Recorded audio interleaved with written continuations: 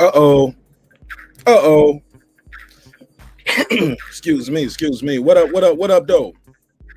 What's popping? What's happening? What's going on? You're back in the lab with your favorite neighbor, your man Marq Nash. He is I am he.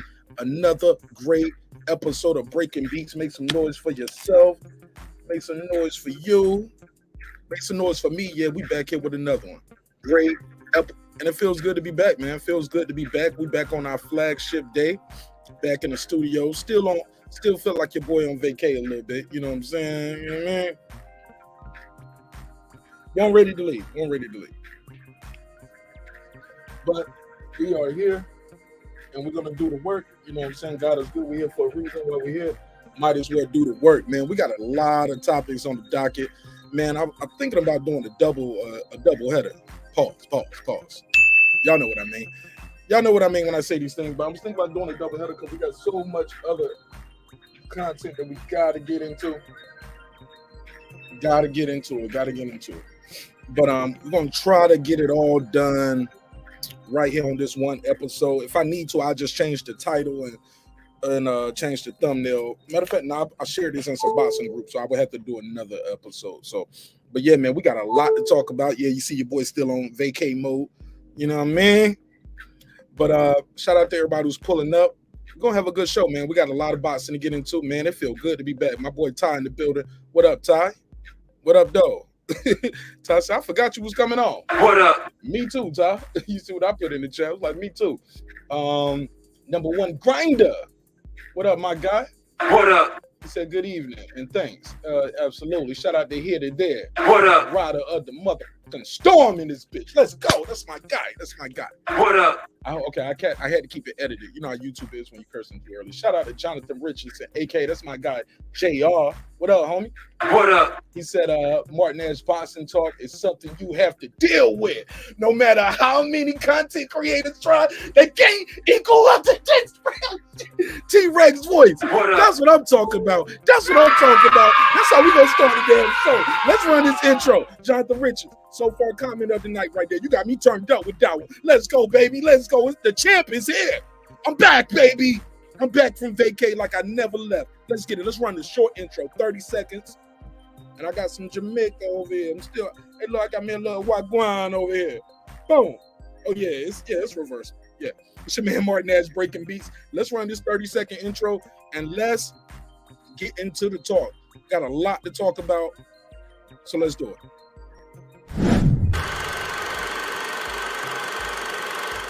This that squad sound.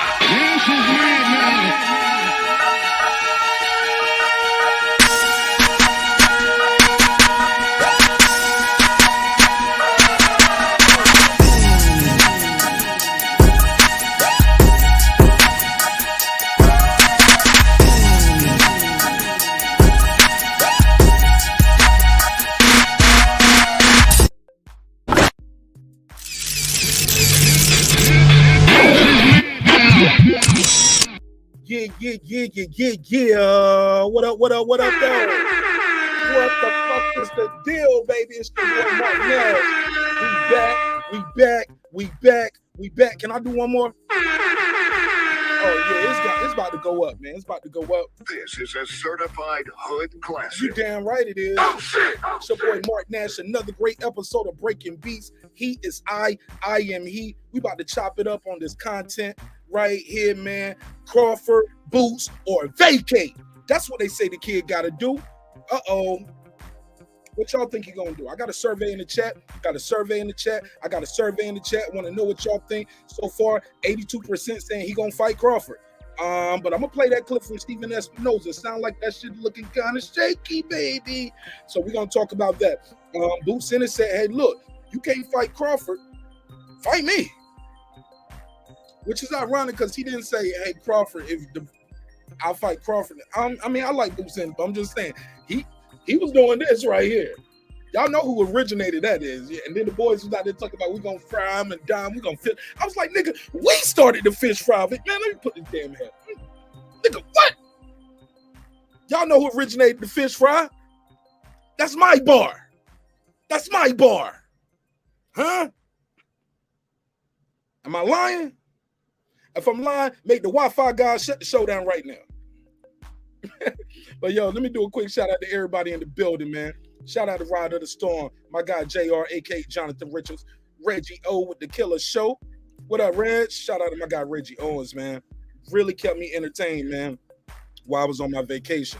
Appreciate it, man. What up? Definitely had a lot of good content, bro. You stay busy. What up? Appreciate it. Shout out to Andrew Charles in charge. What up? What up? Bruce Gas, Boxing, Jazz, and more. Salute to my brother Bruce right there, OG. What up? Yeah, Bruce, I'm about to smoke some of this with you right here. Some Jamaican. What up? Hitter there. What up, though? What up? More. He said, nigga, you didn't tell me you was back. I'm back, baby. I'm back. What I up? did a live on Saturday. Shit, I had to pay out some money for that fight. Yeah, man, I had to pay out some money. What up? Ty said, Reggie don't sleep. He showed on, bro. What up? Appreciate everybody pulling up. I'm What gonna drop up? the link, open the phone lines up. We got a lot to get into. Yo, I was talking. Look, I was supposed to do a pop-up last night. End up talking to the homie Ben Israel about 2 hours, and then I realized, nigga, I'm tired. I ain't about to go live. So shout out to Ben Israel. I'm gonna drop the link so he can pull up. I know he's a big Errol Spence supporter. He got a lot of smoke for your boy Marq Nash, and I'm all here for it. I ain't running from nothing. Connie Nickman, what up, though? Shout out to my guy Connie Nickman. What up, family? What up? Con Shiner in this building. What up, my G? What up? Oh yeah, they call me Montego Mark. Yeah, baby. What up? What up, though? Yeah, shit, I was Jamaican. Look, man, y'all gotta check my Saturday show. That shit was funny as hell. Your boy came up here. I had on everything except a Jamaican wig. I had the jacket, the hat. I was waving the Jamaican flag. Yeah, it was real entertaining, man. But appreciate everybody pulling up. Y'all know I do. I show love and support. I'll drop this link so anybody want to kick it with me, tell me what I missed. Cool. But other than that, let's get right into some of these boxing topics. Make sure I got my banner at the bottom with the email. So if you got anything you want to send to me, as far as content, please don't drop live links in the chat. Just email it to me or join the panel and put it in the private chat, and we'll get it on the screen. Okay. Shout out to my guy Rob G. He said Mavericks, let's go. Hey man, bro, big shit happening in Texas. What up? Shout out to Texas, man. Big Texas. Man, got y'all undisputed. Y'all got to unify. Y'all in the conference finals. Can't do shit with them Cowboys though, huh? You what? Huh? You what? You heard them. Cowboys ain't shit. All right, but let's get into some of this boxing talk, man. Let's get into some of this boxing talk. They said, yeah, I went in the gift shop, bought everything on the top shelf. I had my Jamaican rum, my Jamaican hat. I thought people was gonna clown and roast. I wore it so y'all control me and clown me. But the shit was so fly, niggas couldn't even joke on me. They was like, yo, that nigga got the Usain Bolt official jacket, homie. Shit like that. Dallas in 7, Mark. Okay. Bro, the kid Luca's a monster, homie. He's something special. Say what you want to about white men can't jump. Reggie, what you think about Luca being a white athlete? I know Reggie said, ain't no good white athletes.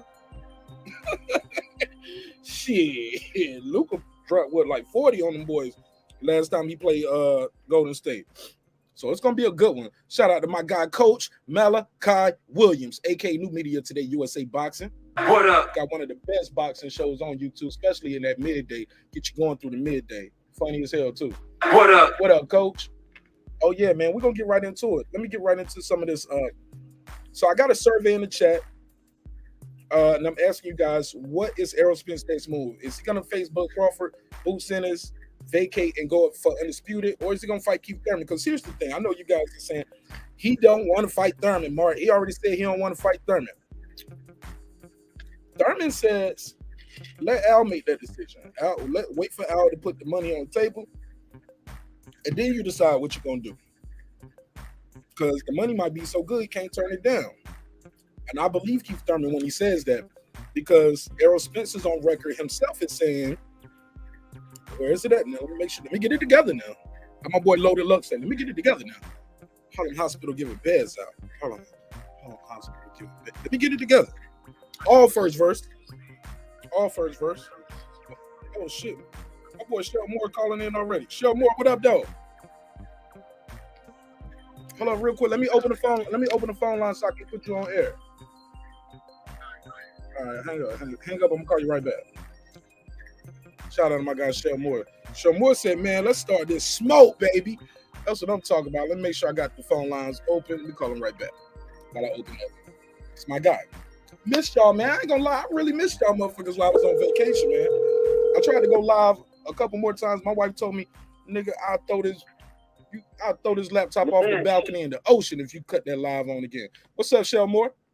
How you doing, Nash? What's going on with you, man? It feel good to be back. It feel good to be home, bro. I miss y'all crazy motherfuckers on YouTube, man. Y'all be talking crazy as hell. Get back home, bro. Man, hey, look, I had a good time, but I ain't gonna lie. I every time I got, man, I was on you. I was like this with my earbuds in, listening to somebody's show. I was listening to H Money show. I was listening to H, Young Billy, Reggie, of course. I was listening to Punch. I looked up, I saw my boy Blue, what's his name? Blood Boxing had a full panel. I was like, this nigga Blood Boxing got a panel? You know, Blood don't be doing the panels. Right? I was like, man, that was a large show. That shit was, man, Blood had one of his best shows, man, that day. Yeah, Blood's my guy, man. Yeah, got love and respect for Blood. I'm gonna smoke with Blood when I go to Florida. That's my guy. Can't wait to get down to Florida. Him and Coach hook up. Hopefully they can make it out to the Crawford Spence fight. They say they coming. So we'll see. What you mean they say they coming? We got a date? Yeah, no, we got a date yet. They say they coming whatever it is. They said they fight on the moon. We going. I ain't doing this shit. I'm be right here on YouTube talking shit. I'm be right here on YouTube talking shit. I want to go and talk some shit. I gotta be there. I got to be in the building for that one, man. I want to see everything. I don't want to miss nothing. I don't want nobody bumping into me. I don't want to be squinting looking at the Jumbotron or got to look under the rings and rain. No. I want to be right here. Ain't none of that gonna happen, man. Ain't none of that gonna happen because we gonna have our own section. You know how we do when we go to fight. Oh yeah, we just go there. We just take somebody's seat. Real nigga shit. We just get there early and take somebody's seat. Yeah, same shit we did last time. Salute. So yeah, man. Let's give it up for Mel though. Now, at this point, if you talk about the greats, the Terry Norris, the Mike McCallums, the John the Beast Mugabe's, the Ayub Kalule's, all the great 54-pounders, you must mention Jermell Charlo. You have to. And he has to be on your pound for pound list. You have to. Right. Man, I've been going at it with these suckers, man, because they up there like he had a hard time getting his undisputed. Who had an easier or harder time? I'm like, bro, he got undisputed. Let him have it.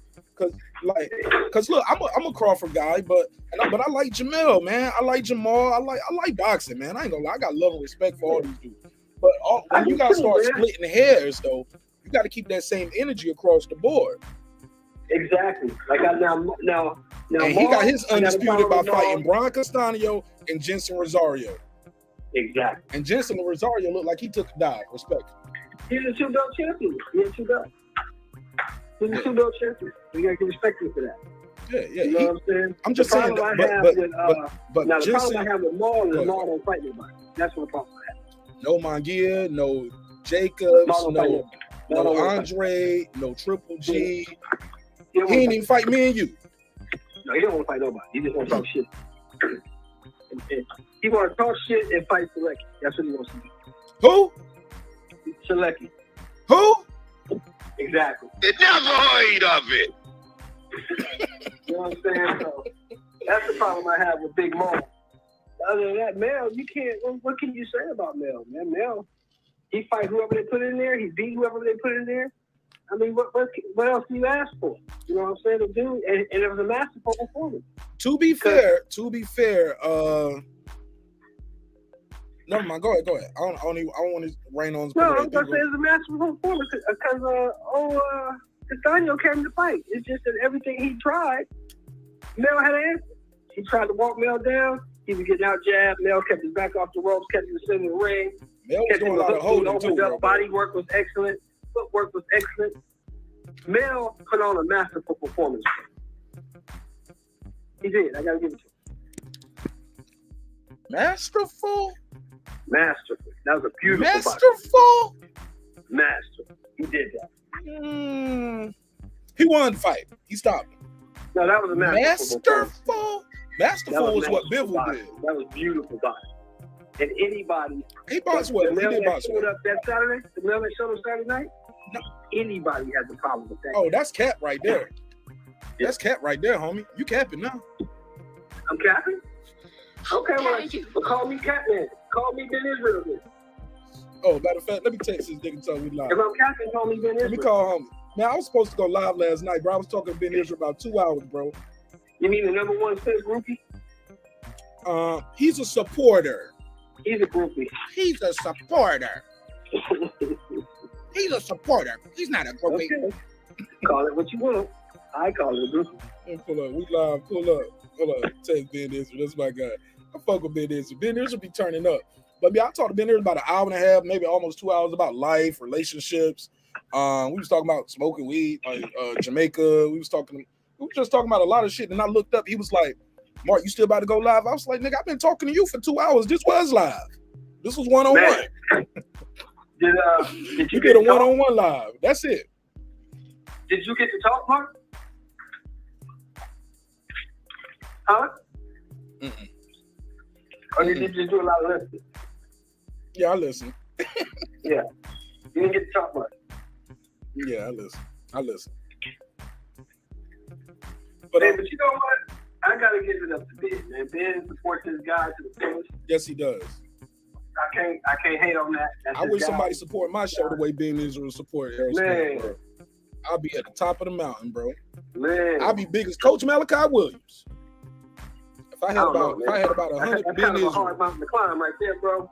man, if I had me about 100 Ben Israels, he'll be up here going in, bro. I need that. I need some of those supporters, bro. Shout out to my guy, Coach Malachi. Like I said, bro, his show kept me entertained too, bro. Like I said, a lot of these dudes, man, I really appreciate what you guys are doing, man. As far as the content, salute to everybody out there doing their thing. It's not easy as it seems to just cut this microphone on and talk for about 2 to 4 hours. Right. You know what I'm saying? You can get burned out from it, just frustrated, just yeah. I do all the time. Yeah. But yo, did you hear the Stephen Espinoza clip? Damn, I gotta send this to myself. Ben Israel sent it to me. Yes, I did. Okay, so give me a take on that while I'm trying to pull it up. Well, I love it because that's all as fans that we need to hear. They are negotiating. That's all we want. We don't need to know about purse splits. We don't need to know who's getting the most. We don't need to know what they're getting paid. We don't need to know any of that. We just need to know that they're negotiating. When they finally meet on a number, we need to know the venue and the date. That's all we need to know as fans. Oh, no. We're not lawyers. We're not accountants. We're not arbitrators. We're fans. All we need to know is when they're fighting, where they're fighting at, and what time they're fighting. That's all we need to know.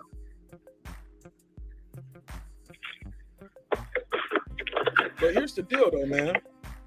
Mm-hmm. Did you? It sounds good, but you know, you got a lot of pocket watching ass fans out here. Let's keep it a buck. Mm-hmm. Right. And then half these people ain't never even seen a contract, not even a boxing contract. You ain't even got no contract at your job. They just follow you tomorrow. You get what I'm saying? So when you dealing with low IQ individuals, mm-hmm. like I heard some people out here trying to say Jamel got $10 million on Saturday. He said he got $10 million for fighting on regular Showtime. They in an arena that won't even sold out. That came out of his mouth, Mark. He said that. Maybe that's everything. Maybe that's some endorsements he got. Maybe he sold some Lambo. Come on, bro. How you make more money than funny, come Mark. on, bro? And he said that as he was boarding a private jet going back to Houston. So maybe it is true. Oh man. You believe maybe that? It is. I don't know. I mean, who am I? You know what? Look, I'm gonna be honest with you at this point. You saw Atlanta. Tank Davis made about $5 million for that. Yeah. And that shit was packed. You was there. Yeah. The weigh-in was packed. They had a packed weigh-in. Exactly. And that's on pay-per-view. pay-per-view. Here's the thing, Mark. So how does he make that? More than that. But here's where I'm at, right, with it now at this point, right? I actually went to the bank today, right? Did you have $10 million? No, I'm about to say, let me hold some partner. No, I'm joking. Go I ahead. had exactly what I thought I was gonna have, right? Because Terence Crawford ain't sent me shit, and Charlo ain't sent me shit, and Errol Spence ain't sent me shit. None of those just sent me anything. Zerto, none of them. So I don't care what they got. If he said he got it, if you got it, fine. If you don't, fine. I don't care.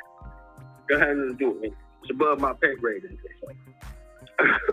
You know what I'm saying? That's not my business. I'm just glad that you put on a great fight. I'm glad you got your undisputed, and I want to know what's next for you. Now, I heard you have one issue, though, Mark. I got to say this to you. You sound like you eating, man. Come on, bro. Bud, now, Bud has to go on and make a deal with these cats. I'm going to tell you why. You said you hunting the dude. I'm looking for him in the ocean, looking for the big fish. Where he at? I'm trying to get you. I'm going to get you. I'm gonna show you where the big fish at. He right here. Mm-hmm. Matter of fact, no. So, This is big fish right here. He got a drink in his hand. That's the big fish. Go ahead. So if you looking for the big fish, and according to reports, they sent you an offer. No. What report is that? Let me email this to myself. The reports are they sent a contract and Bud turned it down. I heard Bernie said that. Bud didn't like it. Contract wasn't right. You sent it back. But that's part of negotiation. Last time I checked, that's called negotiation. Okay, I want to give you this. Okay, no, I don't want that. No, that ain't what I heard Bernie say, bro. And I was watching the show. What did he say? I thought maybe I didn't watch the whole thing, so maybe you heard something I did. But I thought he said they haven't sent anything yet. Because Stephen Espinoza was there saying we started early negotiations. He didn't say nothing about we sent a contract. He said we started. Go ahead. Well, that's the wrong word, because if you know anything about business, right? Before you send a contract, there has to be a term sheet. You have to agree to terms. You're not going to send a contract so terms are agreed to. Exactly, because I ain't going to pay for a lawyer to keep remaking this shit over and over and over again. Exactly. So somebody got to pay in the terms. They're agreeing to terms right now. They're in the negotiation process. That's all I was trying to say. Have they agreed to terms though? No, they negotiating. So it ain't no contract being sent. It ain't no splits being sent. They're not going to send. Yeah, they're not going to send a contract. I said they sent an offer. They sent you an offer, not a contract. An offer. An offer and a contract are two different things. Am I right or wrong? Fair enough. Offer and a contract, two totally different things. They sent an offer. He didn't like the offer. He sent it back. They're negotiating. That's all I need to hear. They're talking. That's all I need to hear. Let me go to this right here. Where is it at? Let me see if I got this in my draft. Now, what did they send to Spence? As far as the draft and the offer, because he has to be in it too, right? Did they send him anything? Because, like I said, I'm hearing Spence, according to him, he's agreed to his side. He's agreed to his terms already. He's waiting on Crawford. Where did he say that at? Because I haven't heard him say, I'm waiting on Terence Crawford. Where did you get this from? I got to say interview. Yeah, you need to get some. Yeah, I'm going to send it to you. I think it was Saturday said that. I'm going to send it to you. Yeah, somebody said, oh, you already know that show and more? And I hope nothing bad ever happened to him with no fire, because this nigga ain't never changed his smoke detector battery. Hey, look, if this nigga when he smoke up the house, the smoke alarm don't beep. It just start coughing. Like, nigga, I'm coughing too, nigga. I need some batteries, beep. So that nigga that's worried about my smoke detector is going to buy a house and then he's worried about it. That smoke detector start coughing when that nigga light a square up in the house. Change that motherfucker when I get there. Like a good goddamn ready. Shout out to everybody who's here, man. Eric Pike, Ricardo Johnson, Postman, Con Shonery, Lance Myers. But yeah, man, as a matter of fact, I'm gonna jump off for a minute. I'm gonna call back. I'm gonna get that interview so I can send it to you. So you can have yeah, send it to me, man. You got my email, right? Matter of fact, no, I ain't got your email. I'm gonna send it to your phone. Okay, so then I got to email it to. So then I got to email it to myself. Thanks a lot. Yes, sir. You welcome. Talk to you soon. All right, my guy. Mm-hmm. I was being facetious, motherfucker. The email is on the screen. Send it to me. Send it to my email. But shout out to everybody who's pulling up, man. It feels so good to be back. And I realized, man, once you take even like a week off, man, yo, the shit's like you gotta stay active on these motherfucking YouTube streets. You gotta stay active. And when you take a little break, motherfuckers be mad too. They be like, "Where my show at, nigga? Go live." Motherfuckers was texting me while I was in Jamaica, like, "Where my show at? I didn't know you was taking vacation." Matter of fact, they was like this. I didn't know we was taking vacation. I was like, "We ain't. I am." But I needed it, man. I promise, man. My wife needed it.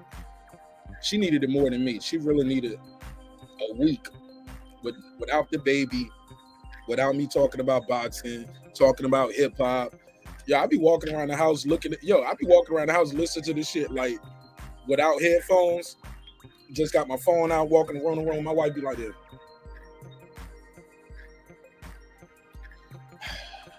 I bought you some Beats by Dre. Like, they ain't working or something.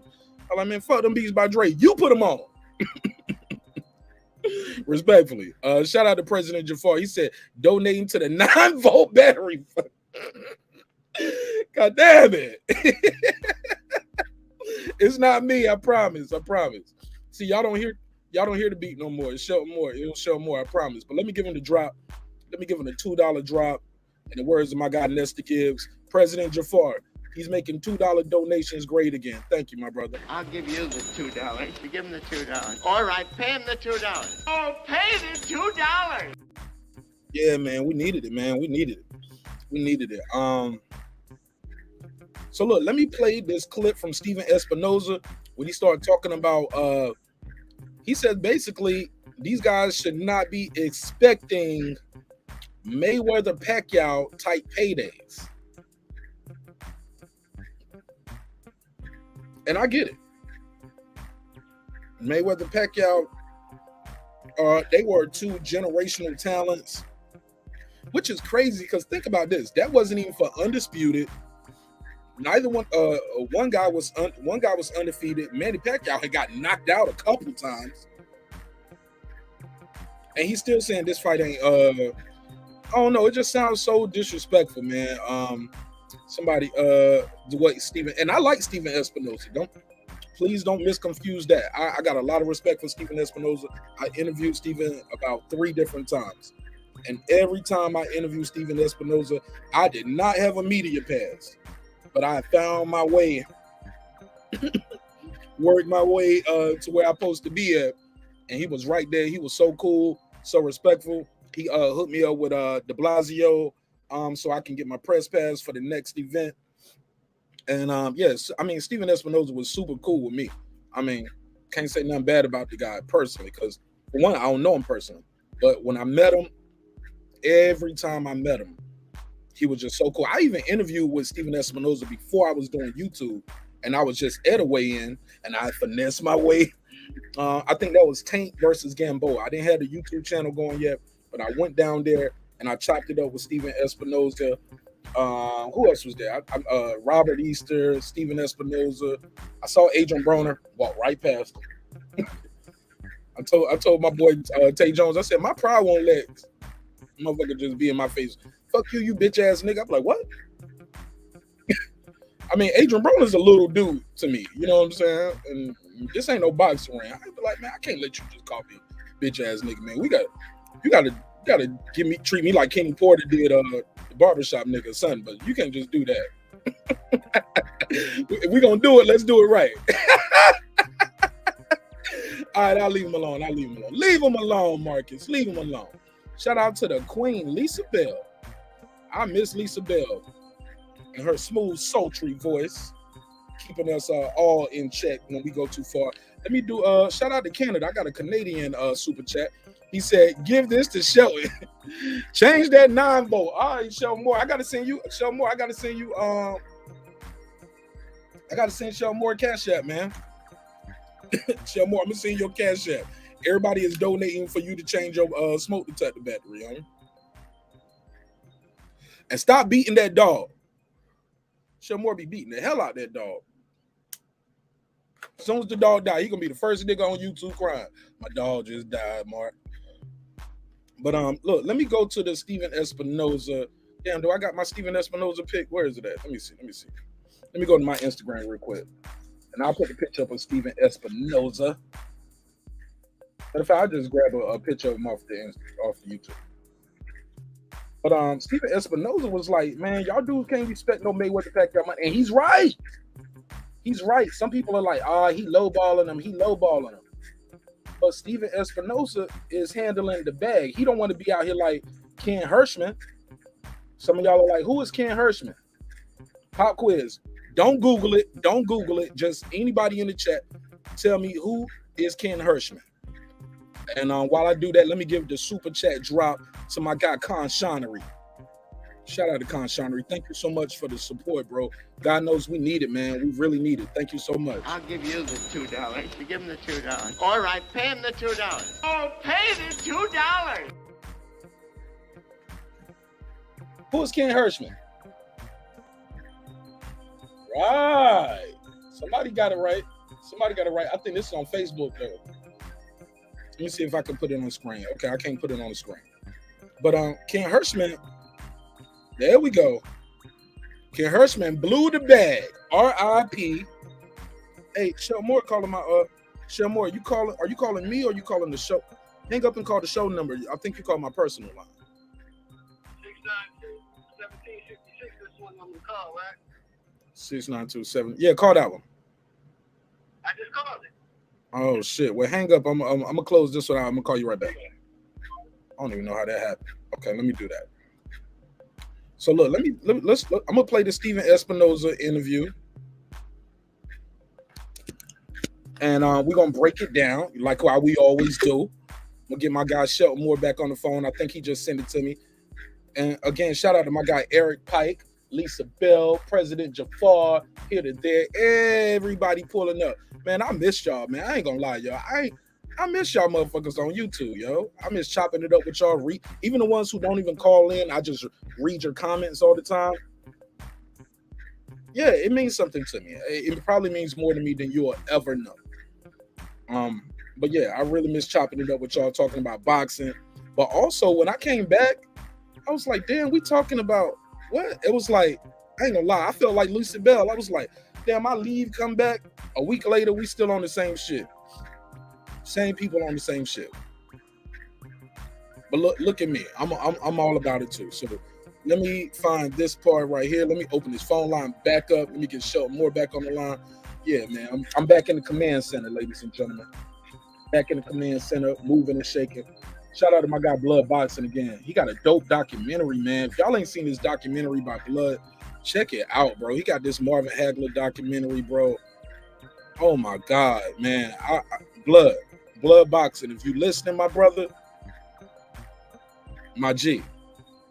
Magnifique. How they say? Magnifique. Did I say that wrong? Magnifique. Magnifique. I got to put an accent on it. Beautiful work on that documentary. Like historical, even the way he's doing his delivery, his energy, his tone, his pitch is different from him doing the Blood Boxing show versus when he does retro boxing and documentaries. It's different. And he's doing a hell of a job. Love what Blood Boxing doing. And we need to support guys like that who just, because that takes a lot of time to do that. Let me see. Let me call Shelton Moore back and get him on the phone. Then we're going to play the Steven Espinoza clip. Phone lines are open. The panel is open. We're talking boxing. I'm going to do a hip-hop show. What time is it? I got time tonight, so I'm going to do a hip-hop show after this. Heard my boy Freddie Gibbs, Gangsta Gibbs. Got his ass beat. Yeah. Outside the ring. Got jumped, got robbed for his chain in Buffalo, New York. We're going to talk about that as well. Who was this? Huh? Who was that? Oh, my boy Freddie Gibbs, Gangsta Gibbs. Oh, okay. Yeah, box. He's a rapper. He's also in that show that came out called Tommy, the Ghost. Goes with Tommy. Oh yeah, so Tommy, yeah. Yeah, he the one that had the lazy eye when they went up to Gary, Indiana. Yeah. Yeah, he. They said they beat him up and robbed him for his chain while he was performing in Buffalo. We got the footage. We're gonna talk about that, but also got to get into that Meg and Tory and no gunshot residue on Tory Lanez. And yeah, man, we're gonna get into some hip hop after this. Wow. And some current events. We had a shooting in Buffalo. Got some current events. Yeah, that was crazy. Yeah, man, I got to get into my current event shit, man. I love doing those. Yeah. And we're gonna go through and do some live reactions to some news clips. Y'all know I love to do that type of content, homie. I love that. I like a little racial talk. Get under your skin, make it mad a little bit. Motherfuckers be like, I thought this was a boxing show. Man, we talk about everything over here, homie. Yes, we do. Yeah. Yes, we do. Absolutely. So look. Let's get right into it. Let me make sure I got the other phone line open. I sent you the clip to my phone. Yeah. All right, so cool. Let me email that to myself. I'm gonna email it to myself. And while I'm doing that, let me play this Stephen Espinoza clip. Big up, respect to my guy, Megazar. Megazar, what's going on, Megazar? What up? What up? What up? What up? What up? What's good, my G? I need that album, Megazar. Where we at with that album? What up, gangsta? Man, that album, man, I need that. I thought we was looking at like May 19th. We got 3 days or something, right? Or do we got a slight delay? Oh, my boy President Jafar said he going to Barbados next month. I see your super chat. I'm gonna go through it and we're gonna give it all the time it deserves. Give me one quick second. Let me get right into the Stephen Espinoza. And shout out to you, President Jafar. Thank you so much for the support, my guy. Like I said, man, it means more to me than you guys will ever know. This Stephen Espinoza. Day is other fights. Wouldn't it be more beneficial to put the card on a day that? Okay, so Stephen Espinoza, I ain't gonna lie. This was a very good interview because he talked about the guy was like, man, why we don't get boxing year round? Like, why we only get boxing here to there? No pun intended to my brother here to there. Shout out to the Key. Salute. He called me Triple O's. He called me Triple O Mark. Okay, I'll take it. Pause. But he said he had some interesting things to say in this interview, and he talked about like, look, we don't want to compete with the NFL in January and February. We can't compete with the college in March Madness. So basically, he's trying to say we got a small window when we can do boxing, and we don't want to compete with those other major sports, which is kind of telling. And it goes back to what your boy Marq Nash been saying for about how long I've been on YouTube? Yeah, about 18 months. I've been telling y'all the same shit. Boxing is a niche sport. As much as I love it, much as you love it, it's not the biggest sport in America. It's not the second. It's not the third. It's not the fourth. I mean, boxing is low-key under tennis and golf in America. I know somebody said no volume. Y'all can't hear me? Y'all can't hear me? I can hear you. Somebody in the chat said they can't hear me. Can anybody else hear me? Check 1 2 1 2. Are y'all hearing the drops like the never heard of us and all of that? Did y'all hear that? Somebody told me they ain't hearing my drops. Okay, it's June. Okay. So what now? Can turn your volume up. Yeah, I'm doing. Yeah, I got the mic on. I'm using the external mic, but I got the sound effects going through the laptop. All right, y'all let me know if y'all can hear this Stephen Espinoza. Shout out to my guy Megazar. He said in June, 1st or 2nd week for sure. All right, cool. Look, stay with me, Megazar, because we got to talk about this Freddie Gibbs shit, because it stands to what happened in Texas. Boy, them boys in Texas, boy, they be beating niggas up. They killed the president, and they ain't stopped since. Boy, that's why niggas like, yo, the fight in Texas, you going like, nigga, I can't go to Dallas. I go to San Antonio. I go to Houston. But nigga, they killed the president in Dallas. What y'all think they gonna do to a YouTuber? Nigga, please. I'm gonna have to be there with all my pistols. Fuck Secret Service. I'm shooting back. Shout out to my Secret Service committee. My guy Brandon Washington said, Marq Nash, you good in Dallas. You with me. I'm like, nigga, what? He can't save you. He can't save me. He can't save me, bro. He can't save me. Man, I'm gonna have to. Stop the cap. Yeah, stop the cap, brainwash. I'm gonna have to shoot my way out that bitch, man. Dolo. So don't be around. When the shit get lit, homie, don't be around. Because Marq Nash, I'm shooting everything that ain't got a red bucket hat on. Oh God, nigga, I'm shooting everything without a red bucket. But let's play the Steven Espinoza audio. And he's talking about viewership, the fights, and let's hear his audio. We're not on those nights when all of the sports fans are watching something else. So he said that was the end of that part. He said, hey, we're trying to keep boxing off the nights when sports fans are watching something else. Right. I know. I've been talking for the last 40 minutes and we just now getting into this, man. But like I said, I missed y'all, man. I miss talking to y'all about boxing, hip hop, and we're gonna do all of that tonight. I'm probably gonna do a double or triple header tonight. Easily a double though. We're gonna do a double easy tonight. So stick with me. It's gonna be a good show, and this gonna be a long one. So it's gonna get you through that third shift. If you're driving from Atlanta to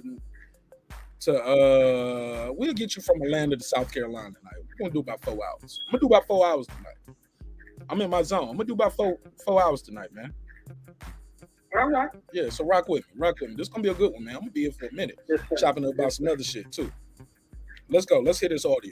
I guess another question a lot of boxing fans want to know, what the answer to is, if fights were not on pay-per-view, how can help it grow a little bit more? Because, like, all right, let's say it like this: what type of viewer? Okay, so let me fast forward. He's talking about hookup. Produced fighters get paid the same amount they would get paid in a pay-per-view fight. And this audio is courtesy of Dante's Boxing Nation. The title says, "Big news: Errol Spence versus Terence Crawford. Fight negotiation talks have begun." And I know Dante is in Thailand, but this guy he got out here is doing such a good job. This nigga probably gonna get his credential taken because he's asking good questions. And a lot of times people don't like when you ask good questions. Steven Espinoza is solid though, from what I've seen. That it would be on pay-per-view. That's on pay-per-view revenue depending on the deal. There's no network that's paying $12 million for the license fee. He said no network is paying $12 million for a license fee. Let me rewind a little bit because he said something before that. Let me hear the question. I want y'all to hear this. Ride with me, man. Y'all know we're going to break down the interview. He said, we're not on pay-per-view. That wouldn't help us. Help it grow a little bit more because, like, all right, let's say it like this. What type of viewership does a fight need to produce for the fighters to get paid the same amount of money they would get paid in a pay-per-view fight? Is it even possible for a fighter to make the same amount of money on free TV than it would be on pay-per-view? It's not. Okay, so boom. That ends kind of your boy Jamel Charlo Cat right there. He said, is it possible for a guy to make the same type of money fighting on Showtime on a network than what he would make on pay-per-view? And he also breaks down why certain fights are on. He's like, yo, why is this undisputed on free TV? We're on regular Showtime, but you guys had fights like Keith Thurman on pay-per-view. He said you guys had Charles Martin. Well, he didn't say this, but you had Charles Martin versus Ortiz pay-per-view. And he said that might be the network. The network is saying, hey, we're not paying you for this. You still with me, right, Sheldon? All right. Let's just take, of course it's not possible. Let's just take relatively small pay-per-view. Let's say, 250,000 bucks. That's pay-per-view revenue, depending on the deal. That's about $15 million revenue. So a 250 by pay-per-view is about 15 million revenue to the promotion. Okay. So, you say, even at 200,000 buys, that's at least $12 million. So 200,000 buys is about 12 million. There's no network that's paying, $12 million, for the license fee. But no network is gonna pay 12 million for the license fee. This is the boss. This is the boss. He's a lawyer by trade. Okay? He's a lawyer by trade. Said we ain't paying $12 million for a fight that's doing about 200,000 pay-per-view buys. Whether it's free TV or premium. Whether it's free TV or premium, we're not paying $12 million for a fucking boxing match. They're not paying $12 million. If they are, they're not making a business. And if they're not, they're gonna be Ken Hirschman. Good business deal. So it's sort of like, yeah, you're right. It would be better for the sport if pay-per-view didn't exist at all. Okay, good point right there. Let me ask y'all real quick before we continue on. Do you guys agree with Steven Espinoza? He said, let's hear it again. You're right. It would be better for the sport if pay-per-view. It would be better for the sport if pay-per-view didn't exist. Do we agree with Steven Espinoza or no? Do you guys agree with Steven Espinoza? It would be better for the sport. History shows you that, Marq Nash. Talk to me. The history of boxing shows you that. So, Speak on it, King. Let's go. No, I said the history of boxing shows you that. Speak on it. Let's go. When you had stars in boxing, what was the reason that you had stars in boxing? Can you remember? Well, look, let's be clear. The NBA, hold on, let's slow down. The NBA wasn't as big as it is now. The NFL didn't have the same collective bargaining agreement. Like this collective bargaining thing didn't exist in major sports like it do now. Right. I get all that. Network deals wasn't prevalent. The point I'm trying to make to you is this. The reason we had boxing stars back in the day is because we saw them on free television and we saw them all the time. There was no pay-per-view for a championship fight, pay-per-view for this fight or that fight. Like, you have fights like the Subio Pedrosa versus Alexis Arguello. Nowadays, that's a pay-per-view fight. Two great fighters. Back then, that was on CBS on a Saturday afternoon. Ray Mancini versus Alexis Arguello. Ray Mancini versus Hector Camacho. All that shit was on regular TV. You know what I'm talking about? Yeah. Ali versus Joe Frazier. Ali versus Ken Norton. That shit was on regular TV. I mean, golf, hockey, and tennis are bigger than boxing now. Now, yeah. Yeah, but back then they weren't. They are, because boxing was taken off of regular TV. Boxing didn't start to decline as a major sport in America until like the 90s, the late 80s, early 90s. Once they took Tuesday night fights and Thursday night fights off the TV, and there was no free boxing on the weekends on CBS boxing or NBC boxing or Wide World of Sports. Once that shit went away, boxing fell off because you have to see these guys to know these guys. If you don't hardly see them, how you gonna know about them? Look at this. Look at the undisputed match that happened this weekend. Nobody even knew about that fight. Only 7,000 people showed up to a 17,000 seat arena for that fight. And he made $10 million. Yeah, that's what he said. I don't believe it, but that's what he says. And he made $10 million. You know you a person with a brain and a calculator. Yeah. That's who you are. I mean, you can say anything. I don't believe it, but you can say anything. You know, you can say what you want to say. I just didn't see the crowd match up to what you saying. There's only 7,000 people at the fight, and they was giving tickets away. You could have walked up there Saturday night and got a ticket and walked in. It was passed them out on the street. So, it is what it is. All right. Well, I got my guy Ben Israel here. Ben Israel, real quick. What up, my G? How you feel? What's good, Mark? What's good? Shalom, Mr. Sheldon. How you feeling, my G? What's up, brother? What's going on with you? Ben, I was chopping up. I told him earlier. I was like, man, I was talking to Ben Israel for about 2 hours, and then I was supposed to go live, but I fell asleep. Man, I went over there to somebody to the zoo, man. I was just in the chat, just tripping, man. I kept hitting you, but I said he probably gonna wait till tomorrow, though, man. Yeah, man. I went to sleep, bro. And plus, and then I just started listening to shows, but I was planning. I actually, man, sometimes I can over plan for an episode. My wife always be like, she'll be like, just click the button. Y'all niggas gonna talk about whatever y'all gonna talk about anyway. I was like, nah, I need a show. I gotta plan it. I need the thumbnail. I need the graphics. I need blah, blah, blah. And I need to tag it in. She's like, man, just click that damn button. But Ben, I'm playing this audio that you sent me from Showtime boss, Steven Espinoza. And he had some interesting things to say. He said talks have started, but he said, man, they can't expect no Manny Pacquiao, Floyd Mayweather money. Let me play some more of this audio. Let's go. Didn't exist at all, and there would be more viewership. But at the same time, you can't really hold it against the fighters. If they have an opportunity to make $5, $6, $8 million on a big fight, you know, it's hard to say that you worked your whole career to get to this point. I'm not.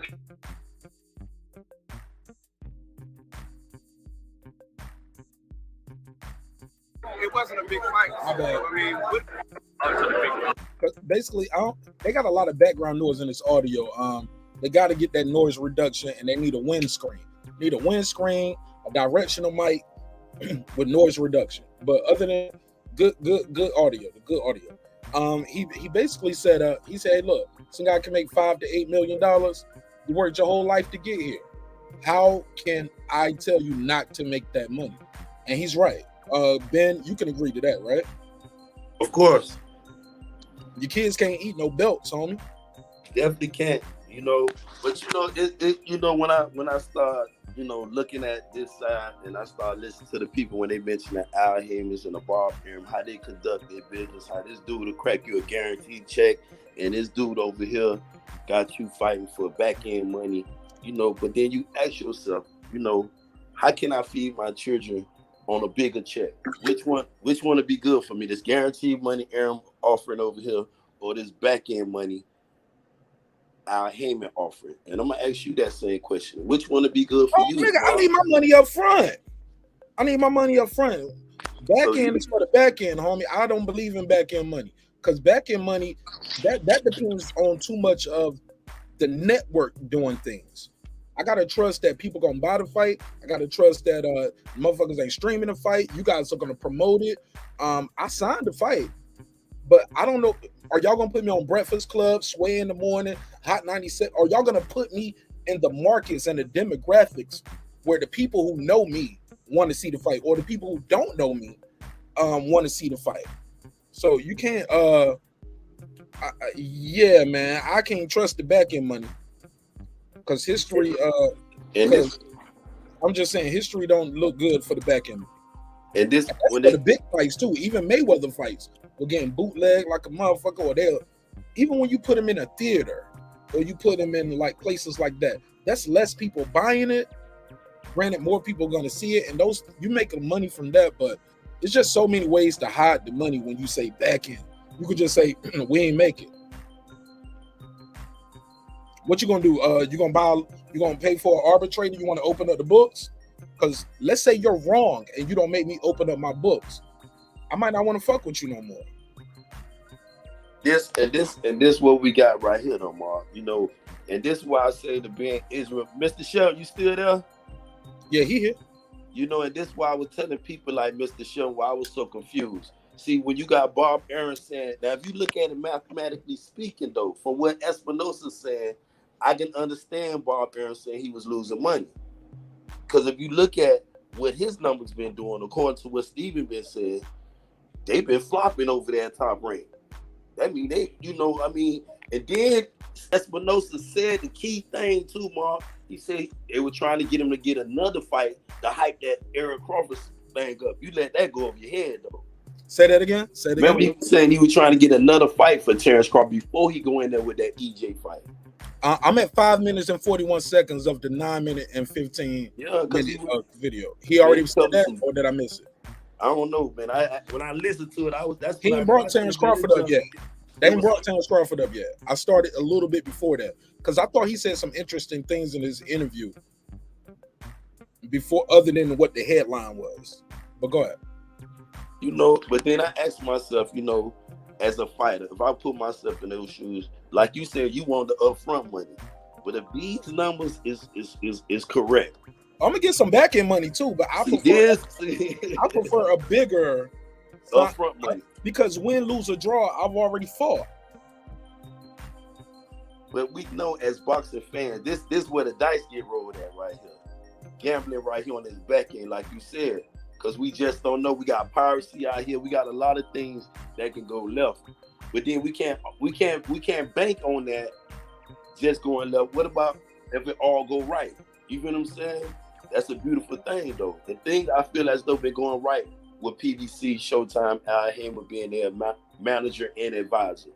You know what I'm saying? So I don't have no shots to fire at Al Hamer. Me personally, I'll take my head off to him though. But I don't. When I look at it, when Espinoza said that, it had me thinking like, damn. So this was Bob Arum. And then when he turned around and said Terence Crawford was holding up negotiation. Nah, I ain't hear that part yet. No, not him. This Bob Arum was saying back then that Terence Crawford ain't one, because you got a lot of Spence fans. I need that audio. I need that audio. Send me the clip. I'm gonna see that clip with Bob Arum. He was over there. Just holding it over up. there at the barbershop. Fred saying he wanted Who? to say blood is Who? Bob Arum. Never heard of it. Never heard of it. Yes, Robert Arum. It's called the struggle over shot. there. This when he was firing shots at him. He started them shots fired over there at the barbershop, man. The man struggle shot.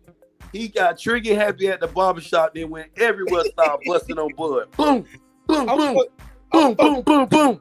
I'm fucking with head flaw throwing over there. I'm fucking with flaw throwing. I'm cracking jokes, but nah, I gotta go back and listen to it, man. I didn't hear that. Never heard of it, man. But then it had me confused. So what was his reason? He said Terence held up the negotiations. This was like about last year sometime, man. He was saying he said Terence he's complicated. He won't sit down. He won't negotiate. He was saying all type of shit about Terence, fucking up his money. This when the house in the Beverly Hills came from, Mark. No. I've heard. No. He said that at a fight. I can pull that up. Man, he was saying that shit at but maybe he said it already. Maybe that's his line. Okay, that's his shit.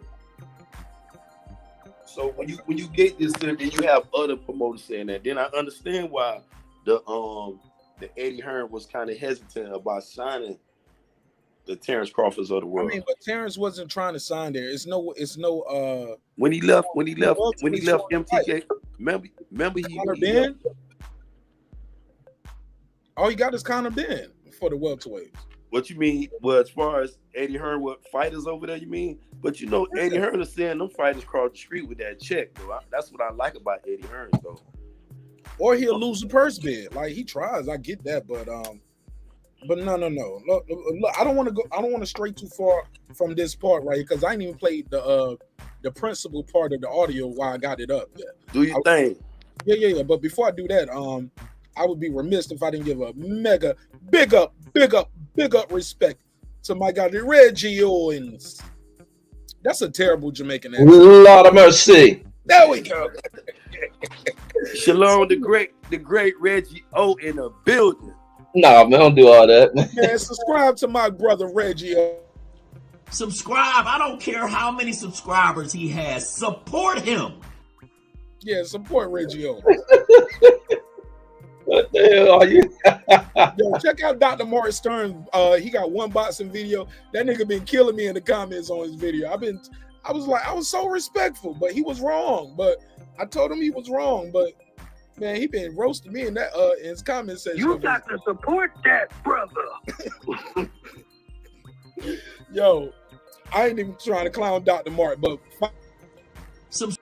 find that video on his channel when he wearing that outfit. And when we get this, bro, he started all of this shit. You have to support that brother. Don't care what he's doing. Yo, you gotta watch that shit. That shit is hilarious. Find that video on Dr. Mark. But yeah. But Reggie Owens, man, how you feel, my brother? Welcome home. Welcome home. Welcome home. Welcome home. Let me give him the drop. Talk to me. How you feel, bro? Feeling good, man. I want to go back to what Ben was saying about the Bob Arum thing, man. The thing with the Bob Arum thing that he stated when he came on there is on one night he was on there and he lied like a motherfucker. And that's why I understand how he gets all these damn passes, because what he tried to entertain people with was that Terence Crawford was set to fight Pacquiao. And the announcement's about to come out very soon. It had everybody like, oh shit, man, he about to get this fight. And other people's like, man, Bob Arum full of shit. And I'm like, nah, Bob Arum ain't about to just slide like that. They about to have this fucking fight. And then that's right around the time, like right after that is when Ryan Garcia comes out with the lie. We're like, damn, how the fuck Ryan Garcia get in the fight? Like, where the hell is all this crap coming from? And right. Then you never heard any other word, because when we was expecting the announcement, a week went by, still nothing. 2 weeks went by, still nothing. Nothing from Bob Arum's ass kisser. 3 years. Yeah, 3 years, and Terence still ain't falling. So it's just like he has And dropped. Bob never did a retraction and said, "Hey, what happened?" Right? Or no? Never apologized. None of that shit. He just come up a time later talking about how he lost all this money on the dude and could have built a damn mansion. Okay, and that's the type of shit people get passes on that old scumbag. So question. So am I mistaken here? Are you saying basically he held up the Errol Spence negotiations because he thought he was about to fight Pacquiao? He thought he was gonna get that. Yeah, he thought he said he got something like it was something better and never got this shit. And I think that's one of the things that probably pissed Bud off when he sat on that stage. Like, this motherfucker made all these promises to me, ain't deliver on shit. Right. Oh yeah, I'll never forget that. It's the best shit ever, bro. We covered that shit live right when it happened. Bob Arum had that damn filter on the phone where they got this new filter. I don't know if y'all niggas seen it, but I got a younger wife. Yo, I'm an old man with a young wife, but younger than me. But she all these crazy filters on the phone. She handed the phone one day to me, and it's a filter that got I call it the Bob Arum face. This shit had you look like him. I don't care how big you smiling, the filter make you look like this. Bro, look. Before I play the rest of this clip, let me do these quick. I got 2 quick super chats I got to get to because I don't want them to get pushed out and pushed away where I can't get to them. Conshawn, he said, give this to Shelton to change that damn 9-volt battery in that smoke detector. Show more. I'm gonna cash app you, bro. But this is for you. I'll give you the $2. You give him the $2. All right, pay him the $2. Oh, pay the $2. The fans are tired of hearing the show more. Shout out to the neighborhood, everybody in the neighborhood, and those are Canadian dollars. So Canadian dollars. So Wow. so that means more. That means a little more. President Jafar, he said taking my vacation to Barbados next month. What? Bro, I ain't never been to Barbados. Never been to Barbados. How do I say Barbados with a Barbados accent? Anybody? Because I'm gonna make it sound Irish. Say Barbados. I'll give you the $2. You give him the $2. All right, pay him the $2. Oh, pay the $2. And this is a big up to my guy Megazar. Shout out to my guy Megazar all the way in East Dallas, Texas. Machiavelli, Daddy Dallas, Mama Villa, yeah. Oh man, he goes off on that song. He got an album dropping. It's in June for sure. Okay, so the album been pushed back a little bit. He said he's dropping it in June for sure, 1st or 2nd week. Let me give him the super chat drop. We get back to the content and the Stephen Espinoza interview where he tells Bud Crawford and Terence and Errol Spence, don't expect no Manny Pacquiao Floyd Mayweather money. Let's hear it. I got 5 on it. And again, shout out to everybody who's pulling up, man. It means so much to me. Let's get right back into the show. Let's get right back into the show. The audio goes like this. It's hard to say that you worked your whole career. So this is Stephen Espinoza saying, hey, he's talking about pay-per-view doesn't mean as much. He wish boxing could be bigger if it wasn't for pay-per-view. But he said, I understand guys work their whole career to get to $5 and $8 million checks. But I think the business model, I really believe this, that the business model in boxing has changed. I mean, needs to change. It hasn't changed, but it needs to change, and it should change to include streaming. And also, look, if you can't offer the fighter XYZ purses, like, you gotta give them something for as like the gate. Like, guys don't be getting the gate, they just get their purse. Like, but big fights like this, maybe Jamel did get a bigger portion because it is, I forgot, it was a lines only promotion, right? Or am I not mistaken? Wasn't this lines only? Who promoted his undisputed match? It was. I had the music down. I didn't even see. It was listen Tom Brown and Lions Only. Tom Brown, right? Tom Brown and Lions Only, right? Yeah, Lions Only. Yeah. Oh yeah, he might have made 10 million when you think about all together. I mean, they did a co-promotion.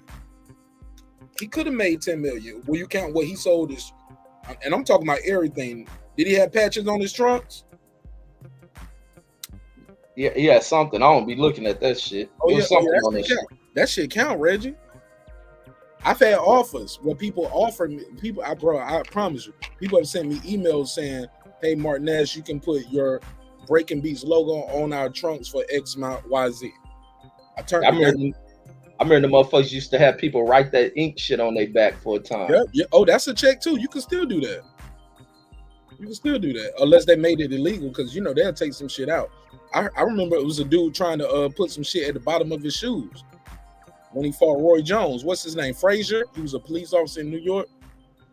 Black dude. I think he had like little short dreads. Look it up. I could be wrong, but yeah, people were talking about him putting ads at the bottom of his shoes, almost like he's planning to get knocked out. You get what I'm saying, right, Red? that's a crazy place to put a motherfucking ad. Come on, bro. Come on, bro. You put an ad at the bottom of your shoes. Come on, fam. Hey, man, who gonna want that fucking sponsor? Bro. Look up Frazier fighting Roy Jones, because look up his name was Frazier.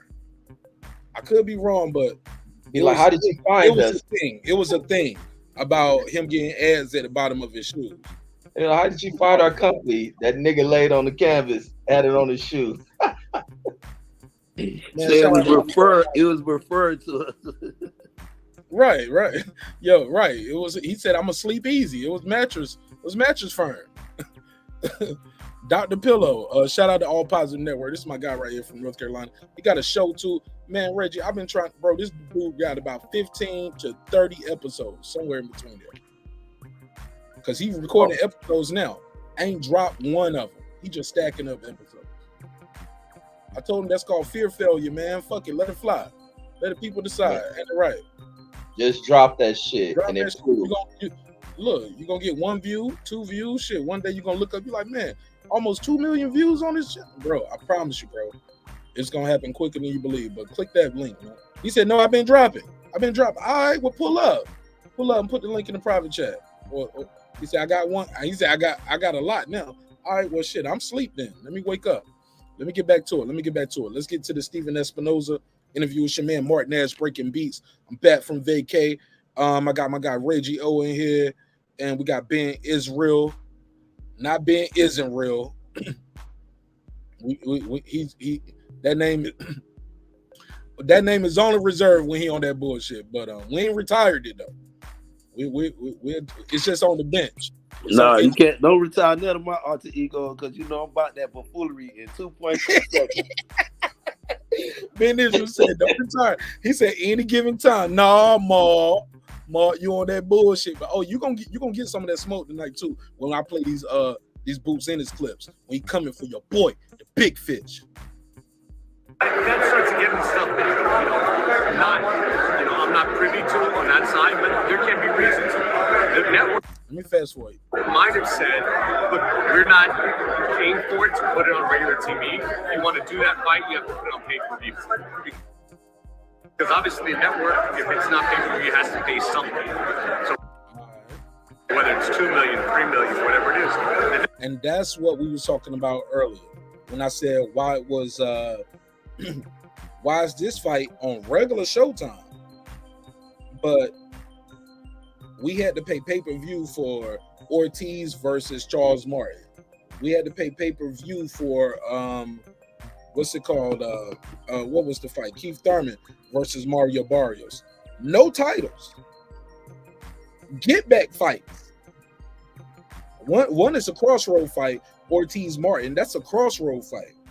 Then granted, it wasn't $100. I think that fight, what we paid for that, y'all? I think we paid. Who bought that fight with me? I think we paid like, it was like $50. Yeah, it was like 54 or something like that. I think we paid like $54 for that. But we paid for that. Shout out to Don King. Don King put his shit on PayPal, nigga. Just send it to me. Donald the King. Don King had Trevor Bryant and Makabu, and motherfucker was sending PayPals to watch that. We was here. You joking, Mark? No, I'm not joking, bro. We put in as a. If Don King put that on PayPal, they better follow Don King lead. It was like, yo, you go to Don King. I promise you, bro. You go to DonKingPromotions.com, and that's how you bought the fight on PayPal. Yes, nigga, it was a PayPal link. Man, Don getting all his. Don said, "Fuck the bank." Nigga, you old ass cameras. Bro, I did an episode on it. We was live. Where was you at? Because we was clowning how the cameras look. I was like, Don King got the same cameras from Thriller in Manila, nigga. and because there was some other fights on that night. And I was like, yo, why does this, who was it? Gary Russell. I think it might have been the night Gary Russell fight Messiah. It might have been that night, bro. I be here, bro. I be covering them shit. We covered that fight. Macabre versus, he fought somebody then. Trevor Bryan fought.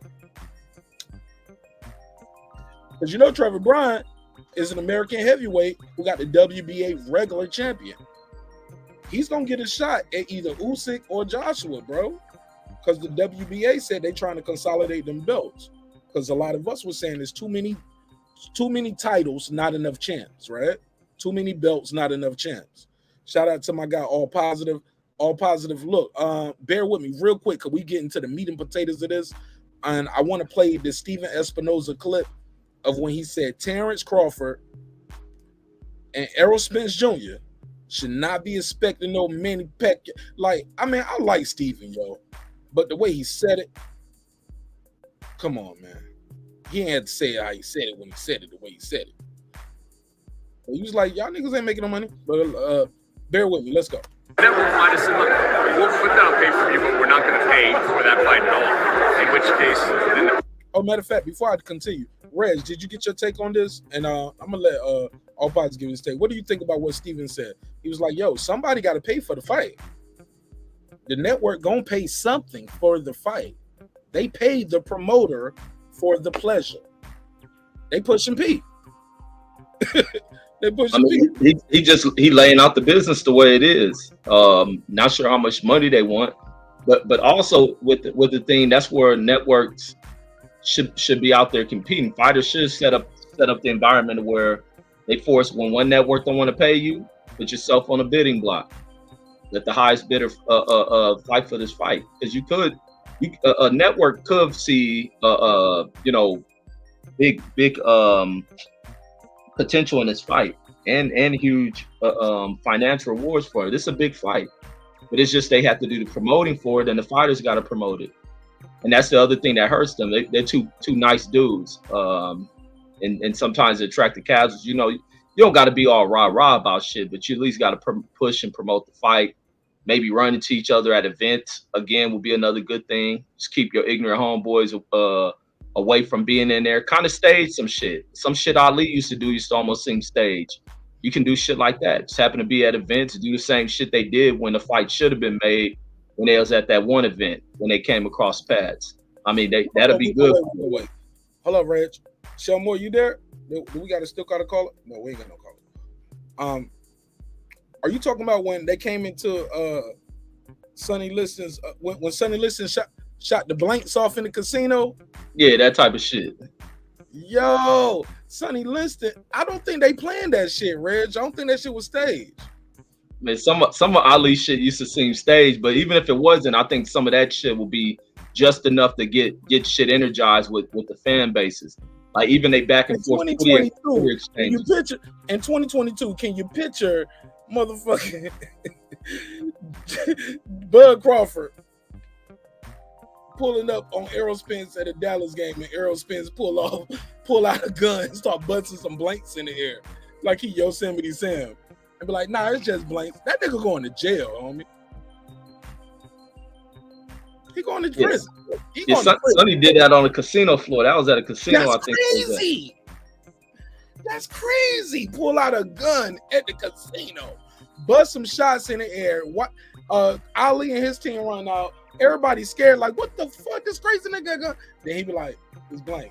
You know what I'm saying? He's shooting up. He's like, it's blank. And put it up. Like, that shit was amazing. We'll never get that again, Reggie. And you want them old niggas to got to move on. I'm sorry. We'll never get that again. Black Lives Matter will be all over the place. You guys are taking gun violence as a joke to promote your boxing event. It's not right. I mean, because black folks was dying then too, Red. But that shit was genius. Right? Or no? Or my bad one? Reggie always got his mic on mute and be making videos while we live, so I don't even know. This I nigga ain't Mark. even still there, nigga. I was like, this nigga. Yeah, I'm there, man. On the grill, he making a video or something. No, I ain't making no video. I was just like, man, we'll never get that again, though, right, Reg? But I mean, we never know. We got some crazy motherfuckers, man. I see Rolly possibly can do some shit like that. There's people out here who can relive some of that old memorable shit. You might be right. You might be right, because let Rolly beat Tank ass up. He'll pull some shit like that. Bro, that's what I'm saying. I ain't gonna say that, but I was gonna say like this fight is bigger. Like when they first announced this fight, nobody wanted to see it. Tank went in there for Isaac Cruz, broke his hand, and had to work in a fight that he was supposed and went to the cards. And some people say he lost on a fight that was a last-minute replacement with a little guy. You get what I'm saying? Like, stranger things have happened in boxing. And Rolly, is just energized and been working his ass off. Tank could be overconfident. How good is that hand healed? I didn't hear about Tank Davis having hand surgery, but that fight, they at the end of the night, we showed his hand. Remember, Jim Gray tried to lift his hand up. We covered it live and showed the pictures. I can probably find it. But stranger things have happened. Is Tank Davis like, yo, I can be Rolly with one hand, and I'll get my hand surgery after. You know how fighters do. We'll get the hand surgery after.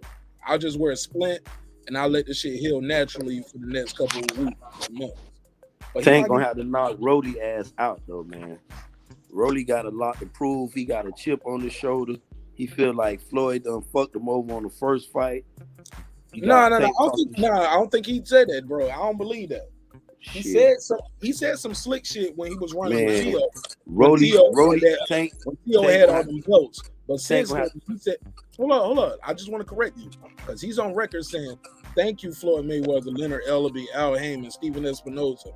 Like, bro, they doubled back and gave him the chance that he was offered. And the fight is bigger now based off Tank's last performance. Also, a lot of people want to support Rolly because they feel he got wronged in that Me Too shit. These are boxing fans. These are majority men. Like, come on, bro. Well, did you know motherfuckers who've been following? Like, boxing got a lot of leftover and generational fans. It's hard to get new fans of boxing, yo. It's hard because it's not glamorous no more. Basketball is, football is. You get what I'm saying? So I said that to say this.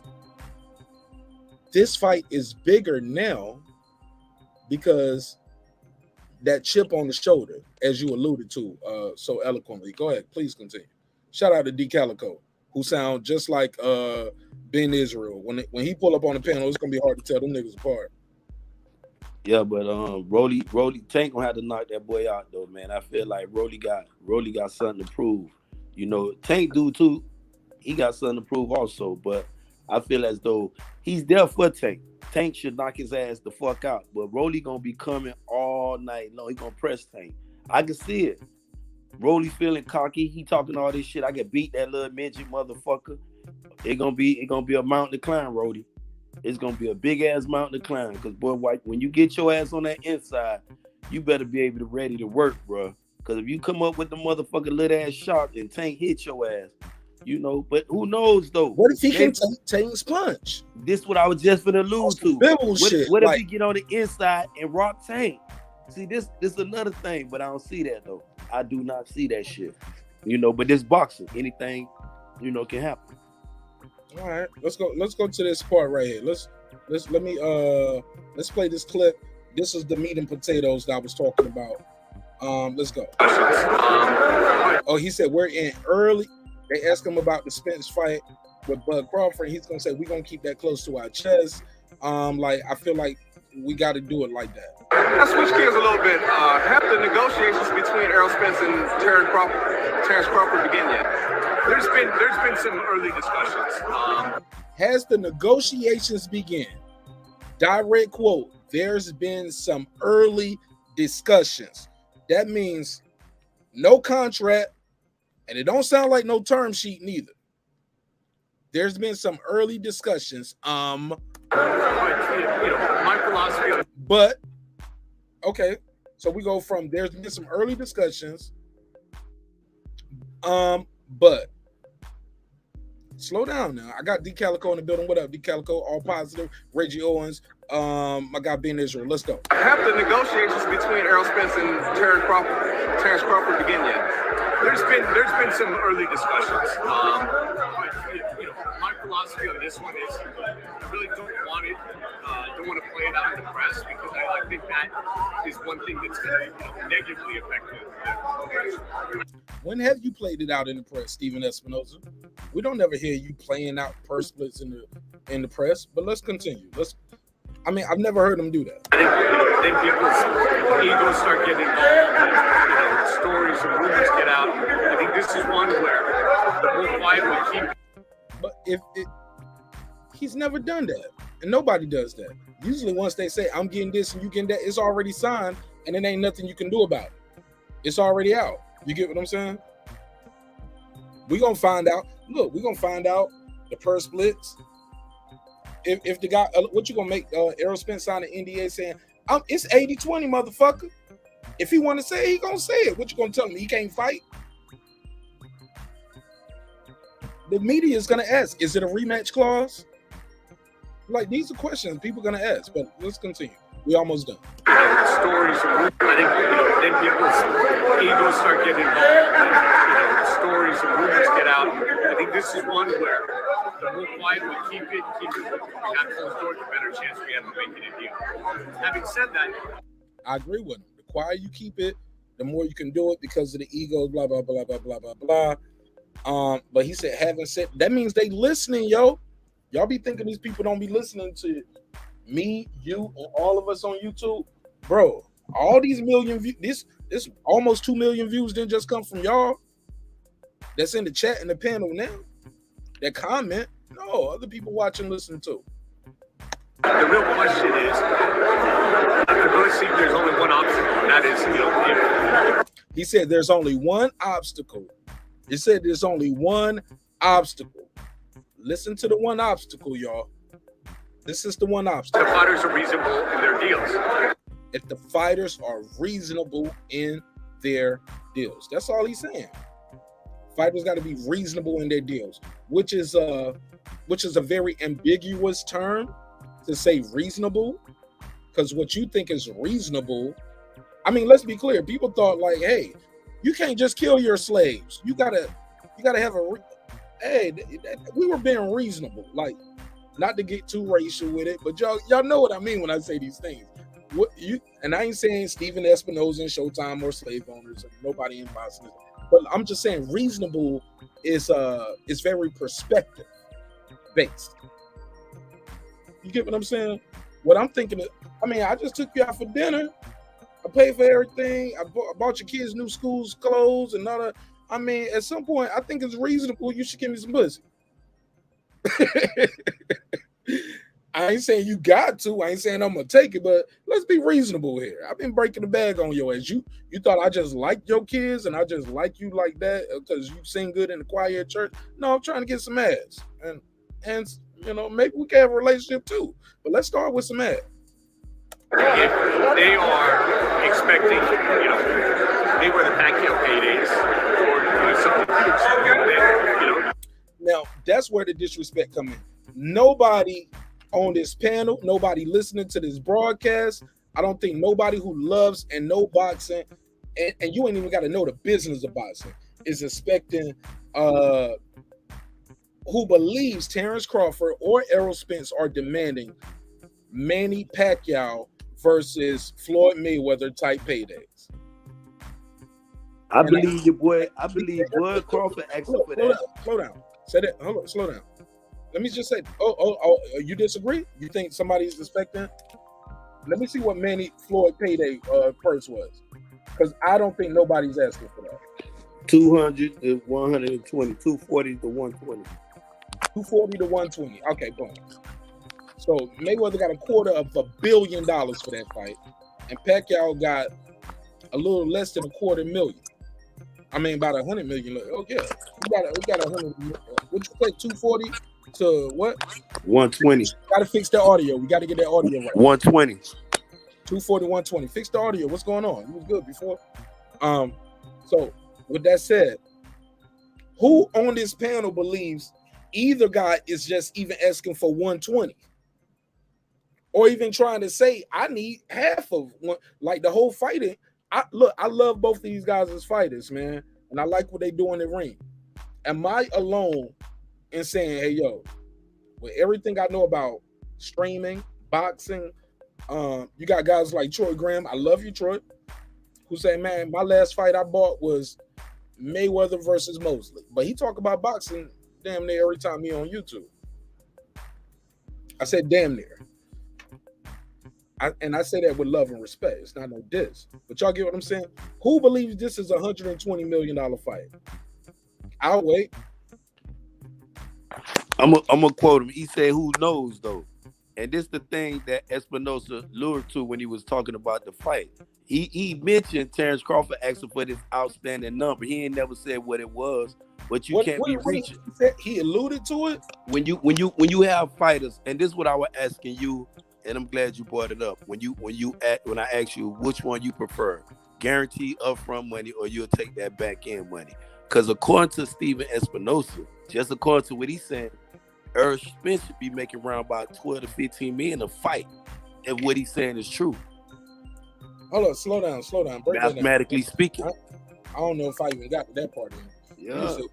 Nah, he didn't say what he making. He said what he know what Terence did on his out. He said Terence did like 150 pay-per-view, giving him the benefit of the doubt. He said, let's just say he did 150. He said Terence gate was $1 million only $1 million. He said if you add both of them numbers up, he said what number you have? 300-400 pay-per-view buys. He said, but a fight like this. Hold on. You just said 1 million. You talking about a gate? And then he said Terence. He was comparing the two. I ain't got to that yet. I ain't got to it yet. Oh, okay. I thought you were finished. No. He ain't said it yet. Ben, please fix your audio, please, bro. It's like moving around. Like we gotta have clean audio. If we ain't got audio, we ain't got nothing, bro. We live on YouTube with no faces, so we gotta have audio. If nothing else. That's not going to be realistic. How big is this fight? Let me rewind just a little bit. Expecting, Mayweather Pacquiao paydays or something huge. That's not going to be realistic. How big is this fight? It's hard to tell. We know what Spence does. We know what Crawford has done on his own pay-per-views. I don't know how big this is. Is it 500,000 buys? Is it 1 million buys? Is it more? There's some risk there. So I think the reality is to try to make a reasonable deal and make some fight happen. We just want to make sure that the fighters don't price themselves out of the fight. Is there any chance that? All right, now Ben, anybody want to react to that part, or did everybody hear that? He said we got to make a reasonable deal. He said I don't know what this fight does. Is it gonna do 500,000? Is it gonna do 1 million? But He said we got to make sure fighters don't price themselves out. Well, I mean that's always the case because the other side they're not hitting the numbers that people are expecting to hit with some of these pay-per-view fights. But they don't know what the fuck Caleb Plant was gonna do. He got 10 million. We don't know what Caleb Plant. And remember, he was in there with Canelo too. Shit. But look, Showtime don't drop the numbers when it don't go good. Remember, they was like, we don't have to do that. We don't got it. We're only obligated to release our numbers to our shareholders and our stockholders. Shit like that was going on when pay-per-views did bad.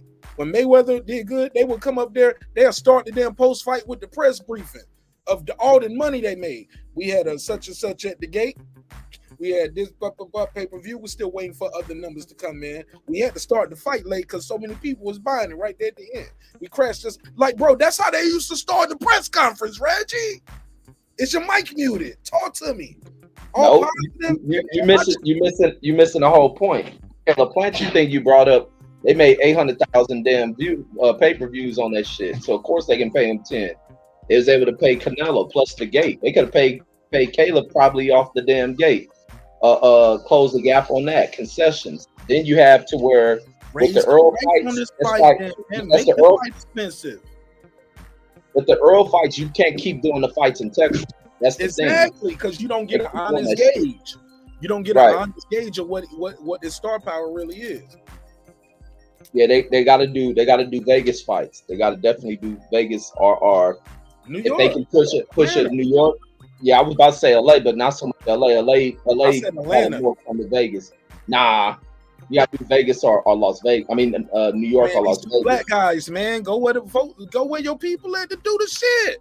You're not spending the money like that. It ain't about that. You ain't gonna get you gotta open that shit to an international crowd. You gotta push it. Spend $10,000 on tickets down there in Atlanta, bro. Where? You ain't no. You ain't no. It ain't gonna be a small venue like Madison Square. I mean, what's the joint? MGM Grand. That's a small room. That's why they be charging so much. Yo, you ever been? They charge so much because you got high rollers that come to Vegas.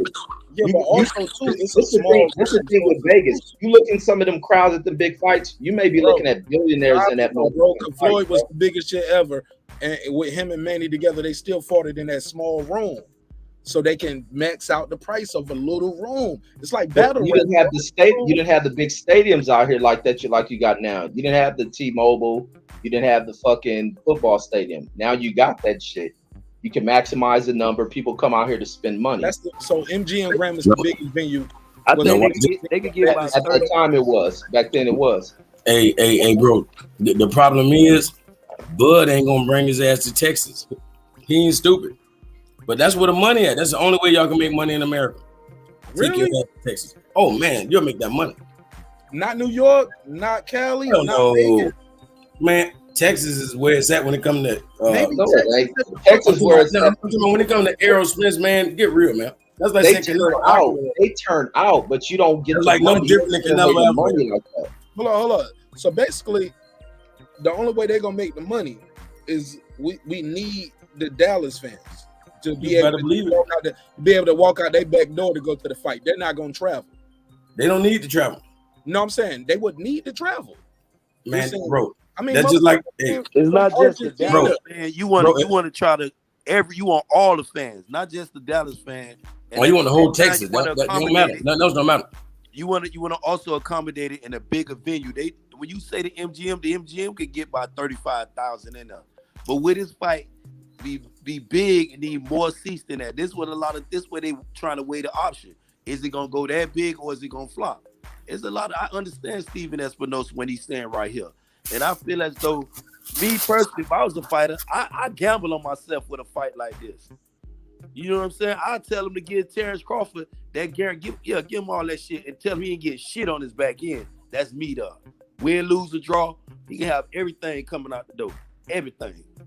But at back end, I gamble on some shit like this, bro. Because everybody want to see. But not if you fight in the middle of nowhere. Hold on, slow down. You talking about the gamble? What if? But the gamble might have to be him signing a deal with Showtime or PBC, like a network deal. Did you finish? How do you package that up? You finish. Hold on, let me finish. Let me finish. Give me like 15 seconds. I promise I won't be long. How do you package that for him that's respectful to him, fair to him, but also you don't get screwed over if he actually wins the fucking fight? He's gonna sign the deal, but Bud has to play hardball with these motherfuckers. There's really no other place to go, but he got to play tough with them, like he gonna go somewhere. But he almost shut the door on himself, really, because of conflict with him and Bob Arum, and there ain't shit over there with Maxwell. Bob, but he can drop that lawsuit and re-sign with Bob tomorrow if he wanted to, bro. Well, that gives him leverage too. So he got to play tough. Resign and restructure his deal. Bob will resign. This is business, homie. That's true. That's a fact. That's a major fact.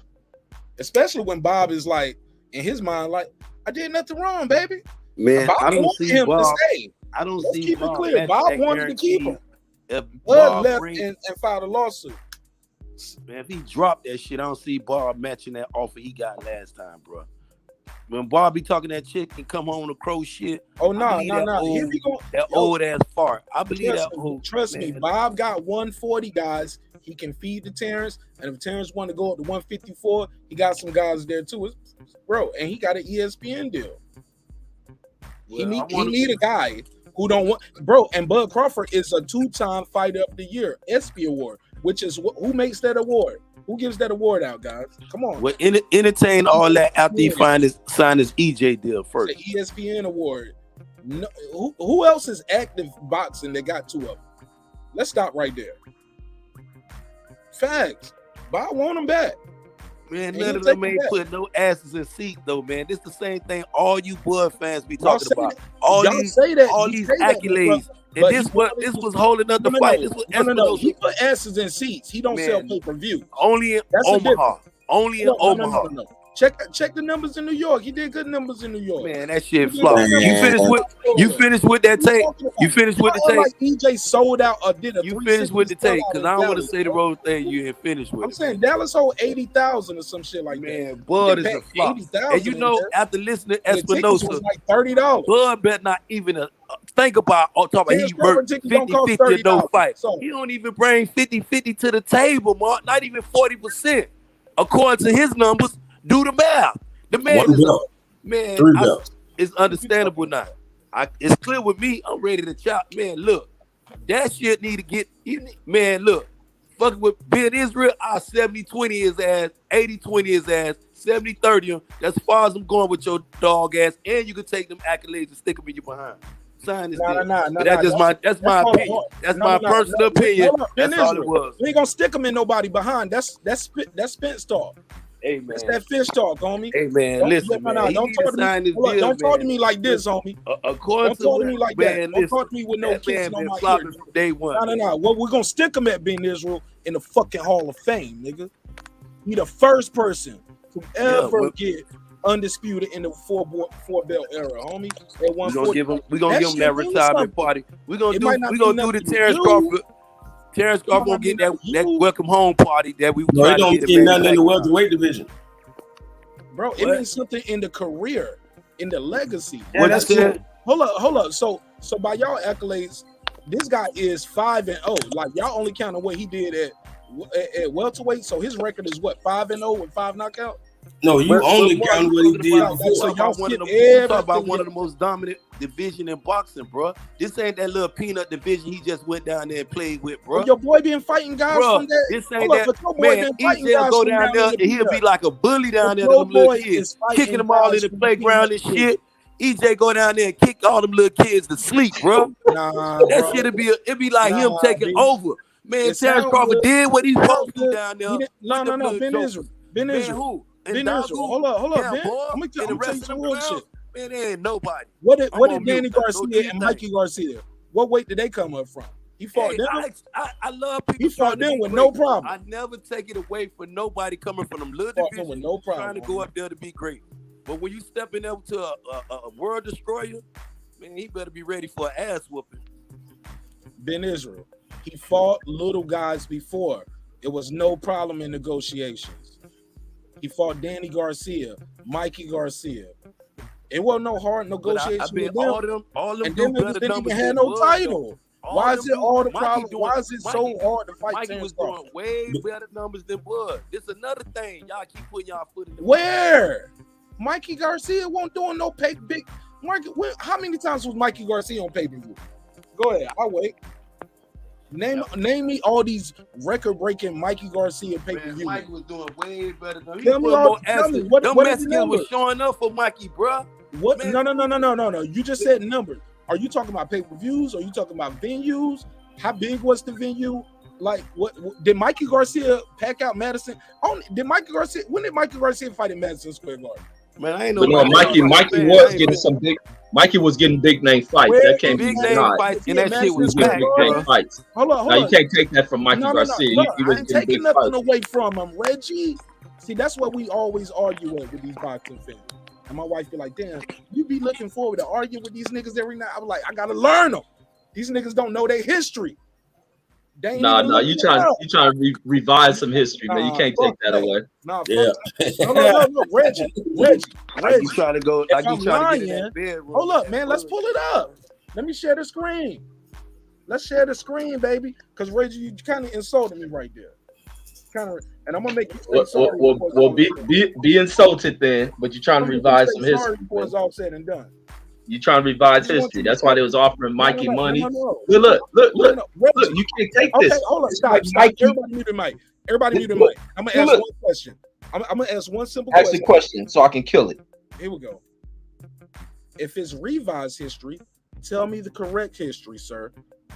Like right now, the correct history was Mikey was in a position the question, to be an independent motherfucking fighter and make people. Here's the question. What was asked to me? He said Mikey Garcia was doing big numbers. Better numbers than Bud. Better numbers than Bud. Okay, only so Bud. Changed Only it a little Bud. bit. So, but no, my question is, Bud wasn't doing pay-per-views. Even when you look at the viewerships. How many times did Mikey Garcia? I mean, what are Mikey Garcia's pay-per-view numbers, and like what are Mikey Garcia's venue numbers that are so amazing? Like I gotta know. Look at who he's been in the fucking fights with. No, he got a goddamn AB fight. I didn't ask you who he fought. Pull the numbers up. You ain't got to do it. Just pull. No, I didn't. And now you're talking about Adrian Brony. You talking about you stretching this shit out. You dragging it out. Mikey been put in a position. Listen, what Mikey had. Mikey was one of the few fighters out there that was able to do the independent shit, and they were willing to offer Mikey Garcia big money. And even fucking Eddie Hearn, retarded ass, was willing to offer him big money. Mikey did one of the most intelligent things by being independent, doing his own thing, going out there hustling to do his own shit. I love Mikey Garcia. But Reggie. So what are the big numbers like? I give you the age. I'm looking right here. I see him fighting at the Hard Rock Hotel. I'm trying to see all these. Let me start from the top then, and I'll go. I mean, start from the last of his career. His last fight was at in Fresno at Chikukanisi Park. He got his ass kicked. Chikukanasi Park versus Sando Martin. He lost. Before they fought Jesse Vargas, he fought Jesse Vargas at the Ford Center in Frisco. So Frisco. He had a dance partner. He fought his dance partner in the backyard in Arlington, Texas. That was Errol Spence. Before that, he fought at the Staples Center with Robert Easter. Did good work against Robert Easter. Big venue. A big venue. Nice arena.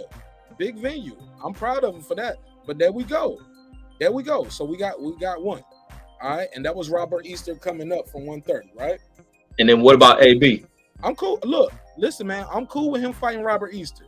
I just know when he fight Robert Easter at 135, and your next fight is Errol Spence at 147. Get to the AB. Hold on. Let me what an AB fight? Those are big fights, Mark. You dancing around shit. There we go. I'm getting to it. He fought Sergey Lipinets, San Antonio. That was a big fight too. And Freeman. No, I'm talking about the venue, Freeman Coliseum. So here we go.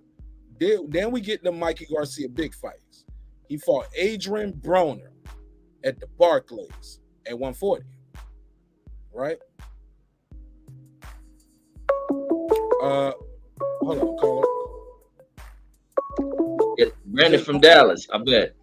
Yeah, it's Brandon from Dallas. What up? Hold on. To everybody. Hold on. Okay, so here we go. And then we get, okay, I stand corrected. Cause I stand fucking corrected. I got a checkmate. Checkmate. Hold on. Cause now I'm looking. I'm looking. Hold on, let me see who to make. Hold up, Brandon. You can't just hold up, Brandon. I know you're at work, but hold up, man. Hold up. Mikey Garcia headline with Adrian Broner. That was big. And people thought that was, I ain't gonna lie. Because Adrian Broner was 33-2. I thought he was gonna beat Mikey Garcia. Oh my God. So yeah. I gotta keep it a buck. And Mikey Garcia won the fight. Not only was he there and showed up, he won. But right before that, he fought at the MGM Grand in Las Vegas. Versus, now I don't know this guy right here. He was 22-0. His name is Dejan Anybody know him? And knocked his ass out too. Yeah, I know what you're talking about. That's what he knocked out on. I think he felt when Mike but he was not the main event. Carl Frampton and Leo Santa Cruz was the main fucking event, and that was major. That was the fucking that was the first time that was the rematch. That was the rematch, right?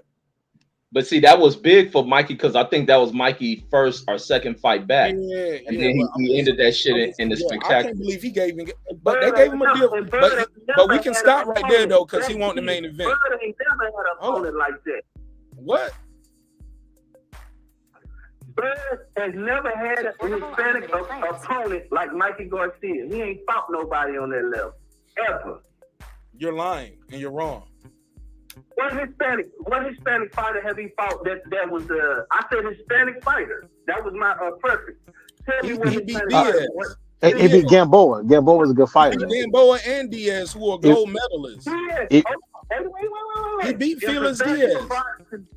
Wait, in professional boxing, Diaz nor Gamboa has the accomplishments that four weight divisions Mikey Garcia had. Now Gamboa was actually one of the top. Yeah, he was undefeated at the time. I know he got one gold medal. He might have two, but he's also was a 2-division champion.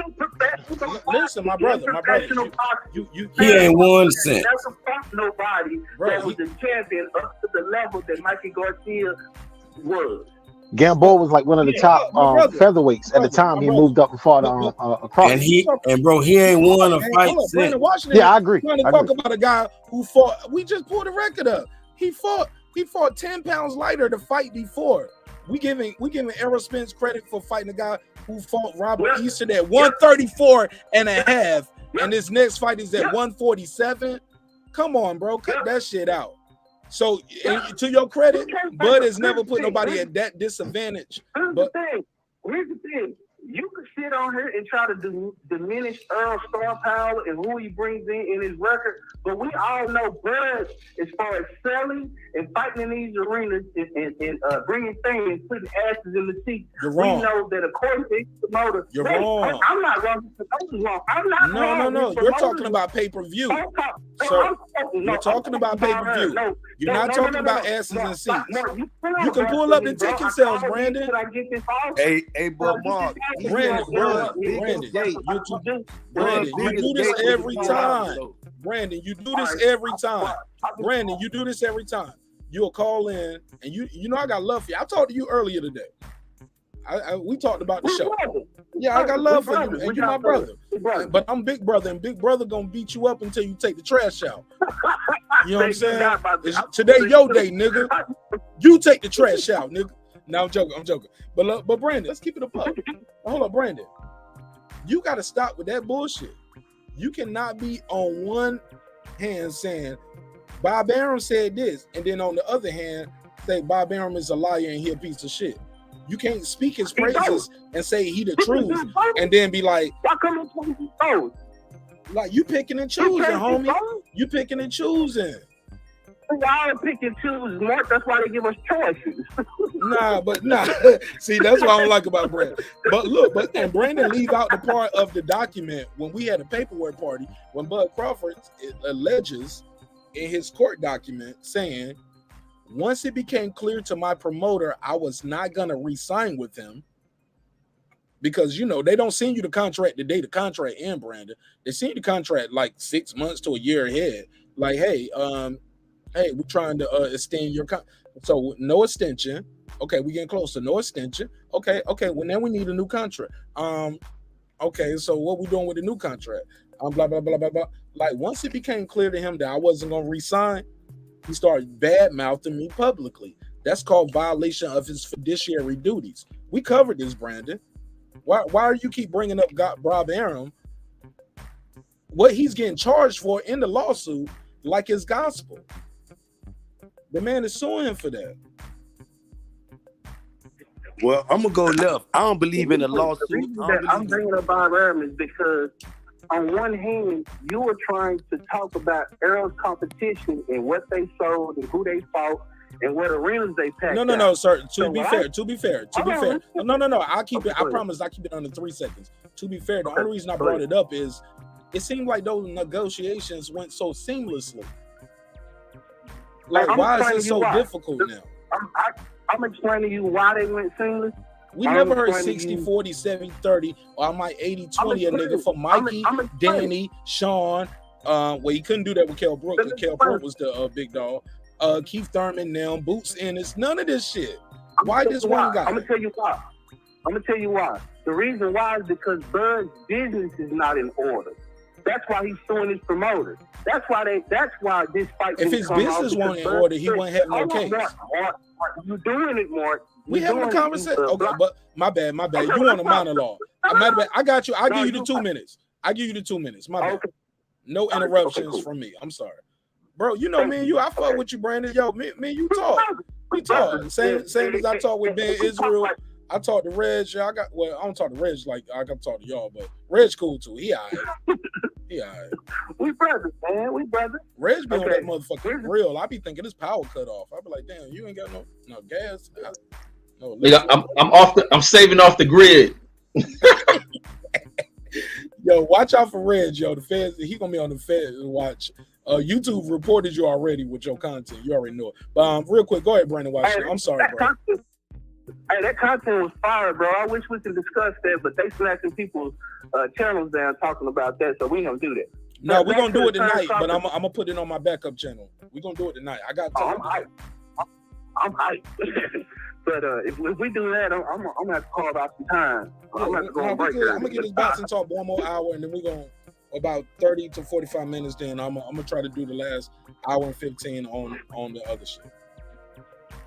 Okay, but I think that Bud's business has not been in order, and he came to find that out within his last couple fights with Top Rank. So I think that's been a hindrance to him getting the fight, and also Bob airing out the business of being in business with Bud.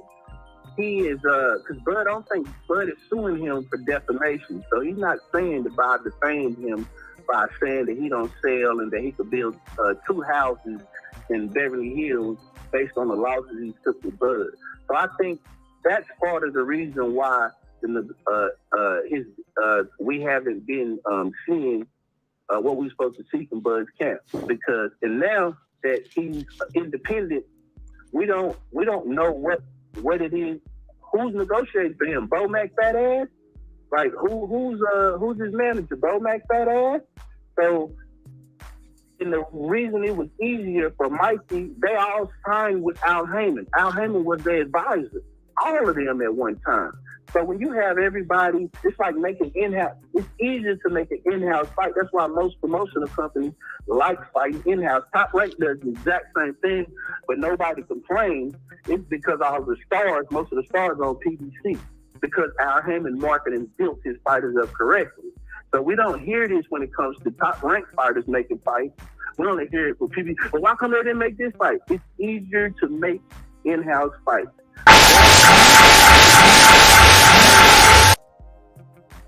I'm done. Cool. Oh, my bad. I was over here. No. I'm over here trying to plug the show on my Twitter, and I'm sharing the show, and I'm typing in the chat. But go ahead, finish your thought, man. I'm sorry about that. Sorry for anybody listening. Yeah, but that's what I think. I think that the negotiations are a little complicated because they don't all have the same team. And what makes it easy to make in-house fights is when you have the same team. It's easy. You don't have to go find another outside manager that you got to deal with. Everything is internal. So I think that's probably one of the hiccups in making the negotiations different from the Keith Thurmans, the Michael Garcias, etc., because of the different promotional outfits or Terence Crawford not officially being signed to Al Heyman like most of those fighters that you need. That's all. My boy Lance said, what the fuck was that? Hey, look, I put that at the end of the 2-minute time clock, so it'll cut everybody off. It's loud as fuck. It's annoying, but it's a little too loud, and I never went back in there to edit and change it. I just pride myself on paying attention to the clock so it don't happen, and I dropped the ball. But that shit is loud. It's annoying. It's startling, but it definitely cuts you off, right? So it does have the dramatic effect. Let's play this last part of this interview. Brandon, stay with me. Get the Charlo just on your mic. Okay, no, that was it. So basically, Stephen Espinoza was saying guys got to be realistic in their pay levels. All I was trying to say, Brandon, was I like Errol Spence. Believe it or not, I think he's a generational talent. And Never heard of it. No, he is. Yeah, no. He's a generational talent. He made it. And look, and I'm gonna tell you, but you capping, Marq. You capping. Nah, what you mean I'm capping? You can't even get it out right. No, I'm getting it out clearly. You just interrupted like I said something wrong. Did I lie? Is he not a generational talent? He's not an all-time great. Yet. I say yet. You can't be an all-time great in one division. You can't be an all-time great in one division and you haven't fought the best. Hold on. Let me finish. No. Muhammad Ali ain't had nowhere else to go.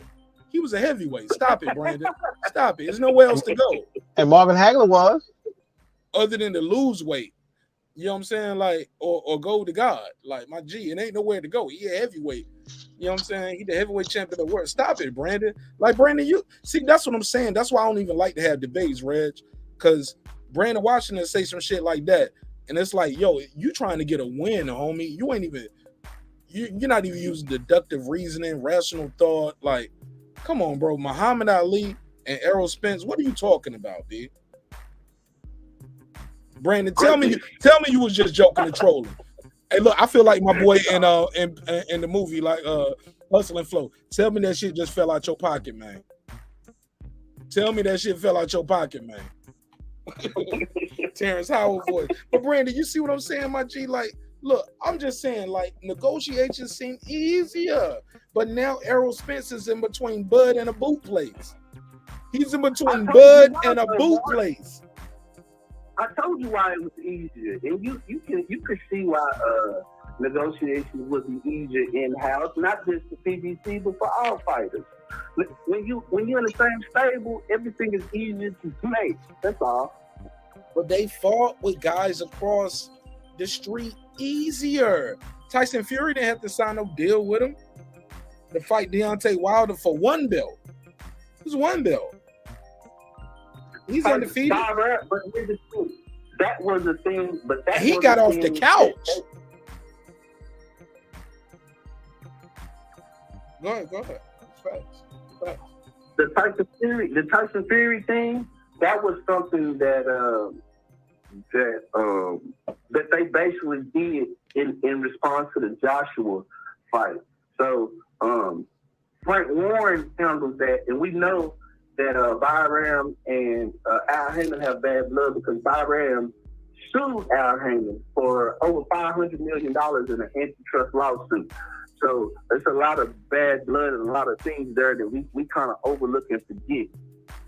And and also Byram has also admitted to not wanting to do fights with Al Heyman. So all this stuff is not hard to figure out, man. Boxing, they do it though. They do it all the time, bro. It's on record. They've done several fights, and they've done major fights. Bud fought a PBC fighter before. Which fighter? Look it up. It's there. He fought two PBC fighters before. He fought Billy Diaz. He was a PBC fighter, and he fought. I'll be right back. Grab me a bottle of water. Keep cooking. And Sean Porter, but go ahead. Well, Bob Arum could have made that fight. And Wilder had 3 fights. Why didn't Bob Arum make the fight then, Mark? Actually, and 3, matter of fact, 3 was just with Tyson Fury. It was more than that. I'll be right back.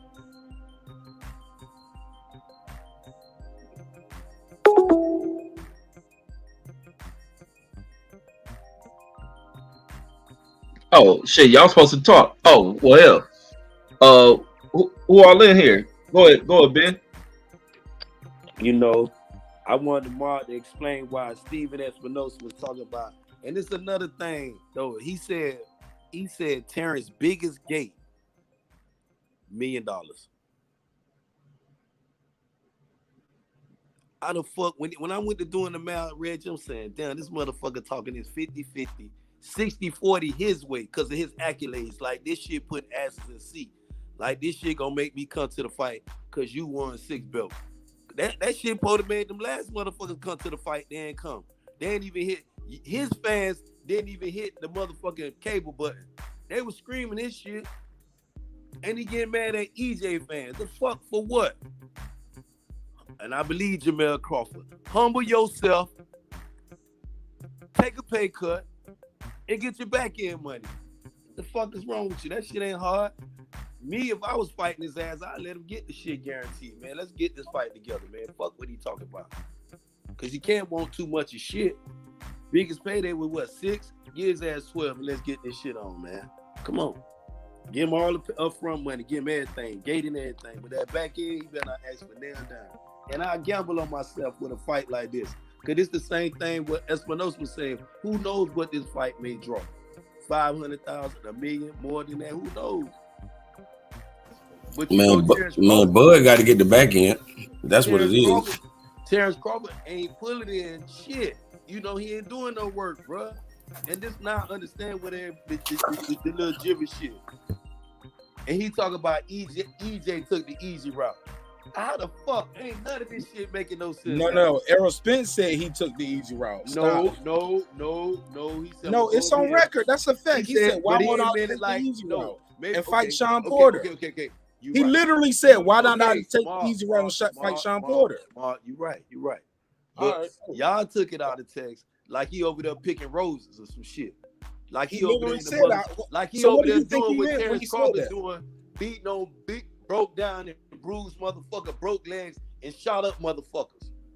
And it's not his fault. This what his promoter can put in the ring with him. And it was undefeated. Nobody else beat him. Nobody else had knocked him out with a World Destroyer. Tell them. You're saying they beat everybody else. Terence Motherfuckers Crawford went further in the Olympics. Ain't no more excuses right here. Bud beat went further in the Olympics than Errol. Bud, that shit ain't put nobody ass in the seat. He probably had 10 people at the Olympics watching him too. He probably had 10 people watching him.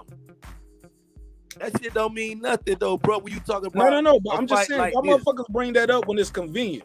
Y'all motherfuckers will be up here. Y'all people bring it up. You Bud Crawford fans. I never bring up Bud Crawford amateur 40, 50, 50. No, all of y'all bring up. Make that shit make sense now. Who guys beat him in the amateurs? When y'all know your boy ain't getting no gold medal neither. That nigga just got the track suit. He got all the gold medals now. He got the gold medals now. All he got was a plane ride and he got the gold medals now. Say USA. Handing out ass whooping in the process. That nigga he got all the gold medals and handing out ass whoopings right now in the process. Nigga, that nigga ain't getting no gold medal, no silver, no bronze. He got all of them now. And he ain't beating a lot of gold medals. Your homeboy, as soon as he get in the ring, he gonna take that belt. Nigga, please. Cause he ain't trying to defend it like no true champion, like no gladiator. He over there trying to sell that shit. Guess what? Go ahead. Your boy was trying to sell his older Canelo. Man, listen, ain't no selling no. Oh, you know what Canelo soft ass. Bivol showed you. Canelo ain't nothing special. Why y'all think EJ can't beat his ass? Because EJ 147. EJ can't beat Canelo ass. What EJ son special? I mean, Canelo son special. Canelo got his ass whooped before. And again, how about that? He got his ass whooped 2 times. No, 3 times, because I think Triple G whooped his ass too. What you talking about? Nah. Only 2 judges. 2 judges say he lost. He got 2 judges say he lost. But I think Triple G whooped his ass too. Canelo is nothing special. Because EJ say he won't special on me. He's special on me. He tripping. You tripping now. That kid's special. How many Mexican dudes you know that look like a white Irish guy that's been fighting since 15? Man, listen. 4 division champion, 4 division champion, 4 weight classes. Man, he beat everybody, man. He lost to Bivol at 175. He didn't beat everybody. He would have been undefeated. He didn't beat everybody. He beat everybody that got in front of him that he beat. But last dude just whooped his ass. His last outlet, he got an ass whooped. How about that? Absolutely. Got his ass handed to him. He would have beat him in a wrestling match. Look how he lifted his ass up. He should have slammed because he was getting his ass whooped. He should have got disqualified, got out the match. He should have slammed his ass. They got out the match. Got disqualified. He should have his ass whooped. Yeah, he should have. Man, Canelo took a dive, man. He showed you how to get them big dollars, man. He took a dive. Yeah. Las Vegas told him to goddamn sit down. Calico. Man, Calico, please. That man don't threw believe us. 60 punches the whole fight, man. Come on, man. I Man, guarantee Calico, you. think of some of the craziest entomology shit. Watch this. Bro, I said Bivol was gonna win. I'm probably the only bitch said it. Watch this though. He gonna lose the next one, man. Canelo gonna beat his ass. They gonna let them hands fly. Guarantee, and that's enough to win. The judges definitely gonna say he won. All you gotta do is let them hands go. You know what Canelo hands flying do? Hit nothing but air. That motherfucker keep him at the end of the jab. Shit. That man hurt shit. Maybe he won on that dope. I don't know what it was. But man, that man keep Canelo at a jab. He can let his hands go all he want. It'd be swinging at the air. Bro, if he can't knock him out that day, he can't never knock him out. Just like Teofimo Lopez with Loma. Like you fought a man with one arm and you couldn't knock him out, you would never knock him out. You ain't got what it takes. So Bivol, he tough, but Canelo motherfucking is tough for real now. I think it's a game. It ain't over. You must have lost some money on Canelo, man. Hell no, man. I told you I was going with Bivol. And none of y'all was. Man, I was a joke that y'all was. I got a prediction video saying y'all was laughing at me. Hold up, slow down. Calico, who you win money with? Oh, I ain't bet. Oh, okay. So you ain't bet at all. So I ain't. You ain't believe. No, I ain't lose shit. I ain't had no reason to lose that. You didn't believe. No, I ain't go to the bookie. My boy Shelton Moore had 400 in the street. My boy Shelton Moore had 400 in these streets, my nigga. Had 50 with me, 100 here, 50 there, 25 there. 100. Yo, Shelton Moore was making his rounds last weekend. Not this weekend, but last. Oh yeah, and he had money on the sports book. He took the underdog. That nigga cleaned up. Ain't sent me one super chat, cash that. Even though I hooked him up with a taxi ride when he came to Atlanta. It's all love. That nigga ain't bought me a beer. Matter of fact, I'm lying. Hey, Mark, when you be with them bucket heads, you be looking like one of them old yellow cow drivers too, boy. I'll slap shit out you. Nah, he look like Errol Spence when he wear that bucket hat. I ain't gonna lie, look like Errol Spence. Hey, man, fuck y'all. That nigga said I look like Errol with the yellow cow. Yeah, nigga. Hey, you got the twin. You got the twin voices on man. Hey, y'all looking like real talk. I love Errol Spence, man. These are voice twins on here, man. Bro, yeah, right. In Israel and I don't hear it. But you know, he an Israelite, so I fuck with him. Calico just talk faster than Ben Israel. Same vocal projection, same raspy. He just talk a little faster. Ben Israel be like, he talk a little slow. Ben Israel always on some yak and some good gas. Yeah, he yacked up. I'm on that gas. Calico just pick one or the other. It's gonna be the gas or the yak. But I'm on that gas. I still on that gas. That gas like a suppressor medication. Yeah, for real. Man, I miss y'all niggas, man. Talking this good shit with y'all, man. Talking about life and boxing. Look, let's keep it going. I got my guy All Positive Network here. He quiet as fuck in the corner. Up here, get out of the corner, nigga. Well, I'm just enjoying the conversation, man. You know. Oh, you got a bad mic. You can go back on mute. I'm sorry, you got a lot of bad. Oh, come on, man. You can hear me? Yeah, I can hear you. Go ahead.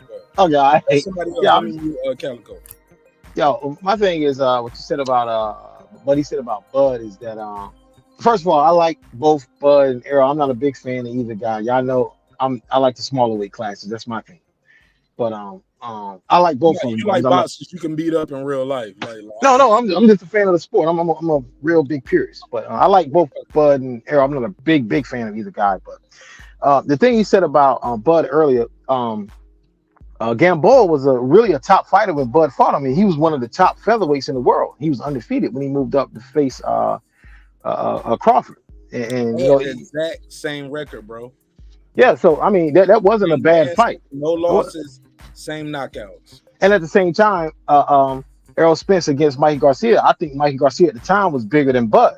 I mean, as far as the numbers, Mikey didn't have big pay-per-view numbers, but he was a more popular fighter than Bud at the time when he fought Errol Spence, because that was a big fight. I mean, we knew he was going to lose, but that was a big fight at the time, though.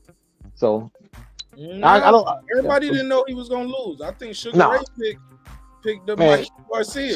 Sugar Ray's crazy, man. Look, my whole thing, I like Garcia, and I kept saying before the fight, I just hope Garcia doesn't get hurt.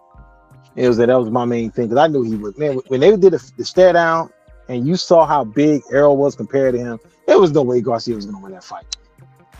It was just no way. You know, and even his brother threatened to stop the fight. He didn't do anything. I think it was like after the 9th or 10th round. Every 2 rounds, he was gonna threaten to stop the fight. He was getting beat so bad. So I'm like, yeah, there's no way he was gonna win that fight.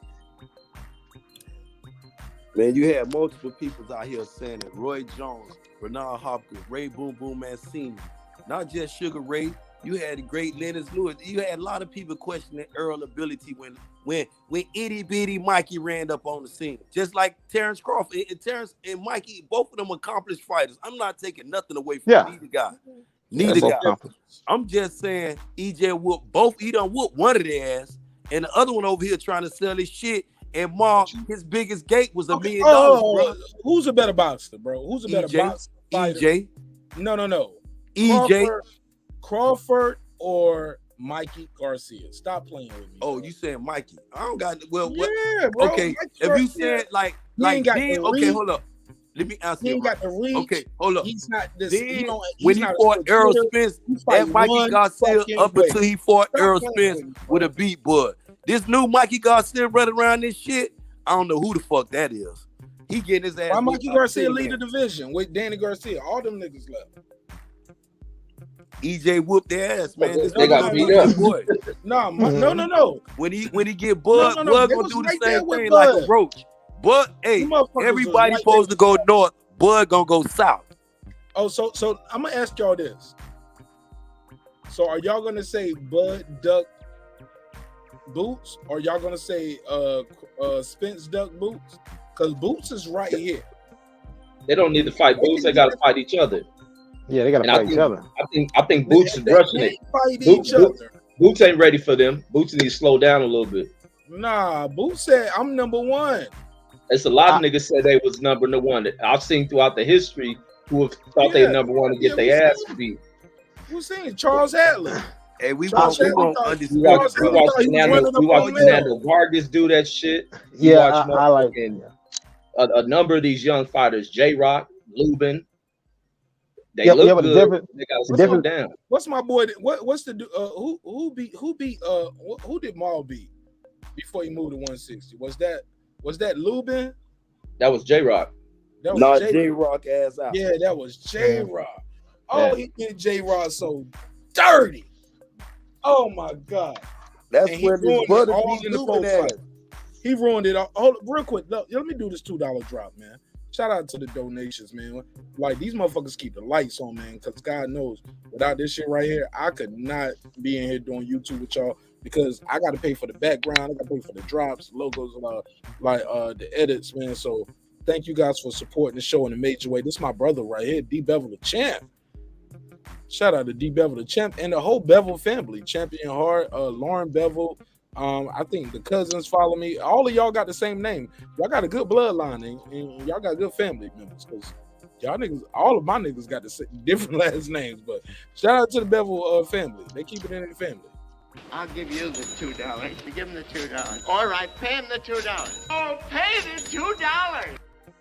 And I mean that respectfully. I ain't trying to say y'all doing some Game of Thrones Lassiter shit right here.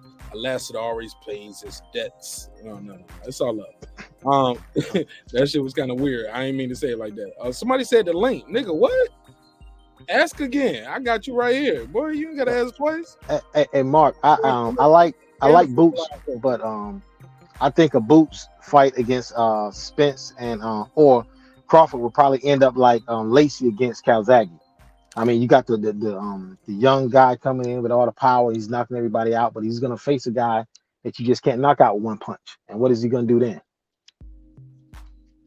You know, I just think it's gonna. I think it will be bad for him right now. Man, Boots flaw as hell. Be honest with you. Boots flaw as hell. Be honest with you. Yeah. I saw Boots something. It's amazing. It's not his fault. He's a good fighter, but I don't think he's ready for Bud or Spence. I don't think he's ready for either one of those right now. Boots is badass. But he might be ready for Crawford. But he a few fights away before fighting. He ain't ready for it, homie. That's the because Crawford gonna give you like 6 rounds. No, Crawford be bullshitting for the first 6 rounds. Crawford is older. This is what y'all keep forgetting, man. Crawford is older, but he's a fresher fighter. He's more experienced. He's been in front of the bright lights. several times, bro. He's in unified fights versus Postal. He's been in undisputed fights versus ain't nothing special about Hold on, Terence Crawford. let me finish. Let me say this.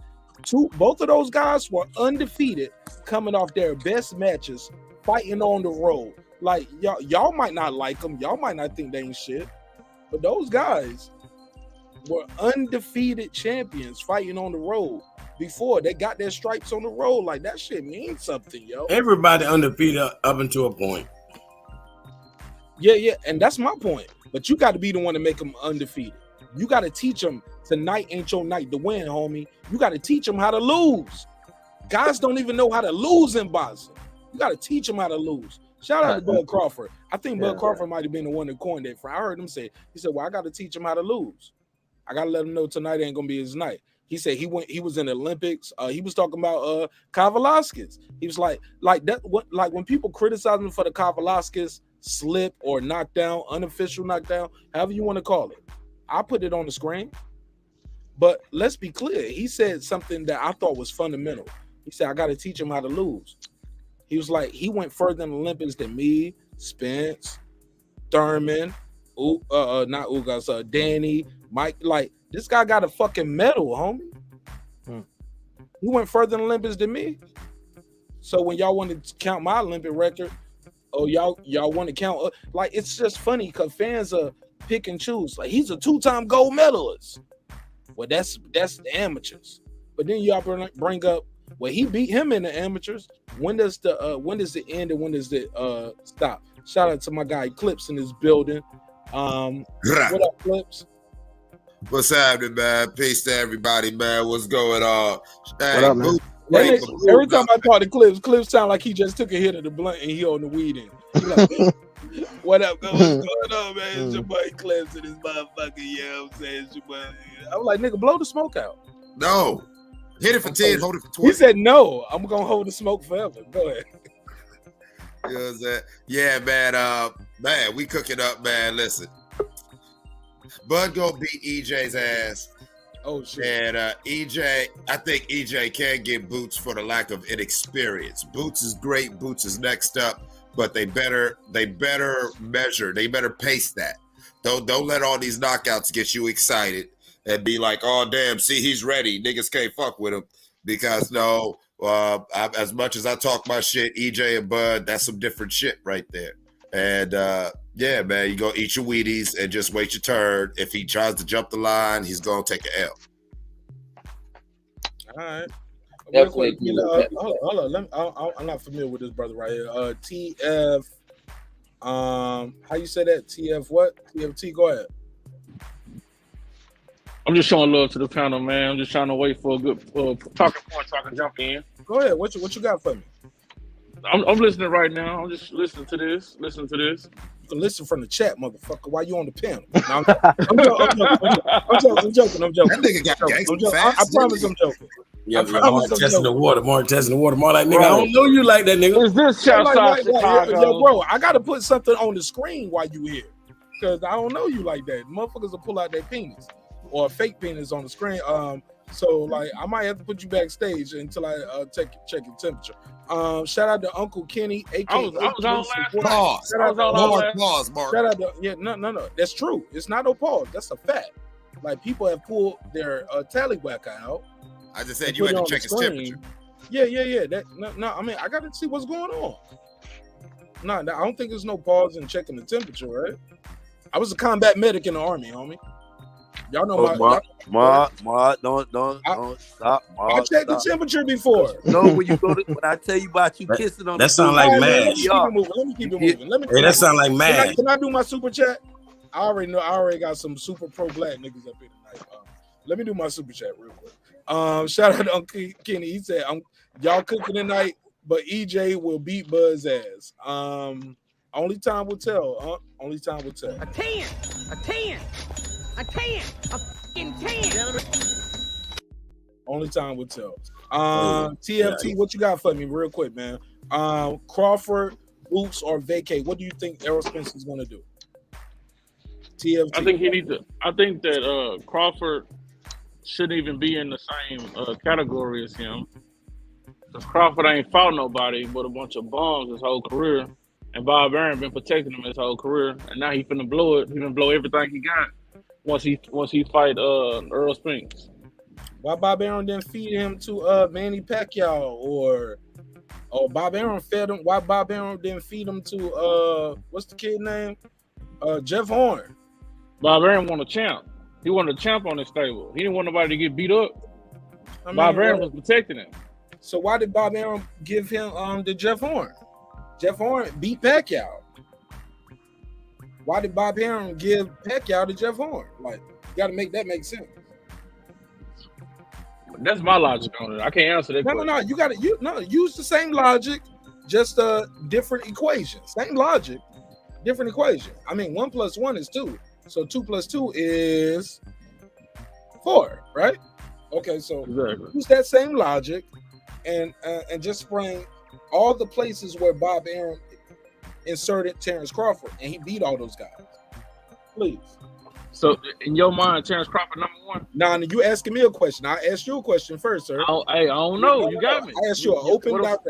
So if you said Bob Arum just wanted a champion, we all know that. Oh, nah, don't save him. Don't save him.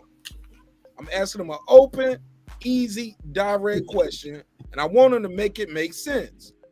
Why do you give, if you got Pacquiao, who's your star, why do you let Pacquiao get beat up by Jeff Horn and then let Jeff Horn get beat up by Terence Crawford? Make that make sense. Go ahead, TFT. I got to make sure you ain't no troll. Talk to me. Listen, I ain't trolling. Nah, stop. Whoa, stop. I got to mute your mic. I'm talking to him. You just cut him right off. Calico, I'm talking to him. I don't know him. And I can't even cut my camera on and cover the graphics up until I vet him. We got to talk. Go ahead, TFT. I was talking to you. I'm saying this right here. Yeah, I can't answer that. I can't answer that question. You got me on that one. But Terence Crawford. So you came up to troll me. No, I came on to support the show. All right, you supporting the show right now. So where do you get that from? Where Bob Arum is just won a champion? Why does he feed Jeff Horn? Why does Jeff Horn beat Pacquiao and then he let Bud Crawford beat Jeff Horn? I just don't see Terence Crawford beating nobody.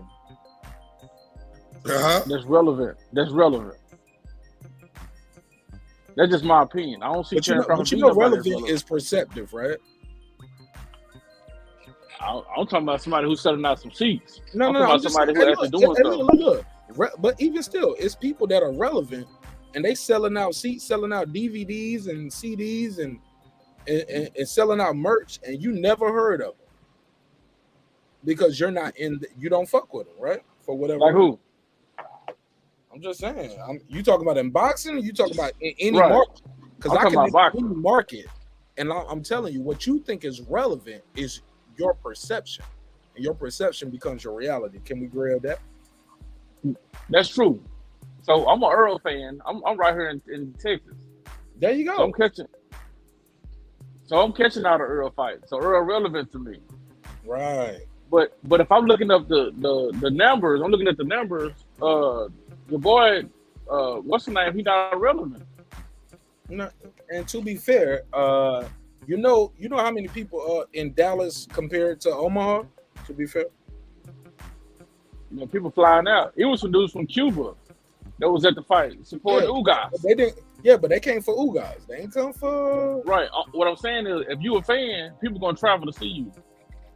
Yeah, but they didn't come. See, you just split the hairs though. Those people didn't come to see Errol Spence. They came to see him lose, but they came to see Ugas, and they probably wouldn't have came to see Ugas if he hadn't beat Pacquiao already. So you got to another effect. Right? No, I'm saying if you're a fan, you're gonna travel to see you. The people gonna travel to see you if you're a true fan. If you got money, you're gonna travel. Right, and depends on the size of your what they call it, your GDP. Am I using the right word? Your GDP. But what's the smaller word for when you're talking about state? Anybody know what I mean when I say GDP or no? GDP is gross domestic. Yeah. Basically, how much money your country got, right? Yeah. But what's the smaller version for your state? Because I just know Omaha got about 500,000 people in it. This is about 496,000. Omaha is a small city, and when you think of the large scales of things, you get what I'm saying. And everything outside of Omaha in Nebraska, it's like 10 here, 20 there, 30,000. Omaha got a lot of land, but it's not a lot. It's not a heavy populated city, and Nebraska is not a heavy populated state. Does that make sense, guys? Or y'all tripping? Y'all? No, that makes sense. Yeah, I understand what you're saying. Fucking Dallas, Texas. How many Omahas can you fit in Dallas? Matter of fact, how many Nebraskas can you fit in Texas? That shit matters, right? Hey, Mark. But I'm saying you gonna attract fans if you a good No, it's bigger than that. You gonna attract fans. No, man. Look, no. My brother, Omaha don't even have no state. They don't have no fucking pro teams.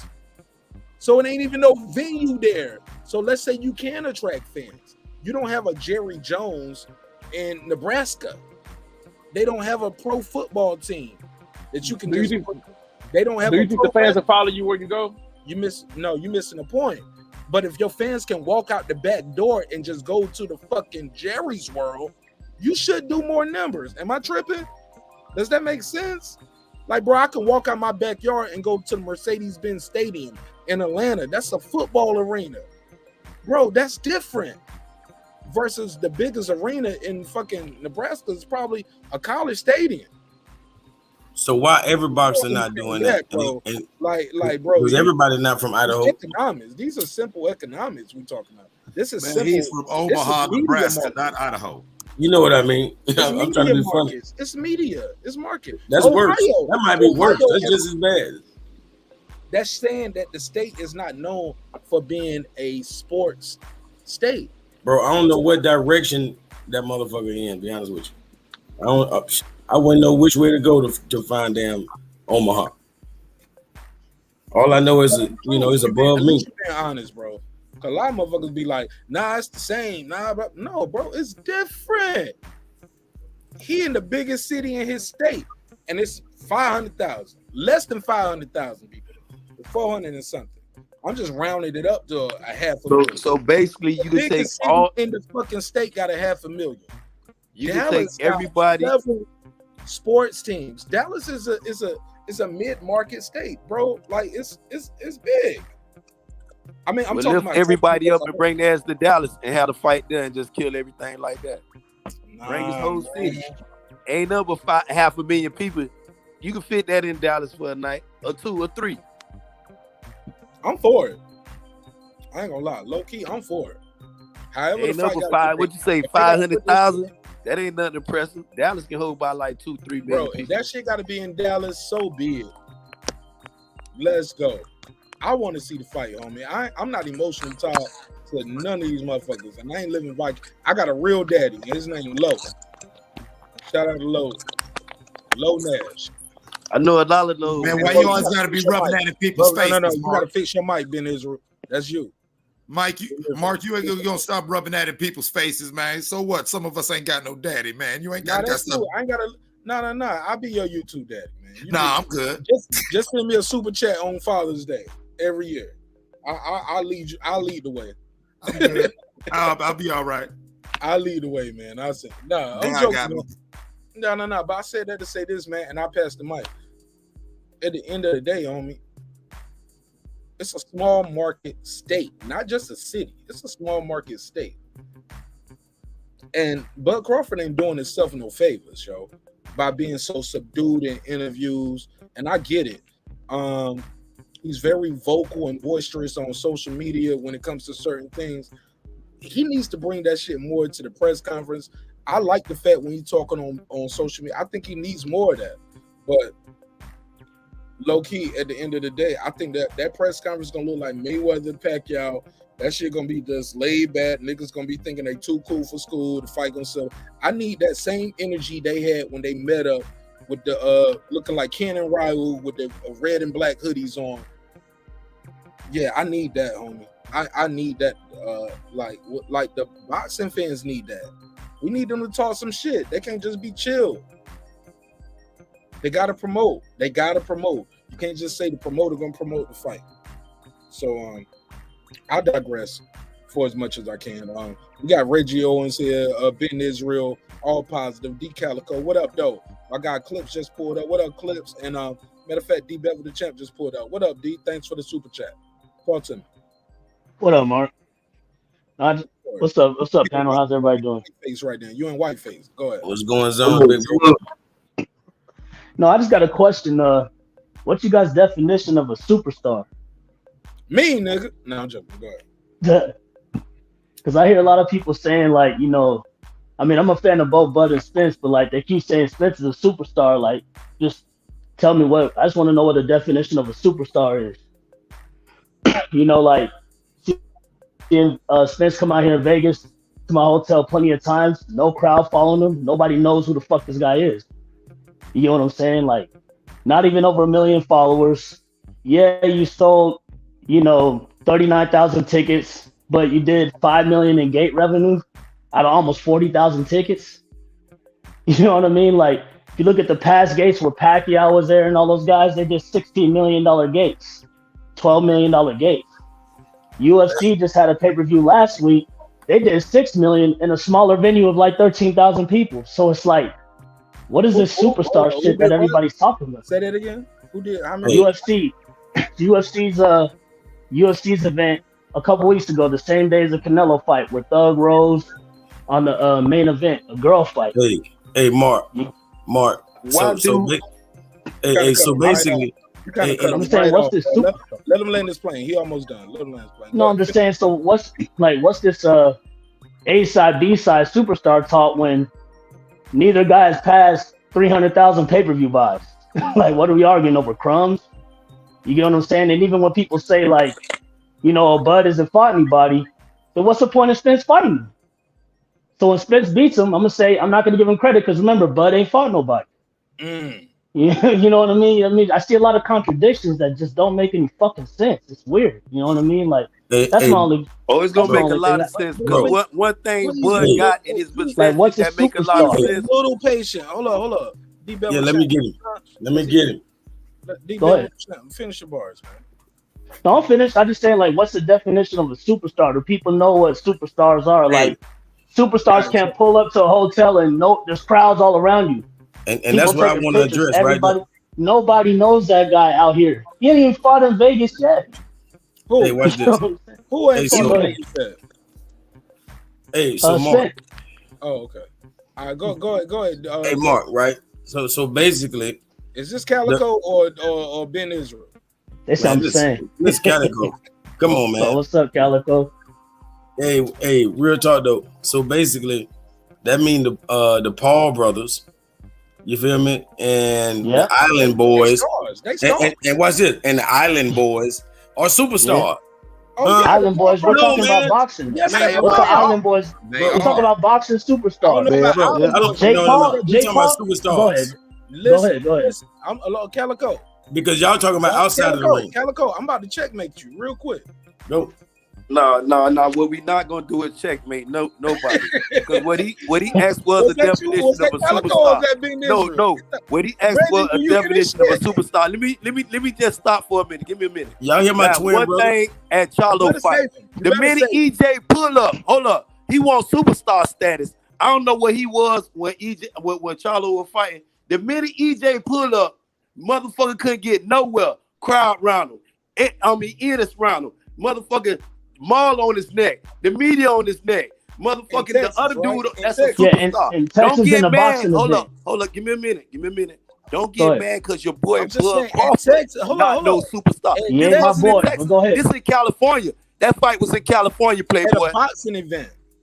A boxing event. Mayweather can't go to the Waffle House, any event. What you want them to walk around with a YouTube camera on the shoulder to please you? No, they don't need YouTube cameras. But I tell you what, another thing will make him a superstar. What make him a superstar is the same thing. You asked for 300 pay-per-view. Hold up. He asked for 300 pay-per-view buys. EJ done did that shit. Everything you asking for, he done did it. But guess what? Now you tell Ben Israel, that's what he said. Still not answering the question. Still not answering my question. That's what he said, bro. Is that superstar status? He said Errol Spence has it done. I would listen. Benny. All he's saying that's all they doing. No, that's not superstar shit. Superstars do million pay-per-views. You know what I mean? Superstars can't go anywhere without paparazzi. Maybe that's your definition of a superstar. You think of Floyd Mayweather, Manny Pacquiao, Mike Tyson? These guys couldn't go nowhere. Man, that man got 3 belts. Like ass whooping though, bro. He got 3. Who doesn't have 3 belts? Oh my God! What the hell? 3 belts ain't nothing. Taylor got 3 Who your favorite fighter is? My favorite fighter's not fighting no more. He got knocked out by Fury. Who beat Spence? He got knocked out by Fury. Who can beat Spence? Who can beat Spence? Who can beat Spence? Possibly Crawford. Who can beat Crawford? Possibly Spence. Who can beat Crawford? Possibly Spence. He got 1 Who belt. can beat Crawford? You said everybody got 3 belts. So belts don't mean shit though, man. Everybody can get a belt. It's only a few to go Everybody can buy a goddamn belt. You know what I mean? Hey, get this. Hey, listen to this. Listen to this. Triple G had 3 belts before he fought Canelo. Was Triple G the best? Hey, listen. Triple G had 3 belts. Was he better than Canelo? Was he the best in middleweight? Fuck no. I don't give a fuck about a belt. Man, he beat. Anybody can get belts. Hey, Usyk has 3 belts. Is he the best at heavyweight? No. He get his ass whooped by Wilder Fury. Yes, he get killed by Wilder Fury. Is one of the best in heavyweight. He's one of the best in heavyweight. And you know, I'm trying to see where you trying to dance at with your narrative. Canelo's undisputed. Canelo's undisputed at 168. Can he beat David Benavidez? We was on this Terence Crawford and we was on this Canfish Crawford and this EJ jump. Now you dancing around. But one thing I moved around because that's what y'all do. Out of this fight. I'm moving around because that's what y'all do. I don't want you to dance blood out this fight. I asked y'all a question that y'all did not answer. What is the definition of a superstar? I just told you EJ is that superstar. Superstar where? And my question is where? Where you from? Where you from? I'm from Vegas, the fight capital. Where you see superstars all goddamn day. Where you see superstars. Where you see superstars all goddamn day. Now you know where you see superstars all day and you see the crowd follow them. You cap. How the fuck am I capping? I'm from one of the superstar capitals. From Vegas, and you sit here and tell me they don't know the world destroy you. Man, get out of here. You straight cap. Answer my question. Who's the world destroyer? Who are you talking about? Bro, is Crawford is Crawford a superstar? Is Crawford a superstar? No. Neither. Fuck no. Does anybody this isn't caping for Crawford? In regular clothes? No. Fuck no. I'm speaking of Crawford and Spence. In regular clothes. With that scully on.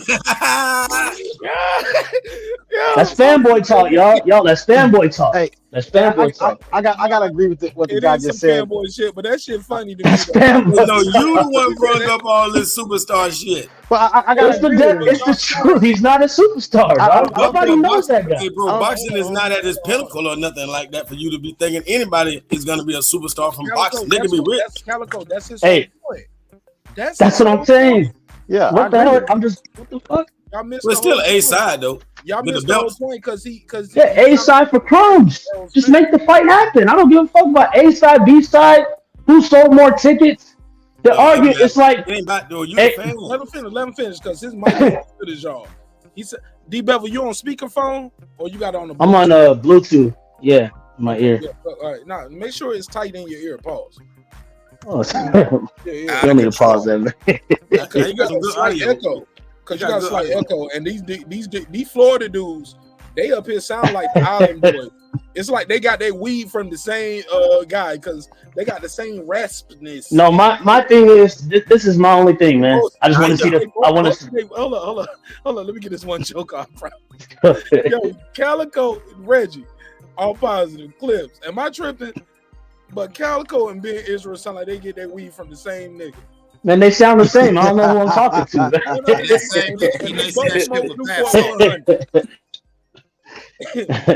and they sound like they tap out the cigarette and they come back and smoke the shorts of the new boy. They got that same harshness. It's just a harshness to the. I don't fuck with the squares, but I just do that at all. I'm just saying. My thing is just all. Go ahead. No, my thing is all the A side, B side talk. This fight's not gonna do no million pay-per-views, man. Nobody knows neither of these guys. This fight's just for boxing. So I'm just saying, make the fight happen. I don't care what it is, 60-40, 50-50. You know, whenever Calico, I got what? You. I got Calico, Ben, I got you. I just know y'all might. You're right. Nobody knows Cambosis. Y'all just drowning him out, bro. You're like, I can't even hear him. But this fight has the potential of doing more it than ain't $1 million. free smoke because No way. That shit's not gonna do $1 million. I swear that ain't doing $1 million. This fight's not doing $1 million. What it won't do. No way it's doing $1 million. You coming with your Swiss cheese narrative, bro. Nah, I can't see that. You ain't coming in like a boxing fan. How the fuck am I hating? You ain't even coming in to support. I'm just telling you the truth. You coming in like a I'm telling you. No, I just said. Is you gonna buy the fight? You said. Are you? I was rebuttaling what you said. Are you gonna Am I gonna buy the fight? If they make the fight, are you gonna buy the fight? And this nigga's asking me like 4 questions at once. I can't get one. I can't get one answer out. Bivol, Marq Nash, I'm your conscience. Listen to me. Go ahead. Bivol is trying to bait you in. Don't. About what? You said 4 different things. He come in here talking this one thing and this other thing. Ask one question at a time. I'll answer the question. Hit the pay-per-view button. Ask one question at a time. I'll answer the question. Ask one question at a time. I'll answer the question. Are you don't give me 4 support questions? I can't answer. Undisputed between Errol Spence and Bud Crawford? Yes or no? Yeah, when they make the fight, I'm gonna order it. Yeah, when they make the fight, but make the fucking fight. That's it. Now we that ain't answer none of my closer to $1 million. With your support, we gonna be one step closer. Because you a hater. That shit ain't. You'll be lucky that shit do 500,000. Y'all be lucky that shit do 500,000. That's why. How am I hating? I'm being honest. Motherfucking fight. You just don't scream it. You buy that motherfucker. Nobody's talking about this shit worldwide, man. About it. Only one ain't they're talking about it in boxing. Them the only people. You really think? And you really think this is gonna do more than? You really think this is gonna do more than Wilder Fury? Be honest. You really think it's gonna do more than that? It got the potentials, bro. Real talk. Potential. I don't see that, man. I don't see it. That shit ain't happening, dog. This shit, man. That shit ain't bootleg it. That's the only reason. They can rematch, and it won't do more than one Wilder and Fury, bro. They could be rematching right now. Who knows, bro? I know, because I know y'all don't know. Gotta fight. Nah, man, I can't see this fight doing numbers, man. I don't see it doing those numbers. We 2 steps because Mark Bynum and call this fight Bivol bragging rights. They should build it as bragging rights for Hall of Fame. The Hall of Fame fight. Who's the first? They'll call the fight first ballot.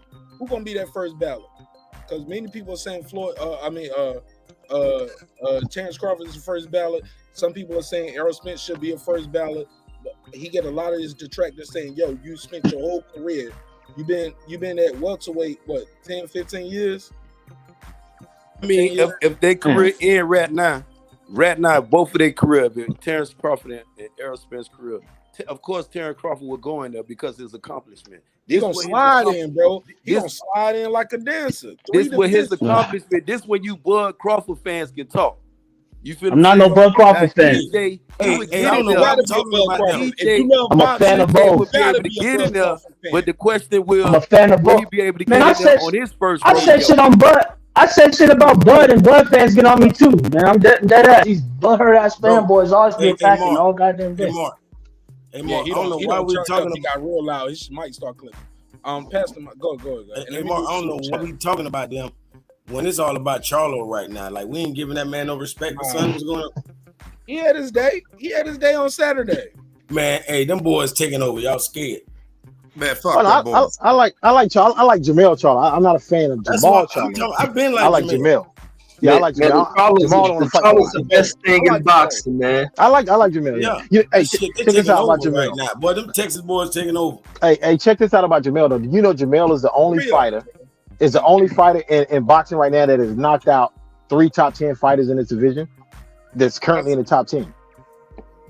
Jamel is the only fighter in boxing right now. You talking about this year or ever? No. In boxing, period. In the all 17 weight class, he's the only fighter to have KO'd 3 fighters that are currently in the top 10 of his division. That means currently in the top 10. No bums. No bums. That's false. No, it's not. No, it's not. Look it up. Look it up. Pull it up. I'm talking about currently, not in the. It almost sounds true. You talking about as of Saturday? Hold up, my nigga. Man, you talking about as of Saturday? Yeah, like currently in the top 10. It's only been a week. Matter of fact, it ain't been a full week. No, I'm saying, I said Jamel Charlo. But listen, hold up. Let's stop. Canelo got undisputed too. Yeah, I'm just saying. Hold up, let me finish. He said stop. I'm gonna keep it short. I'm gonna keep it short. Canelo stopped Billy Joe. Okay. He was he stopped Saunders. Man, y'all don't even want me to tell the truth. Okay, I'm okay. Go ahead. From the truth. One at a time. Okay. People. How did Okay, go ahead. Right, one mic. We got to speak with one mic. Okay, go ahead. Thank you, Clips. One mic. Clips, thank you so much. All I'm trying to say is this. When Canelo got undisputed, he went through and beat them one by one. And every guy was the champion. That means they were number one. And he stopped all of them. So Jamel did it. And he's the only one doing it as of Saturday. But prior to Saturday, it had been done before. It's been done before. Okay, can I explain? Did you hear what I said? I said currently in the top 10, he is the only guy, because Canelo knocked out 3 guys who were in the top 10, but only 2 guys remain in the top 10 that he knocked out, and that's Billy Joe Saunders and Caleb Plant. His fault what happened after I beat him though, bro. Okay, that's fine. But I'm saying what I said. Jamel Charlo is the only guy to have knocked out 3 guys who are still currently with those guys in the top 10. Hold up. So hold up. So by your logic, depends on what happens. It ain't about logic. It's facts. No. It's no logic. I'm gonna use your logic and your facts. Facts is logic, right? No, it's facts. Right. Logic's but you just said fact. Still, you're trying to hold Canelo accountable for where the guys are at a year later after he gets undisputed. We don't know what these guys are going to be. Where's Jensen Rosario at, and where he's going to be a year from now?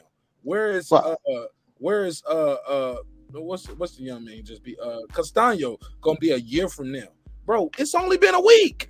You saying we ain't talking about that? We talking about currently. Those guys still in top. They still in the top 10 because it ain't even been 7 days. All I know is that Harrison, Lubin, and Castaño are still in the top 10 and 154. Am I right or wrong? It's been 3 days. So yeah, they still ain't Castaño's even had a chance to reset the standings. But Castaño's not going to get put out of the top 10 for this loss. He's not going to get put out of the top 10. 3 days. He was number 2. 3 days. Charlo was number 1. He was number 2. He's not going to get put out. But even if he does, currently he is. It's been 3 days. Marq, you gotta let everybody else fight too. Y'all hating on Charlo, huh? Up in the rankings. It's been 3 fucking days. Castaño is not going to lead the top 10 with this loss. He might move down to like number 4 or something, but he's not leaving the top 10. No way. Let's say he leaves. Ugas won't even fall out of the top 10. He got destroyed. Yeah, Ugas will fall in the top 10. No, he's not leaving the top 10. 3 days. And I'm letting you know, when Canelo beat Billy Joe Saunders on Monday, he was still where he was at. Billy Joe still number 3. 3 days later, I'm sure he didn't drop out the top 10. On Monday morning. He's still there. Canelo's knocked out 2 top 10 fighters. Okay, yeah, so Jamel ain't the only one. You just I said he's the only one knocked out 3. 3 guys, not 2, 3. 3 guys are still in the top 10 of the division in 17 weight classes. There is no other guy. So what's the 3 guys Canelo knocked out? Well, the Canelo has only knocked out 2 at 168. There's Caleb Plant and Billy Saunders. That's the only 2 top 10 fighters at 168 that's still there. No. Because before that, he fought the dude that my boy I interviewed. What's the kid name? I know that, but he's no longer in the top 10. I said currently he's no longer there. He was a top 10 fighter. That shit been years later. It's not his fault. But when he fought him, he knocked him out, and that guy. He was a top 10 fighter then. I just said currently. I said currently in the top 10. You don't even know what I'm talking about. You know what I'm talking about? I've seen every Canelo fight almost the past 10 years. I probably slipped my mouth. I've seen who's the guy I'm talking about for the audience who don't know what you're saying? I said I probably don't remember. I gotta go over it. But I've seen every Canelo fight like all of you. Don't cut me off. No, I'm not Danny Jacobs. Hey, Marq, let me finish my thought. No one else No. currently is doing that. Canelo just did it last year. Y'all telling ain't nobody else. Past tense. Nigga, it's in May. Nigga, it's May, and the rankings came, and the new rankings ain't even came out. Like y'all talking about Monday. Bro, that other dude probably fell out of the top 10 before he fought Billy Joe. What are you talking about? That's what I said. That's what I stated. He's not in the top 10 and that's why you don't even know his name. You don't even know his name. Exactly. You're such a bum. No, I don't know his name because I got real niggas. Man, we used to pick on Canelo for cherry picking, and now you bragging. No, I don't know his name because I don't know real shit going on in my life. But I know I interviewed with Anthony Durrell, and Anthony Durrell, when we was talking, stop, man. Let me give you some bars. You just hating because you ain't interviewed with him. I'm telling you some real shit. Anthony Durrell brought up the dopest shit ever. When he was talking about racism in boxing. Now all the super woke niggas want to listen. Racism? Let's listen. Nah, Anthony Durrell said some real shit. He was like, How do I beat a guy and his next fight is for Canelo for the title? And that's a fact. He's like, yo, how do I beat him? And his very next fight is for a fucking title. Oh, you talking about Yildirim? Yeah, Yildirim. Just cause I don't remember his name. He was a bum. His name don't mean he ain't shit and he ain't never gonna be shit. I just don't I don't remember everything, bro. I'm not that good at it. That's why I write shit down. But Yildirim lost to Anthony Durrell. Mm-hmm. Technical decision. Went 10 out of 12 rounds. His very next fight, he fought Canelo, bro. How does that happen? How do you fight Canelo coming off a loss for the WBA, the WBC? Like, this is a unification. You just lost. You got stopped. Technical decision. Well, that was a cherry pick. But did he fight him for his belt? Did he fight Durrell for his belt? Canelo stopped him too. I'm just saying. I give him cross for it. You was wrong. Stopped him. And sometimes I go too far. But sometimes I go too far. But you was wrong, bro. What was I wrong about? Look, if you look at the 17 weight classes, you was wrong as fuck. It's 17 weight classes. If you look at the top 10 of each weight classes, Yildirim, who's the top 10? I'm not. I never said Canelo didn't stop 3 top 10 fighters. I did not say that. I said 3 guys in the top 10. That's not what I said. That's not what I said. You say he stopped 3 guys in the top 10. No, I said guys who are currently in it. I did not say that. That's not what I said. That's not what I said. I said okay. So, but at that time, Canelo stopped 3 guys currently. You said of course never been done before. I did not say it's never been done. I said currently he's the only guy now. Well, currently gonna change tomorrow morning, my nigga. It's not gonna change. Castanio's not gonna get put out of the top 10 every Saturday. I tell you what, I guarantee you could. I did not say that. I did not say that because Tyson has stopped 3 top 10 guys before. I did not say that. That was still in the top 10. I did not say that. I said currently, if you check the 17 weight classes, Jermell Charlo is the only guy to have knocked out 3 guys who are still currently in the top 10 of his weight class. No other guy in boxing right now has that on their record. Current top 10 fighters, not who were in the top 10, who are currently in the top 10 of their weight class. This is what I said. That's exactly what I said, word for word. All right, fair enough. You wrote it down, right? You gonna send me a transcript? Shout out to Ryder Storm. He said Mike Tyson said it best. You're not a superstar until her housewives know your fucking name. I got 5 on it. That. Pass the mic around. Go ahead, Reg. Clips. Go ahead, then. Reg's busy. Man, listen. Bottom line is this. It's a great fight that's on the horizon. Okay? And the only thing that's stopping this fight happening is honestly either EJ's team or the boxing or the boxing powers that be. Bud has been very clear what Bud wants. Bud's team has been very clear what they try to do. And so there's only 2 variables in this equation. Does EJ really want that smoke? And will the boxing powers that be allow EJ to dance around this Bud Crawford fight for something else? So all this other conversation that we're talking, Ben, Calico, I know y'all big EJ fans, but let's be honest. In Florida. Niggas ain't in Texas. I know exactly. We ain't gonna get into that. But Texas. Yeah, overtime. No, hold on. Like, listen, let's stick to the facts though. Let's stop this. We're all boxing fans. We know there's only 2 variables that will stop this fight from happening, and none of those variables have anything to do with Terence Bud Crawford, especially now that Bob is out the equation. So stop all this shit. It's EJ and the powers that be. Oh, everything have everything to do with Bud Canfish, and it came out during the Charlo fight that this motherfucker been capping from day one. I don't know what rock you been over there and where he stay at? In South Dakota. I don't know what rock you at in South Dakota. Triple X. but you need to stay there.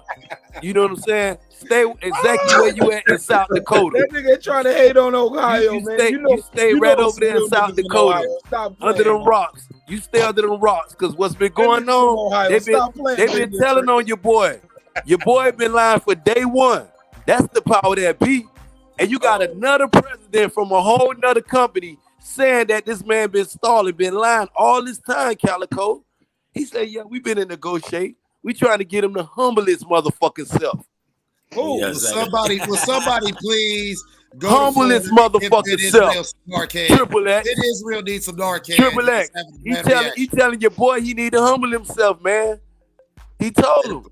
That's what man, you. I don't know what rock you done came from up out of that from up under them rocks, Triple X, man. But you might need to go back under them motherfuckers, bro. Cause you been in South Dakota too long, bro. You probably ain't watched the fight. Who's Triple X? He know what I'm talking about. Hey Ben, y'all got UGK. We got That's names it. for each other over here. Ben, y'all got UGK. That's it. We got what? Oh shit. Y'all got UGK. I don't want to hear nothing else about no Texas. Scarface, man. What about Scarface? Mark, you I got ain't gonna pull out them Scarface, old man. names. I used to throw around. Man, listen, I ain't gonna fuck with you, Reggie. Nah.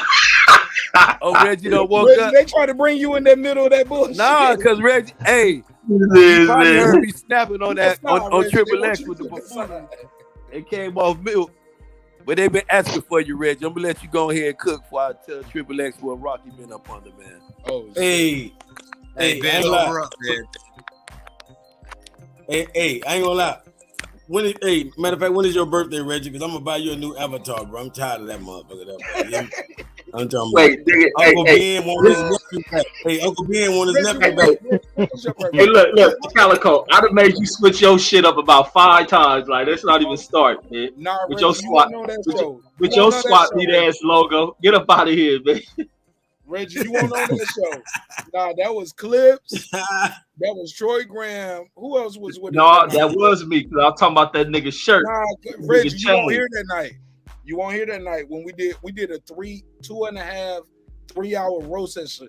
Bro, I dropped the clip on that shit, bro. That was like a 12-hour show. It was like a 8-hour, some crazy shit, bro. But man, like Calico didn't come back for a week. Hey, yo, Clips, you was there. Hey, Clips. Clips. That's Triple X. Clips. Okay. Clips, we did an hour and a half and we dropped that shit twice. Like, we did the first half and we did another half. It was like at least 3 or 4 hours. Fuck all the show, whatever we was talking about, we did a 4-hour roast. And everybody was cammed up. Reggie, you was not here. It was Megazord, Clips. No, y'all had that roast station, but me and that nigga was going on at each other, and I made that nigga change that avatar. Oh yeah, that might be true. That might have been one. And then this nigga come with this cheap ass shit. Like that's back when we had to fight Dr. Days.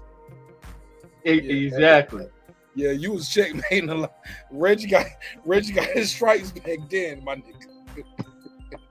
Reggie put niggas in the dirt, respectfully. Calico, you survived though. But let me do the super chat real quick. Shout out to my guy W_right side. Y'all already know my guy Right Side. He from Warner Robins, Georgia, supporting the channel, supporting the show, supporting boxing content everywhere on YouTube. And he's a super cool dude. We disagree sometimes, but I truly respect him. Got love for him. And yeah, man, look, he take me to test. He be like, nah, Marq Nash, you wrong. And I be like, I'm never wrong. I got 5 on it. I be wrong sometimes. I was definitely wrong about Mikey Garcia. I didn't know Mikey Garcia was on some of those major undercards like Frampton versus Santa Cruz. So Mikey Garcia had a track record. So shout out to Errol Spence, dog. Like I thought he was cherry picking, but I get it. It was a money grab.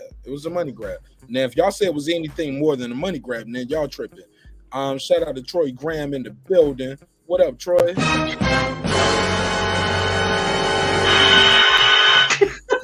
What the fuck about to happen? Shout out to Pickles. Pickles, what's up, Pickles?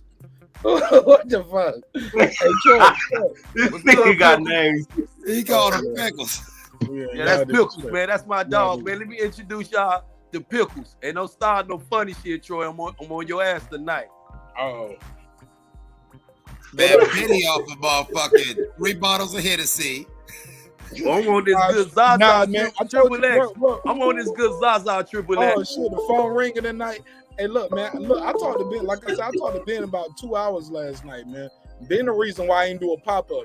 I did a personal pop-up episode just talking to Ben Israel about an hour and a half tonight, last night. We talked about good weed. We talked about relationships, Jamaica, going on trips, talking about fighting, domestic violence, man,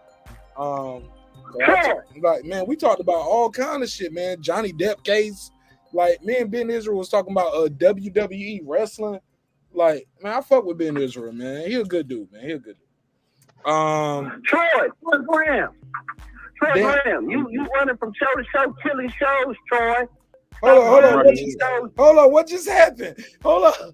Look, everybody on Troy head. Look at Brandon on his ass. Hold on. Troy ain't said a word yet. Troy ain't said a word yet. But Brandon Washington saw Troy click the panel. Man, when Pickles pull up, y'all got to stop Pickles at the door. I'm telling y'all, Pickles with that bullshit. Hold on. Troy is on tour tonight. Is Troy on tour? Yeah. He just left the other show. He just left Kyle's show. Killed the shit out of Kyle's show. Well, Kyle had to shut down his stream because everybody left. Now he coming over here. I see you. I know what you're doing, Troy. Troy, you want to campaign start trouble. Oh, he got. Hold up. Before Troy say anything, I need everybody mute their mic. Hold on. Everybody mute the mic. Brandon, what did Troy just do on Kyle's show to make Kyle shut the stream down? The whole shit. Everybody was in the What was chat. the topic? What was the topic? And how did he shut it down? I wasn't over there that long. I just glanced. Were you over there for 2 minutes? Were you over there for 2 minutes or less? Yeah. Okay, cool. I'm gonna give you 2 minutes. 2 minutes or less. Right. Talk to me. What the fuck did Troy Graham just do over there? What Troy did was be Troy Graham, which is the boxing YouTube troll. He went over there, brought up the points that he wants to bring up, kills the show, and then everybody leaves. And then he says, well, what did I do? Okay, I'm going to bed. But he didn't go to bed. He came over here. But he's coming up. I think he thought he saw me, but that's Ben Israel. That's not me, Troy. I know you were coming to troll me. That's not me. That's Ben Israel. Salute, man. I just called to mention Troy. Hey, Brandon, man, you got to cut Don't cut him off. Don't cut him off. Y'all cutting him off. His time's still going. Go ahead. Finish up, Brandon. I can't hear them no way, so I can't hear them. Nah, I gotta mute it. Go ahead. Oh, okay. So you thought he was trolling you? Why did you think? Hold up. What did y'all argue about that you think he was trolling you? No, he always trolls me. He told me he's gonna pee in my yard. He told me he's gonna put his dick out and piss in my yard. That's kind of weird. That's what like, he said. You can't go piss in my yard. I got a ring camera, so if you pee in my yard, like you expose yourself to children. I got a basketball goal in my front yard. I got a picket fence. Like Troy like to be with his golf shirt. Hold on, Clips. I got you, Clips. Clips, I promise I'm going to you right after this. You got 20 seconds. Go ahead, Brandon. That was all I wanted, man. Go back to work. All right, man. I love you, bro. Thank you so much.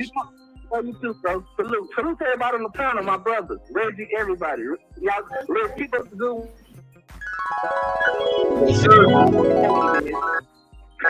Let's get into the story time. Let's go to my guy Clips, and then we got to let Troy Graham speak for himself because people are slandering my good brother Troy Graham. Go ahead, Clips. What's your assessment? And I got to go to Clips first because I talk to Clips every day, even when I was in Jamaica. Like he called me or I called him every day. He's definitely more than just a panel guest. He's a friend of the show and friend of me personally. Go ahead, Clips. Well, Troy. All right, well, that's all I got for Clips. Go ahead, Troy. No, I'm joking. I don't want to take no shots at him just yet because you never know. Maybe he came in here Troy explain himself, right? Now let Troy speak for himself. Yeah. Troy ain't did nothing but come in the room and eat it all. He got I know tomatoes Troy and better shit not thrown turn at that him. camera on. Eating pickles with a golf shirt on. Man, Yeah, Troy, keep your camera off, please, God. Man, they trying to put a case on my boy Troy Graham. Man, I fuck with Troy Graham. Shout out to Troy Graham and the Troy Graham Experience. Got a dope channel here on YouTube. Shout out to Troy. Put a case on him. I don't know what happened prior to the show, but also shout out to Major Key Boxing and Troy Graham and ring10.org. Always remember, support ring10.org. They are definitely out here making major moves to support boxers who might have fell on their hard times, and truly remarkable organization they got going on. Troy Graham is out here making his moves. It's my guy. Got love and respect for him. I need everybody to be quiet. Silent. And let Troy Graham get his bars up. Troy, 2 minutes on the clock. Yeah, well, I didn't destroy anybody's panel. Cal was half asleep. There was one person on the panel, and then I think Mech came on before me. That sounds like Cal. Hold on, let me start your time over, Troy. Troy, let me start your time over. Troy, I got to start your time over. I got to start your time over. Laughing, man. Hold on. No! Troy, you kept it real. He was like, I ain't destroying nobody panel. Kyle was asleep. And Kyle, you my nigga, and I got love for you, but you right. He's right. He probably was asleep. I wasn't even there. But I got to give Troy the benefit of the doubt. You said you didn't destroy his panel because the host was... Troy said the host was asleep. And he was one motherfucker over there. Hey, look. Kyle gonna wake up in the morning and be like Franklin Saint. He gonna be like this. I built this shit. Me. Brick by brick. And I'll be damned if I let you tear it down just because you don't like the way another nigga talk. Yeah. Kyle gonna wake up like that. That's what happened. But go ahead, Troy Graham. I ain't gonna look, nah, we gonna respect the way everybody talk. Go ahead, Troy. 2 minutes. I'll mute your mic, Troy. Yeah, as I was saying, there was only one dude on there, and then Mech came on, then I came on, and I told Cal, if he that tired, man, you should shut it down, you know. Then he played he played a little video about marketing as to why he really does the show, whatever, and we had a little conversation about that. Then I told him that, you know, then we spoke about the Charlo fight, man, that I'm happy that Charlo won, you know. And if Errol and Spence fight, it'll be good for the sport. Because if you look at it, if Errol beats him, then Errol Trainer has two champions at the same time that's undisputed. And if Crawford wins, he'll be the second man in history to be undisputed in two different weight classes. Then we got into a little conversation about, you know, setting goals to grow your channel and all that, and I dropped some ideas on him, and I told him he's welcome to come to my channel and do a because I got a lot of interviews, so, you know, he could pop in and network if he want to. Absolutely. But he was half asleep. So I said, okay, cool, and I left, and that was the whole situation. Brandon is the type of person I'll put out some misinformation and get in room somebody's life. If we were talking about real life, because, you know, he wants the sensation. My dog ain't here to defend Let him finish, bro. Right? So, you know, that's the whole conversation. Y'all killing me. Y'all I have never gone to anybody's page with this. Let him finish. Now I got to extend his time because y'all cut him off. So let me give him his last 30 seconds. Go ahead, Troy. Yeah, man. You know, I've never gone to anybody's page with the sole purpose of saying, and plus, I don't have that power. First and foremost. But, you know, thank y'all for telling me how powerful I am, because, you know, I was quiet the whole time. Oh, well, you that man. You that brother. No, I'm not. Nah, man. You that troll. No, I'm not. Nah, stop, man. Let me say this on my time runs out. Man, y'all jumping all that. Troy, we love you, Troy. We love Marq, man. Let me say this, because this is the real reason why. I don't care what they say Look. on this panel or in the chat, Troy. This is me, Marq Nash, telling you this. I'll call you tomorrow, or you can call me tomorrow. I got love and respect for you, bro. You really helped me, and I would like to believe and think I helped you as well. You and Major Key, and you guys definitely helped me, and it's all love on this side, homie. Like all this shit right here, this shit just entertainment. Like, never let that shit go outside of this box right here. This box right here, it's all entertainment, right? But go ahead. No, but what I was telling Kyle is that I don't feel like people are using their voices on these panels, but that's on me. That's on me. So what I'm gonna do is I'm gonna start a series about.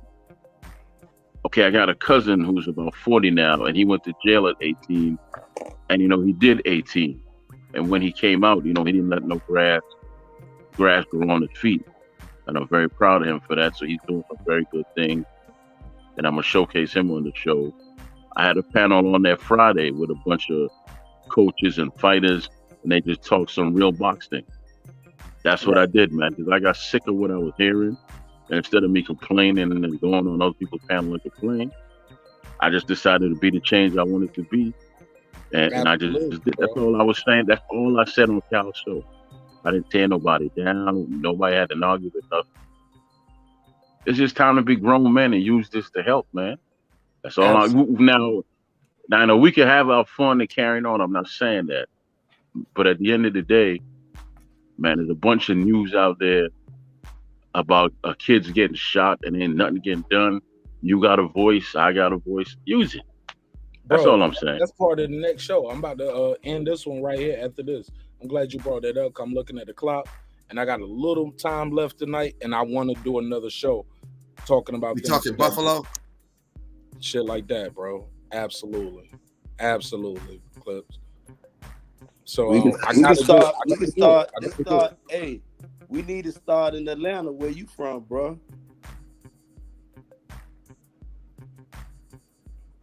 You don't want to start in Atlanta, Marq? Judge Hatchet. Oh yeah. That's part of the doc. Oh, bro, I did a pre-recording of that, but that's on my members only shit that I ain't even launched the members only. But I did talk about that. Yeah, but I want to do those live discussions on that too. But absolutely, I'm right there with you. You got to get some headphones. I need your address, and I'm gonna send you some headphones, or we're gonna send you a laptop or something. But we're gonna get you squared away. Cause I fuck with you, but we got to have good audio. Like I said, we ain't got good audio. We ain't got nothing, homie. You can always cut the camera off. Look, man, I'm up. You can always here in cut the camera, bro. But we got to hear you, right? I'm so up here in the clouds, bro. I'm on the top floor, bro. Yeah. When you down here in Miami, bro, y'all can't take. Hey, Triple X, you can't take no pop shot at me up here, bro. You got to be in the plane. You got to get in your little fighter jet. You got to get in your little fighter jet, Triple X. Triple X, you got to get in your little fighter jet to get at me now, boy. You're all wet, Ben. You got to get in your fighter jet, Triple X. Well, look. Before y'all niggas get into it, we got a couple of people need to get their final thoughts off and get their bars off. Because like I said, man, it's so much of the content I want to do. And I want to do it live. I don't want to wait till tomorrow or I don't want to do a pre-recording. I want to chop it up with y'all live about some of these other current. But we'll send you back. I'm about to do it Larry now. Like I'm setting it up while we chopping it up now. But go ahead, Clips. Matter of fact, no, right side was here. Right side, did you get your bars off? No, go ahead. Get their speak off. Get their no, go ahead, Marq. I'll jump onto your next one, bro. All right, cool. All right, stick around though. Go ahead, Clips. I think somebody took a shot at you. Man, I ain't worried about bath salts. He'll be all right, man. Bath's all good. Hey, Troy, you know I'm talking about shit. You know I love you. You know you're a troll, but I love the way, you know what I'm saying, you do it. You are right in what you were saying right there about we got to use our platforms and our panels for more constructive things than just talking shit or just going to sleep and whatever like that. And so I will agree with you on that. And I still always want to applaud you for the shit that you do behind the scenes and especially with your organization helping down and out fighters. And I also want to wish you well, and I hope that you're doing good with your personal struggles. I hope your health's good. You know what I'm saying? I hope you're in a good mindset. And yeah, man, I know it's rough, man, but you know I'm gonna talk my shit though. And all I just ask respectfully, Troy, respectfully, please do not cam up. Jesus. Shit. Never heard. I ain't never heard a nigga tell motherfucking like not to cam. It never heard of it. What's wrong, Cliz? Why you can't see Troy Graham talk to you man to man, eye to eye? Hey, listen, this is a family show, man. Listen. And that listen. man gonna have them pickle jaws. You shouldn't want him to cam up neither, Mark. You supposed to be happy Triple X telling that boy not to cam up, and he probably said why you calling him? Why you calling him Triple H, or you calling him Triple X or Triple H? What you call him? Triple X, man. Triple X. He know what I'm calling him. But why you call him Triple X? He from man, he high. He just making up Man, shit. listen, you know that's your co-defender. You should know why I call him Triple X. I don't know. I'm asking you. With all that buffoonery he be man, listen, he full of propaganda about this blood Crawford shit. That's your co-defender. You know and shout out to gosh. Hold up, I forgot. It's another one. Shout out to your other guest just jumped in the building. I looked to your left and seen a dude in the corner. Shout out to the other a low-key Catfish Crawford fan over here in the building. Right side, my G. Nah, right side is both sides. His name Man, both listen. sides. Right side on that Bud side, but he talk good. Nah. Ben Israel, you ain't about to bully him though. I can't let you bully him. Hold on. Wait a minute. Hold on. Ben Israel, that's my guy. But hold on now. I got Spence winning the fight, but I rock with both of them. Right. I rock with both of them. You gonna give me that money when you lose though? I'm the first nigga you make that bet. Once they make that fight, I'm gonna be the first person you call. But see, hold on. Take that bread. Hold on, Ben Israel. Hold on, Ben Israel. This the problem. Mark, no, he know what I'm saying. I'm gonna tell you, I rock with both of them. I got Spence winning it, but goddamn, bro, Ben, I thought we was good, bro. I'm a low kid. Now I'm a Catfish Crawford fan, in your opinion, huh? I'm a Catfish Crawford fan. You would do. I had to break you off. I had to let him know you got that energy. Hey, yo, right side. Yo, he capping, yo. That nigga love Crawford.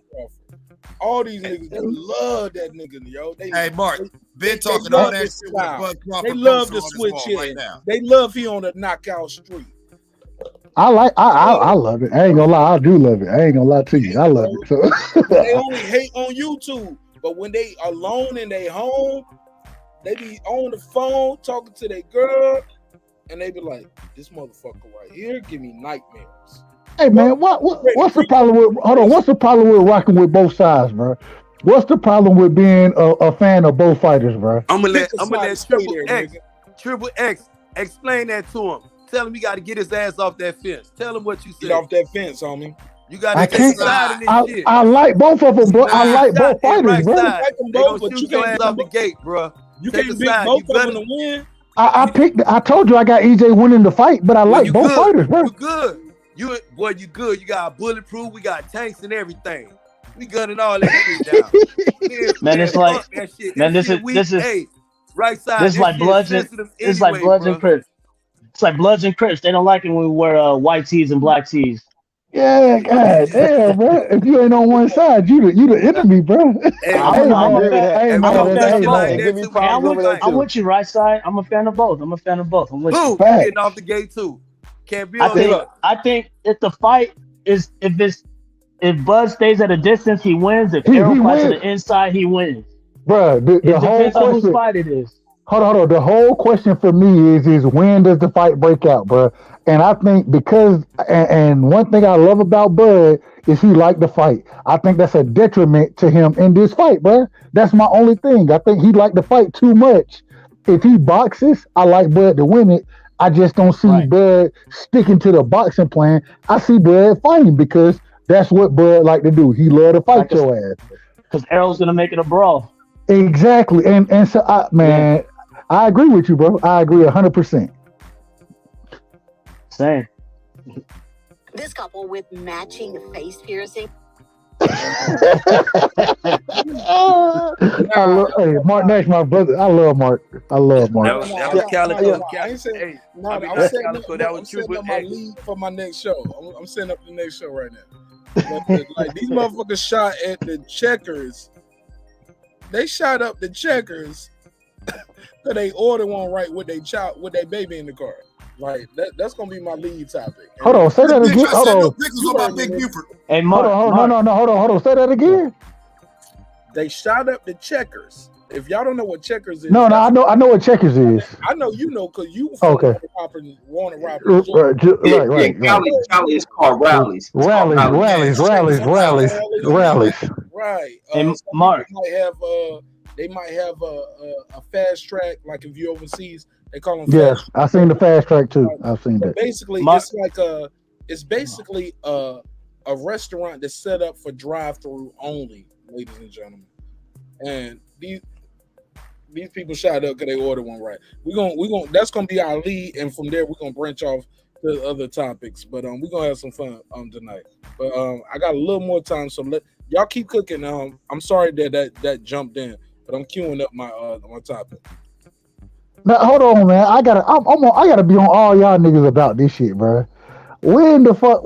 Why do I have to pick a fighter, bro? Why I can't rock with both fighters? Why if I rock with both fighters, I'm the enemy, bro? How does that work? You my brother over here. Just know that, right side. No. You know, Mark, you don't rock me. You can't have. Right side. Real quick. I do need to hook up with you though. Like I know you don't want to rob me, but shoot me an email because I'm gonna bring you down here to the city, and I want you to come to me to one of these gyms when I go in there and do some of my video work. Definitely. I definitely want to do that, bro. Definitely want to do that. People, man. Definitely. Appreciate that. I appreciate that, brother. Shoot me the email. Shoot me an email so I can contact you. But I'm gonna hook you Will up. do. Bring your camera with you though. I got you. Don't fan out neither though, nigga. Don't fan out when we get. Bro, I'm 6'5". No, them niggas turn the groupies too in front of their favorite fighter. Right side, you 6'5". Yeah. I'm 6'5", 265, bro. With a bad lineup. Bro, I cut my own hair, bro. I cut my own hair. Right, so you can't even pick on him about his haircut because he's 6'5". That nigga dunk on you, or he might dunk you. He's 6'5" in shape neither. Like he's bodyguard size, nigga. He ain't lying at all, bro. He ain't lying. That nigga, but that's why he can cut his own hair, cause ain't nobody gonna pick on him face to face. Hey, it is what it is. But nah, definitely Mark. In the club, they say security. What you rocking a ball head? What you rocking a ball head right side? Nah, nigga. Man, hell no. I got a mini 4 right now. Bro. Number 1. Stop the cap, bro. Stop the cap, bro. Michael Bivens right now. He rocking the Michael Bivens BBD poison head. Hey, Ben Israel, I know you ain't trying to make peace with him because he said he's 6'5", man. Nah, I'm trying to. Hey, hold on, man. I ain't gonna lie to you, bro. Ben Israel, right side before. Bro, Ben Israel showed me love, bro. Ben Israel always showed me love, bro. Like he showed me big love, bro. Hey, Reggie, you heard that? You heard the tremble in that nigga voice. He got Ben fucked up, man. Hey, you know I be on that shit with people. That's my dude, man. That's why I told the curve down to make him come on. 6'5". Nah. Ben Israel always showed me love, but he always done showed me love. So I rock with Ben the long ways. Hey, right side, you gonna pat him on the head and say good boy when you meet him. Hey Ben, how tall you is, bro? 5'7". Got me fucked up. That nigga walk around this bitch like Canelo. That's why he talk so much shit. You over there looking like Tank and shit. That nigga got a whole foot on me, man. Hey, man, I got him. Look like I want to run into this nigga. Hey, Ben Israel trying to ask that nigga what kind of weed he smoke, Reggie. You trying to be that nigga friend. Be like, yo, what you drink, nigga? Like, y'all wild tonight, bro. Y'all wild. Oh, shit. All you gotta do is just find a big nigga who sound like his nose stop. His right side. That's me, bro. No, Eclipse sound like his nose stop, but Eclipse is like Manny Pacquiao size in these streets. But he talk big though. Go ahead, Eclipse. That nigga like, yo, what up, Mark? Yeah. Hey, I ain't gonna lie. When I heard Clips talking, bro, I thought Clips was I thought he was at least by 6'2". You know what I'm saying? Used to be a hooper or some shit, bro. Hey, right side. You know, I am 5'9". Hey, Clips, you know, nah, nigga, you don't change it. That nigga don't gave me pause. That nigga don't took some blue chew or Viagra and stand on his dick for an extra 2. No, Clips, you already done told everybody on the show you like 5'6", 5'7". Oh, that is man. a damn lie. Mark, can we stop lying? Mark, we put a case on Marq Nash right now. You talked about your stories when you had braids and dreads. Like, you don't have every hairstyle. You had the Kid and Play box. But y'all wilding tonight. Y'all wilding. Hey, Clips is a little nigga, Hey, bro. Triple X be over there sounding like DOC and shit. He be over there sounding like Doc. They always bring their gun size into it. Well, I ain't gonna lie, bro. When I heard him talking, bro, I thought I ain't gonna lie to you. I thought he was a 6'2" nigga, bro. I ain't gonna lie to you. I thought he was a 6'2" nigga. That nigga's a little nigga with good aim. Damn good aim. Tell him, Mark, damn good aim. He a little nigga with good aim, yo. Like, cause like shit, when the rifle stand up. But no, if you keep shit real, it be them little motherfuckers who fight the most though. Bro, little motherfuckers. I'm sure, man. Syndrome. They be having that little midget syndrome. I ain't gonna lie, bro. Ben, you my height. How are you talking, Ben? Man, listen, I'm the real 5'9", 5'10". I ain't even playing with you little dudes. I'm standing on you little dude's head, bro. I'm standing on you little dude's head, man. Man, you are 5'9" when you stand on your. Bro, I'm standing up for real. I'm 6'5", bro. I'm 6'5", bro. I'm 6'5". Get out of here, buddy. He right side from that country, man. He's from Georgia for real. Or is that Timberlands? No, that's flat foot. Like with shoes, I'm 6'6". If I got Timbs on, I might be damn near pushing 6'6" and a half, 6'7", bro. So you might be LeBron size, out of shape. Yeah, respectfully. With all due respect. So I ain't gonna go ahead. I was gonna say, go ahead. Right side. I'm saying this to say this. So when you meet a dude that's 5'7" and he popping crazy shit to you, I show him as much love as possible. Got a gun. This nigga got to have a gun talking to me like this. Hey, I show him as much love as possible, bro. That's what I show him as much love as possible. You feel me? Because, hey, man, this nigga know something I don't know. Like, why is he talking to me like this? Like, I can crush you. Man. Or I'm going to stab you. It's something.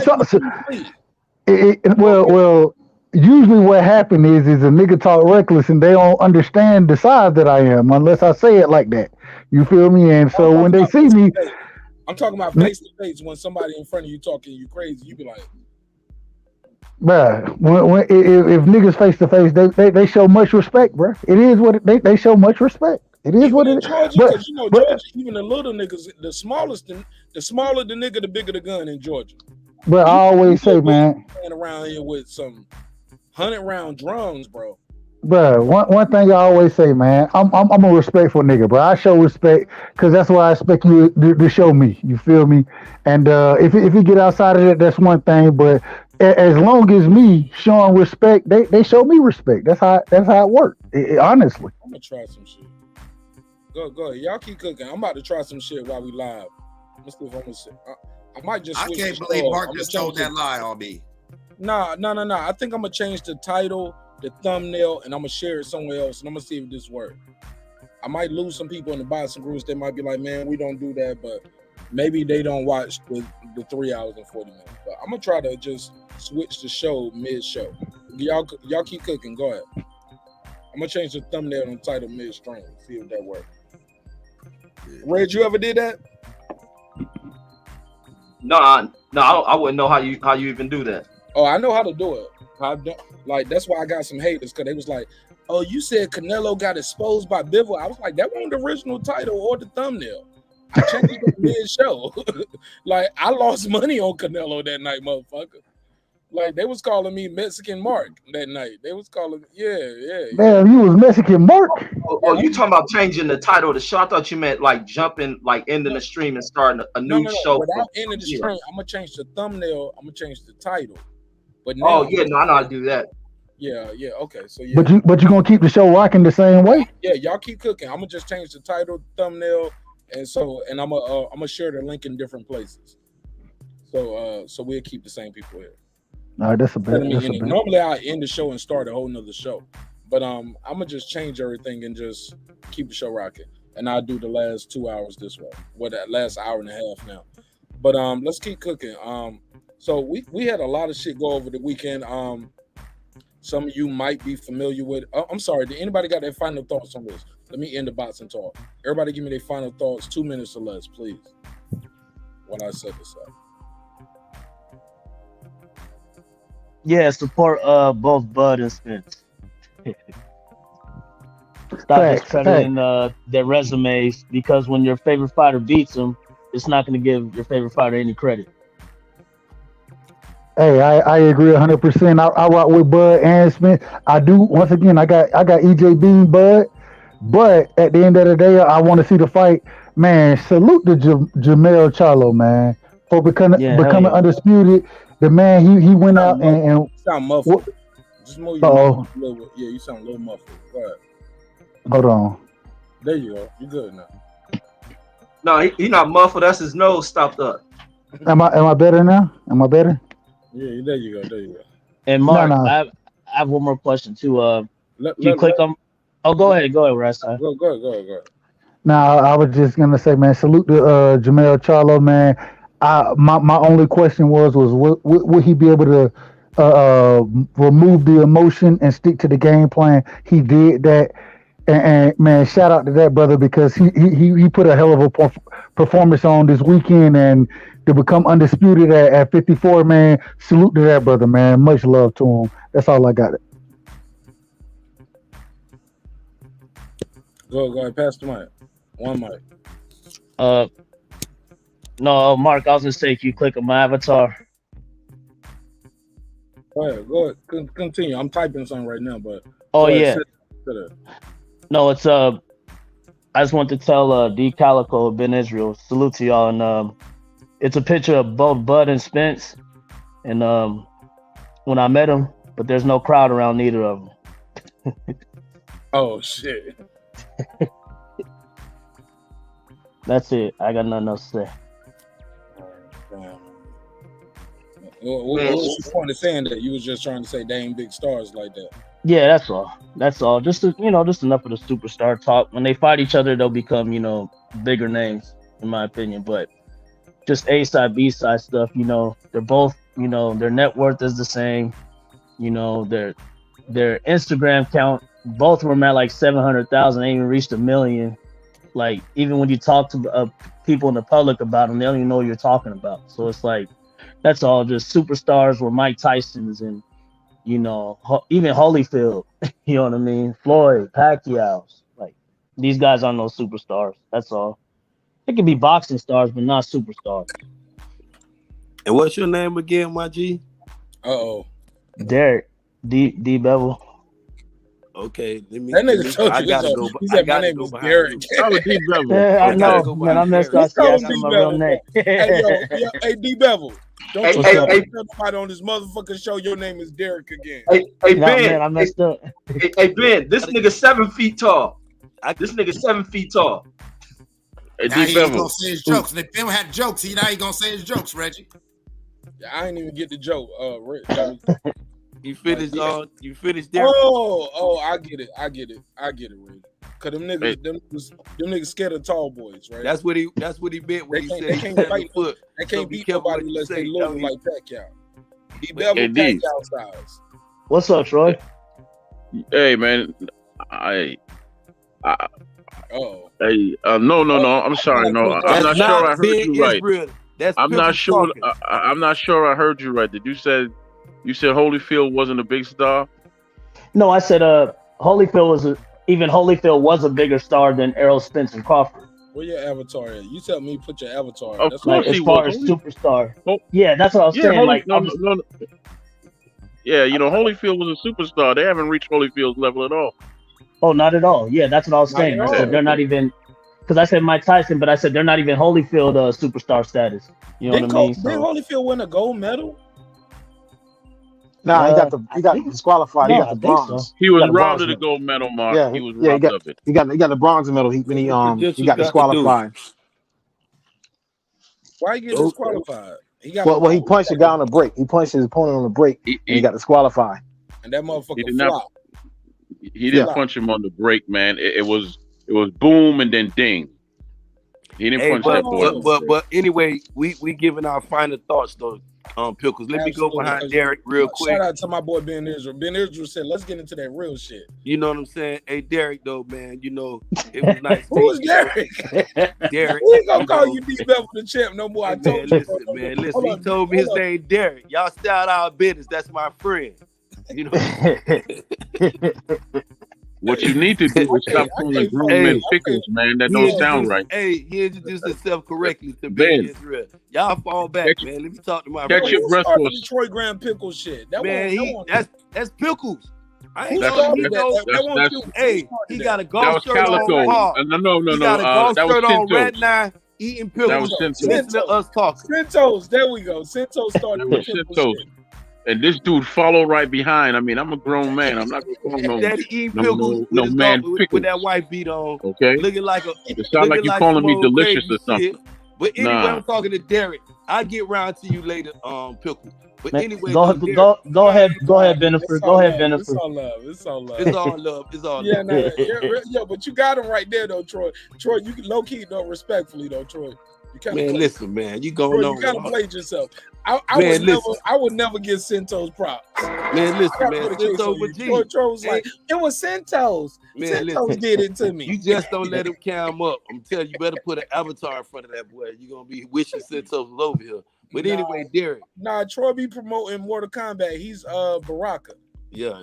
Oh wow, he called him Baraka though. Bro, this a comedy show. Oh man, y'all niggas getting sensitive. Come on. You what? Y'all better get some Marq Nash jokes. Come on, man. Wrap this shit up. Let's go. I don't know who that character is, so I can't even laugh or anything like that. I don't know who that character is. Look in the mirror. I do, man, and I keep seeing the handsome brother staring back. I'm telling you, man, denial is not just a river in Africa.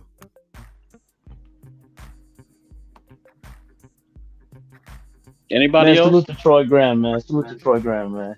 Hey, Troy, you know I love you, man. Look, man, I'm gonna stop fucking with you, Troy. You got, you know what I'm saying? You got enough shit going on with you, man. You know what I'm saying? It's crazy. It's crazy as hell. I'm gonna stop, man. I'm gonna support you and I'm gonna build you up, Troy. You all right, man. You know what I'm saying? You all right. And all three of your teeth are right where they need to be. Hey man, y'all be on Troy neck tough, bro. He's the only dude I know that comes on and all he does is you ask the clips a question and it turns into a story about him. That's right. I'm Ask like him a Mayweather, question. nigga. It all comes back to me. Yeah. Nigga, it's Yeah. my movie. You just an extra, Troy. You a motherfucking extra. You ain't got no goddamn speaking parts. Quit looking at the camera. They here for me. I'm David Ruffin, and these are the Temptations, nigga. Ain't nobody come see you, Otis. Hey, I was That's just why about to you say, got bro, ain't nobody fired. come to see you, Otis. Ain't no, That's why you got they fired. came to see me, That's why you got fired. David Ruffin. All right, look, man. We got to get into this next part. So we got this couple, man. Let me put these images on the screen so y'all will know what I mean when I say these things. We got this couple, man, and I'm sorry. Go ahead, Troy. Go ahead, bro. No. I'm done. I was just saying it sounds like he got some couples on the panel. Couple. Not at all. Not at all. Troy, Not- stop having don't have them fetishes up here now. Uh-oh. Don't be up here with them little wet now. Stop with the bullshit. Uh-oh. Look, let me do this drop real quick. Shout out to Ryder Stone. He said Mark on Cinco de Mayo is known as Marquez Martinez. Salute. Thank you so much for the donation. God knows we need it, bro. I appreciate you. Thank you for the I'll give you the $2. You give him the $2. All right, pay him the $2. Oh, pay the $2. So we got this couple right here. I'm gonna play the news report and we're gonna jump right into this, let the panel react, and we're gonna give our take on this. Meanwhile, I'm gonna probably chop this brick up and put this out as a separate clip. So we got to talk about it, yo. How do you go into how do you go to Checkers and leave with a charge, right? Before I get started, does anybody heard of the story? Anybody know what we're talking about here? Anybody know anything about this yet? Or is this all new news? New news. Yeah, new news looks like Life Jennings and Remy Ma. Oh shit. Yeah, you got a face block. But that's what happened when you got a bitch that can't cook. You get mad when they fuck an order up. You gotta shoot shit up. Yeah.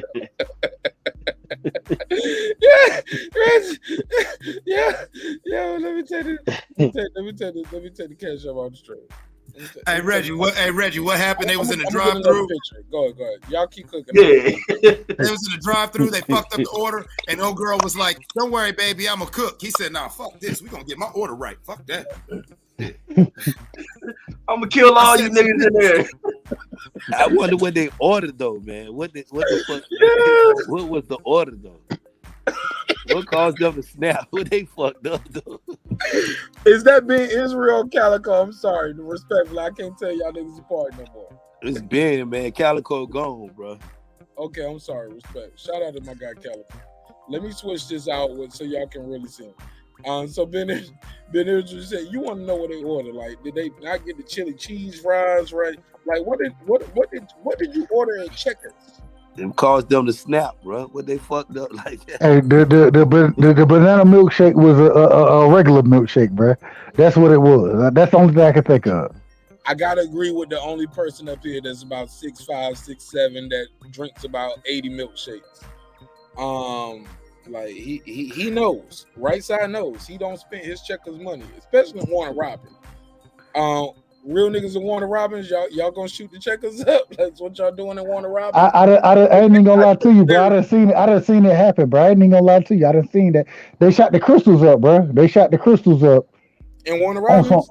Hell yeah, bro. On some crazy, like, this shit was about 4 or 5 years ago, but yeah, I seen them bitches. They shot the crystals up, bro. And the crazy thing, you know, after 12 o'clock, bro, everything shut down. Crystals still open, nigga. Like, they shot that motherfucker up, bro. They fucked crystals up, bro. And bro, you about 6'5". I know people always trying to holler at you for security, right? Yeah, facts. I ain't gonna, bro. They tried to get me. Never mind. I ain't getting into that shit. He's like, hell no. All right, look, let's play this audio from this show. This story is crazy as fuck. Look, somebody sent this to me, and like, I promise y'all, I'm gonna do more of these live reactions because people be sending me these clips and these stories, and I can't do all of them on a live show, but we're gonna try to do some pre-recordings, and we're gonna do some live shows. But wait, let me say this. Why my nigga got a girl name? I was thinking the same thing, Zandra. Like a dude named Zandra. I thought they got the names wrong, but it's 2 girl names. That's some country ass shit, bro. That's what it is. Country ass shit do that, bro. I ain't gonna lie to you. He got his name backwards or something. Maybe his first Nah. name. Nah, nigga, it's just country shit, bro. Hey, His last name. bro, hey, guess what the nigga? He African. His name is Linwood Sawandra. Hey, bro, guess what the nigga go by? I don't know this for a fact. Guess what the nigga go by in the hood, bro? They call that nigga Zaza, bro. Hey, Zaza, that nigga Zaza in the hood, bro. Nah, bro. I know a nigga named Linwood from North Carolina, bro, and he a junior.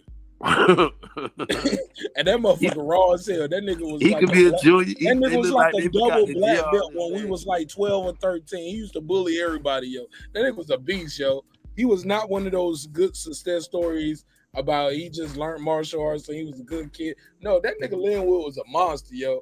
I never wanted to go to his house to watch the fights. I never. Like, yo, bro, the only I had to pay my fee. I brought my mama with me, nigga. But the only nigga I know named Linwood, bro. The nigga used to coach one of the AAU teams that we used to play against, and the nigga he put me on East Bay.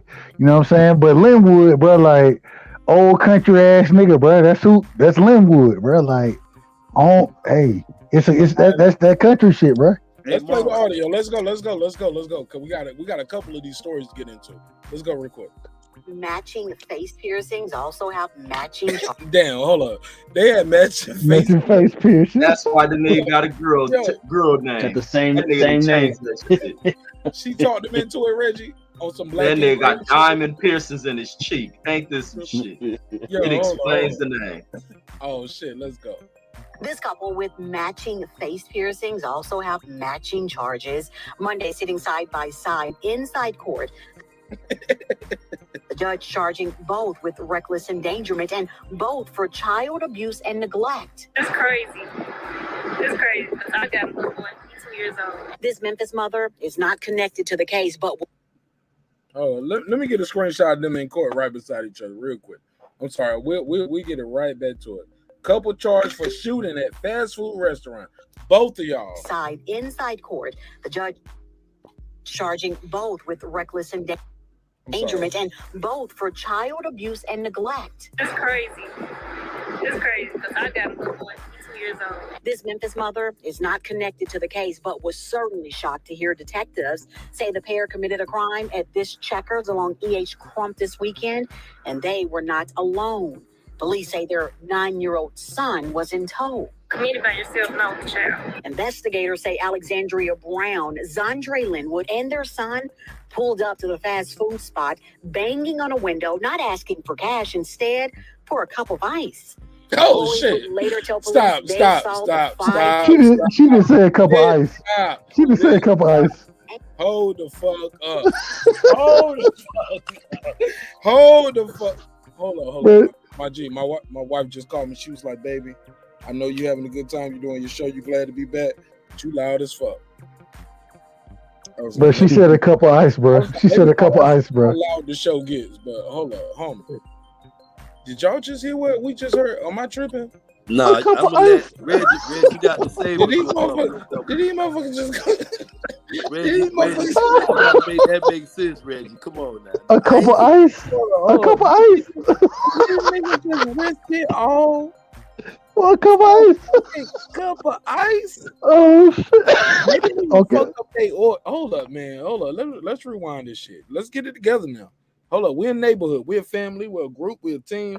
We got to get this together one by one. Let's hear this one more time. I just want to make sure I ain't losing it. Child abuse and neglect. That's crazy. That's crazy because I got a little boy. He's 2 years old. This Memphis mother is not connected to the case, but was certainly shocked to hear detectives say the pair committed a crime at this Checkers along E.H. Crump this weekend, and they were not alone. Police say their 9-year-old son was in tow. Committed by yourself, not with the child. Investigators say Alexandria Brown, Zandre Linwood, and their son pulled up to the fast food spot, banging on a window, not asking for cash, instead for a cup of ice. Employees would later tell police they saw the 5'1" Alexandria Brown pull a gun and take aim before she then fired a shot. Fortunately, no one was hit. The mother of 3, however, was quickly taken into custody. One witness saying he saw Alexandria Brown fire that single round towards the restaurant. As for her alleged accomplice, Zandre Linwood, that same witness, saying he saw the 33-year-old simply walk away, leaving behind the mother of his child, as well as his young son. Hold on, he left a bit. Hold on. No one was hit. Am I tripping? Am I hearing this shit right? Was quickly taken into custody. One witness saying he saw Alexandria Brown fire that single round towards the restaurant. As for her alleged accomplice, Zandre Linwood, that same witness, saying he saw the 33-year-old simply walk away, leaving behind the mother of his child, as well as his young son. This detail does not sit well for some. I guess he's no good. He ain't no good. Bro just walked away from the shit, bro. He walked away from the nonsense. He walked away from the nonsense, bro. Bro, free this man. This man just should not be in jail. He actually got common sense, bro. He walked away. He seen her go do some nonsense and said, I'm not going to be a part of that shit. Hold on right side. Let me take the lead real quick. I promise I'll keep it short. It sounds like, from what we just heard, and I'll play it one more time. Brown fired a shot because she didn't get her cup of ice. All right, Alexandria Brown. Both people are being charged with reckless endangerment, and because they had a child with them. But let's keep it clear: the brother didn't pull no gun, he didn't fire no shot. He just with his baby mama, Alexandria Brown. Let's hear this one more time, and we.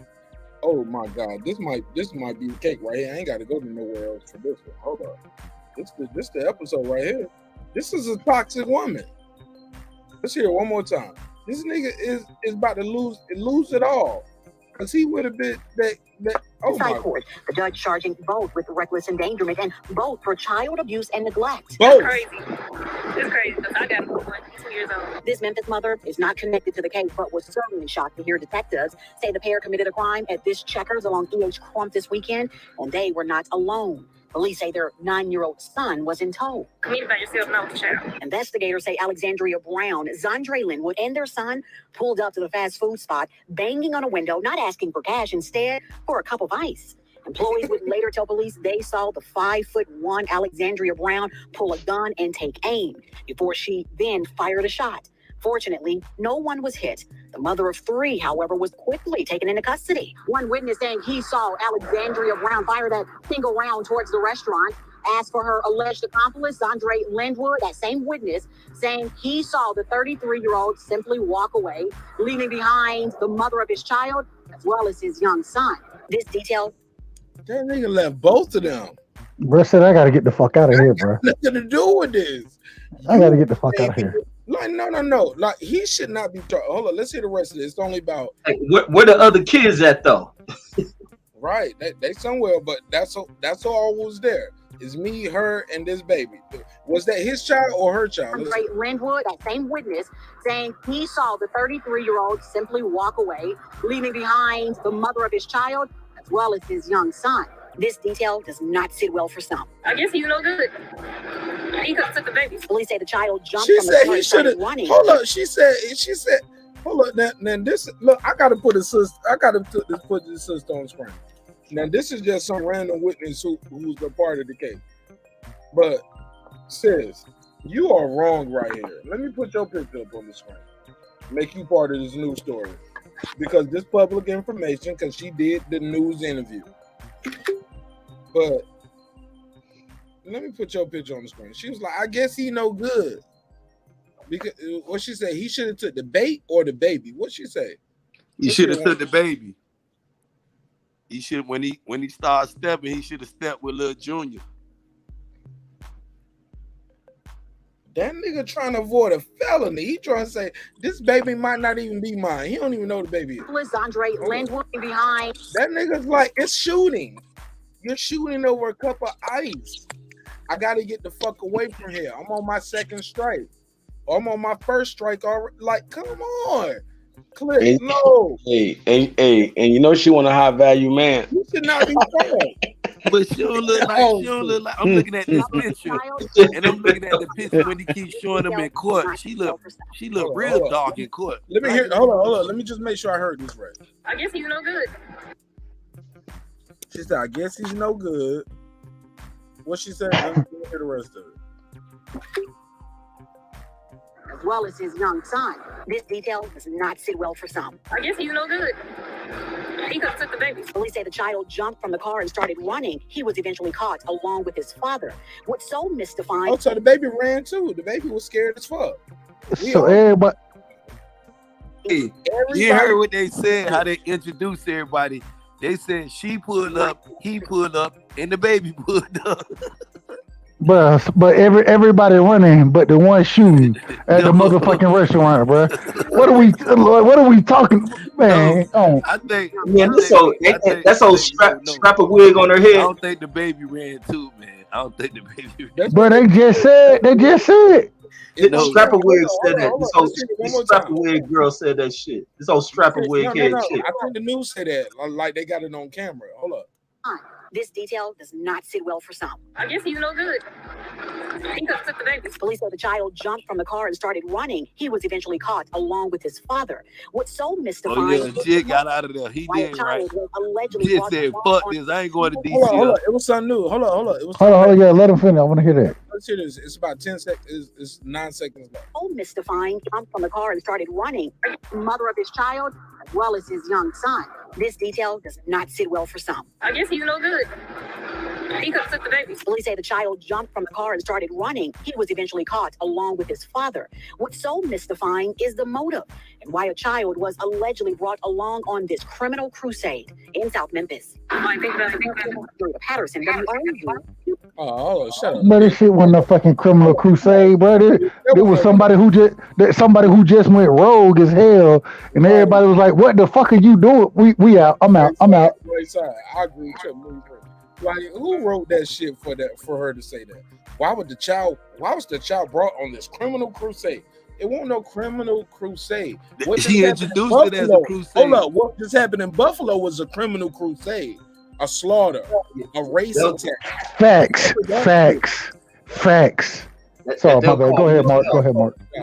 This some motherfuckers who lost self-control, and just because they had a gun in the car, which is the ultimate equalizer, they lost self-control. And did some dumb shit. You can't lose self-control and reach for the gun just because you got the gun. Just like you a nigga that's like right size. Like he's 6'9", 482 pounds. He is an NBA center. Like he can't just slap the fuck out of motherfucker because they forgot to put the cheese on his chili fries. He going to prison. Respectfully. And you hear the story where it was a similar shit like that, but the nigga told his 4-year-old son to grab the gat and shoot at the police. No, I never heard of it. Man, that shit. I think that where was that shit? I think that shit was in Michigan. Like it was this year, where this nigga go to McDonald's, they fuck his order up. He pull a gun on him. The police come while they cuffing him. He tell his little kid to go under the seat. Kid pull a gun out and shoot at the police, but it hit the side of McDonald's. This how wild motherfuckers is. And kill the kid? No, they didn't kill the kid. Why they didn't shoot and kill the kid? Man, it's a mixed kid. I'm saying, how did they destroy the kid? Did they tase him? Did they just tackle him? Like, what did they do? No. When that nigga shot the gun, I don't know if the gun fell out his hand from the recoil. 4-year-old. Oh, yeah, that makes sense. All I'm saying is in this situation right here, clearly with the son, the 9-year-old getting out, leaving the scene, the man trying to get the fuck out the way of the nonsense. She grabbed the gun and went back shit, bro. Like what you want me to do, bro? You want me to jump in front of her and be like, nah, don't shoot? No, what the fuck? I'm getting the fuck on, bro. I'm not gonna be a part of the nonsense. And just like the son said, he don't want to be a part of the nonsense. I don't know how everybody be in charge, bro. I don't understand it. Yeah, what state is this? Oh man, I gotta find it. It was in Tennessee, Memphis, Tennessee. Oh, they did say Memphis. Yeah, they gotta have better representation for them, because that's some fuck ass shit. If that dude is charged for it, it should just be that the lady who, she escalated that shit. She the one that fired off the deadly weapon. Everybody else got away from that. It ain't like they can't say he abandoned the child. If the child running with him, shit. And that's what it is. Maybe they ran for their lives from this crazy ass shit. Right. He feared for his life the same as the child. He's a victim too. Everybody out there motherfucker running except for her. It is like. Hey, look, I could have been right there with you arguing like, hey man, give us our fucking cup of ice. Matter of fact, why are we arguing about the cup of ice? Why y'all just didn't hand us the cup of ice? It shouldn't even took that long where we gotta, like, they said they were banging on the window for the cup of ice. Bro, it's a cup of ice, bro. It's a cup of fucking ice, bro. Off in the house. They must got the water in the house. Hey, laughing. Hey, look, no. I ain't gonna lie, Marq Nash. I'm Mr. Let me see your manager. Call your supervisor. Hey, I ain't gonna lie. At Checkers, man, it might be one person working the whole building. I do that with the police stops. I do that when I had to go to court. Bro, I had a court Bro, I had a noise ordinance for my music being too loud. Nigga, I tried to take that shit to trial. But Mark, they said, oh yeah, I took it that far, homie. It's just they dismissed it before we got that far. Because hey Mark, but they said the store was closed though, and they were beating on the window. It's not like the store was open. The restaurant. Oh, I missed that part. The store closed. And they came beating on the window. But it's a cup of ice, bro. It's a cup of ice. Just they didn't get a fucking cup of ice. Is they on pills or what?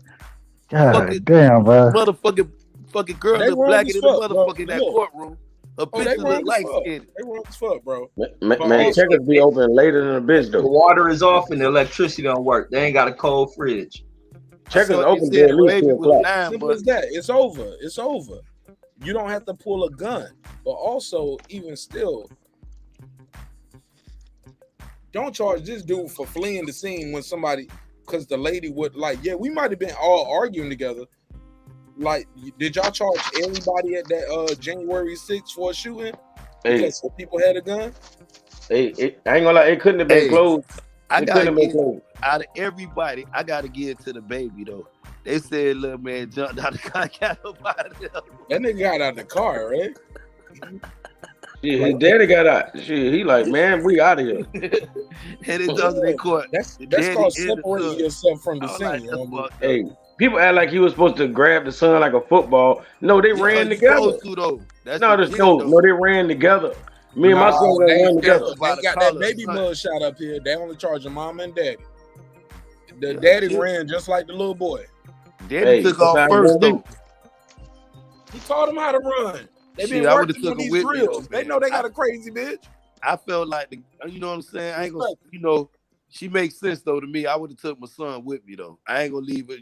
They probably wouldn't have charged him if he would have took his son.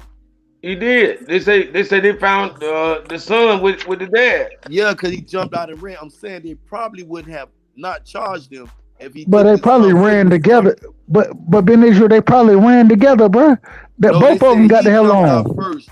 They said I know what they're saying. I'm saying that when the son seen the daddy jump out, he probably jumped out and got the hell on too, bro. Like they were probably running together. Yeah, they did. But yeah. What I'm saying is, they bro, no lie, they would have locked the little man up too if he was about 13. They would have locked him up too. Yeah, that's how they rocking. You know, they pulled up. It talks they pulled up in tow, mama, daddy, and baby. And all three of them jumped out and ran. Yeah, that would have been a different story. Bro, if somebody would have died, they would have made all of them get a murder charge. All of them would have got a murder.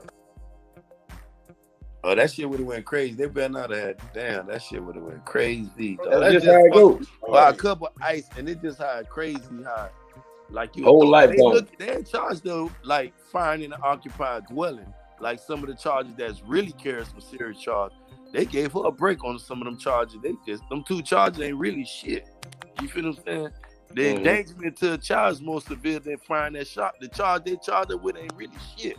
But that endangerment to a child is something. You know? But if they'd have charged her ass with firing in the occupied dwelling with them people at, she'd have been some serious shit. They're like shooting the crib up. But it's different, you know what I'm saying? Because it's it's the business versus a house or some shit like that. But at the same time, up in there, you shoot anything. Nah, it's worse shooting in an occupied building with more people in that shit in the house. Yeah, it wasn't just one person in there. It says multiple people. They was closed though. They in there cleaning up, trying to get up out of the Checkers or Wendy's, whatever the shit was. It looked like it happened in the daytime because you see they were interviewing the chick with that dumbass opinion. That was in the daytime. Looked like, but they say it was closed. I don't know. That shit sound crazy. All that shit crazy, bro. Ain't no way nobody need to be shooting some shit up over a fucking cup of ice, bro. It's ice. I'm just saying, bro. Like, what the fuck are we doing if you shoot some shit up over some ice, bro? Boy, that's letting you know, bro. It was on small meth ice. Cause boy, we could have pulled to the gas station, baby, and get a bag of ice. That's like drug addict shit. They probably was I ain't gonna lie. As crazy as the hood is, hey, put it like this. Quick Trip will give you free ice, bro. Like in the Facts. Like, Quick Trip. They'll just give you some free ice. Go on and do your thing. Hey, she probably went through a tragedy or whatever. but she still got to eat, so she went to Checkers right quick. You know what I mean? Man, they was at the wrong spot. I don't know about y'all 7-Eleven. These shits down here, you, like Mark said, you pull up with a cup, you could have got some soda too, and hit the soda, and then walk out. You niggas don't care. You niggas ain't about to bother him. Hey, look, let's about move. that shit.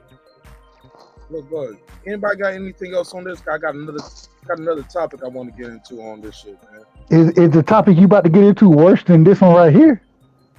It's getting deeper. No. It's kind of been going under the radar. Like a lot of mainstream media ain't covered it. Have y'all heard about Judge Hatchet being sexually assaulted? Y'all know Judge Hatchet from I heard man, that's by a cop or some shit, right? He was by the sheriff. He was a sheriff. Let me share the image on the screen so y'all know what I mean when I say these things. I'll play the audio and myself and the panel will react to it. All right, so as you know, Judge Hatchet is a TV judge, but she's won a couple awards for doing her judge duties, but she's a real judge. She's not just a judge on TV, ladies and gentlemen. She's a very well-educated woman. And you can just look her up, man. Just type in Judge Hatchet and like it might pop up as a court shows. She first of all, she got 8 seasons, which ain't easy to do in any kind of TV show, to get 8 seasons. Some of your favorite Martin didn't do 8 seasons. Let's be clear, ladies and gentlemen. Love Martin. They didn't do 8 seasons. That's a lot, right? But Judge Glenda Hatchet is very prominent in her field. Just Google her and you can find everything. So what happened was allegedly, but we can't say allegedly because the guy has admitted to the assault because he kind of has an admission. Well, not kind of. He has an admission of guilt. He's a Georgia sheriff. He's under fire for groping iconic TV judge Hatchet. Now, what's going on is it's a sexual battery case for groping her at an event, which is held by the sheriffs, right? There's a lot going on with this story, but for more on this, let me go to let's cut to the news clip, right? And I'll let y'all hear some of this. But before I get into it, anybody familiar with this case? Before I play the audio from the news, anybody? I heard about it. I heard about it. No, You got a little out of hand with jungle fever and shit. So Reggie, you are familiar with the case? You heard a lot about it? No, just a little bit today. But I'm like, he seen that little black woman and lost his fucking mind. Do you know her date for the event that night was the former DeKalb County sheriff, black guy? But let him hear the thing though. But a bunch of police was in the building. Everybody was there, and all of nobody them was police. And just y'all gotta hear this shit here. That shit yeah. crazy. I don't even know if I don't even shout out to Dr. Rashad Ritchie. I'm gonna play his audio, but Dr. Rashad Ritchie got one of the best. He got one of the best takes on this, but I want to play all his audio. Let's play this first news clip to give it full. Here we go. Chris Cootie has now been formally charged in Cobb County with sexual battery, a misdemeanor. As we told you in January, Sheriff Cootie is accused Let's of start right groping there. Atlanta Let's start TV right there. judge. Sexual battery is a misdemeanor in Cobb County. Grabbing titties is a misdemeanor. Just grab a bitch titty. It's all good. Fuck it. Bleckley County Sheriff Chris Cootie has now been formally charged in Cobb County with sexual battery, a misdemeanor. As we told you in January, Sheriff Cootie is accused of groping Atlanta TV judge Glenda Hatchet at the sheriff's convention. Our station in Atlanta talked to a former sheriff who says he witnessed it all. Kalisha Moore also went to Bleckley County to obtain more details in tonight's top story. Behind me is the Bleckley County Sheriff's Office, where Chris Cootie, the department sheriff, is still working after officially being charged with sexual battery. Cootie is accused of groping TV judge Glenda Hatchet. And former DeKalb County Sheriff Thomas Brown told our sister station he witnessed it all. She's thinking He is a sheriff. What do I do? Brown says in January, he, Hatchet, and 2 other women were talking in a bar at a hotel where the state sheriff's convention was happening. He says Hatchet asked Cootie where he was from, to which Brown says he replied, the heart of Georgia. He wanted to emphasize. So this is Thomas Brown. This was her date. This was the guy who was with her that night when it happened. And he's the former DeKalb County sheriff. So his date is with him. He introduces her, and this guy start grabbing titties. Let's go. To which Brown says he replied, the heart of Georgia. He wanted to emphasize the heart of Georgia, and he did that by placing his left hand on her left breast. Brown says he then stepped in. I reached over, grabbed his hand, took it off of her, and basically said, what are you doing? Brown says he escorted Hatchet away and says he's speaking publicly because no one is above the law. He is the chief law enforcement officer of his county. The head of the law enforcement agency sets the tone for the culture of their agency. Law enforcement officers do not put up with law enforcement officers who do the wrong thing. I also reached out to Judge Glenda Hatchet, who declined to comment. At this point, she gonna talk about it. In Bleckley County, Kalisha. All right, shout out to Kalisha. That's where we at with it. This guy grabbed Judge Hatchet titty. Left hand, left titty. Panel react. Can I hop on that real quick? Being from Georgia. Please. This ain't the contest to say hop on it. Facts. Hop right on them titties. You like, I've been looking at these titties on TV for 20 years. I'm gonna tell you, bro. Like, it's interesting where he's from. He's from Bleckley County. You know what I'm saying? That bold, right? They that bold in Bleckley County. Nah. Well, this is the thing. You got to understand Bleckley County, bro. Like, when you and Bleckley County is middle Georgia, where I'm from. You feel me? And you have those officers down here who feel that once again they're above the law. They feel that they can do those type of things.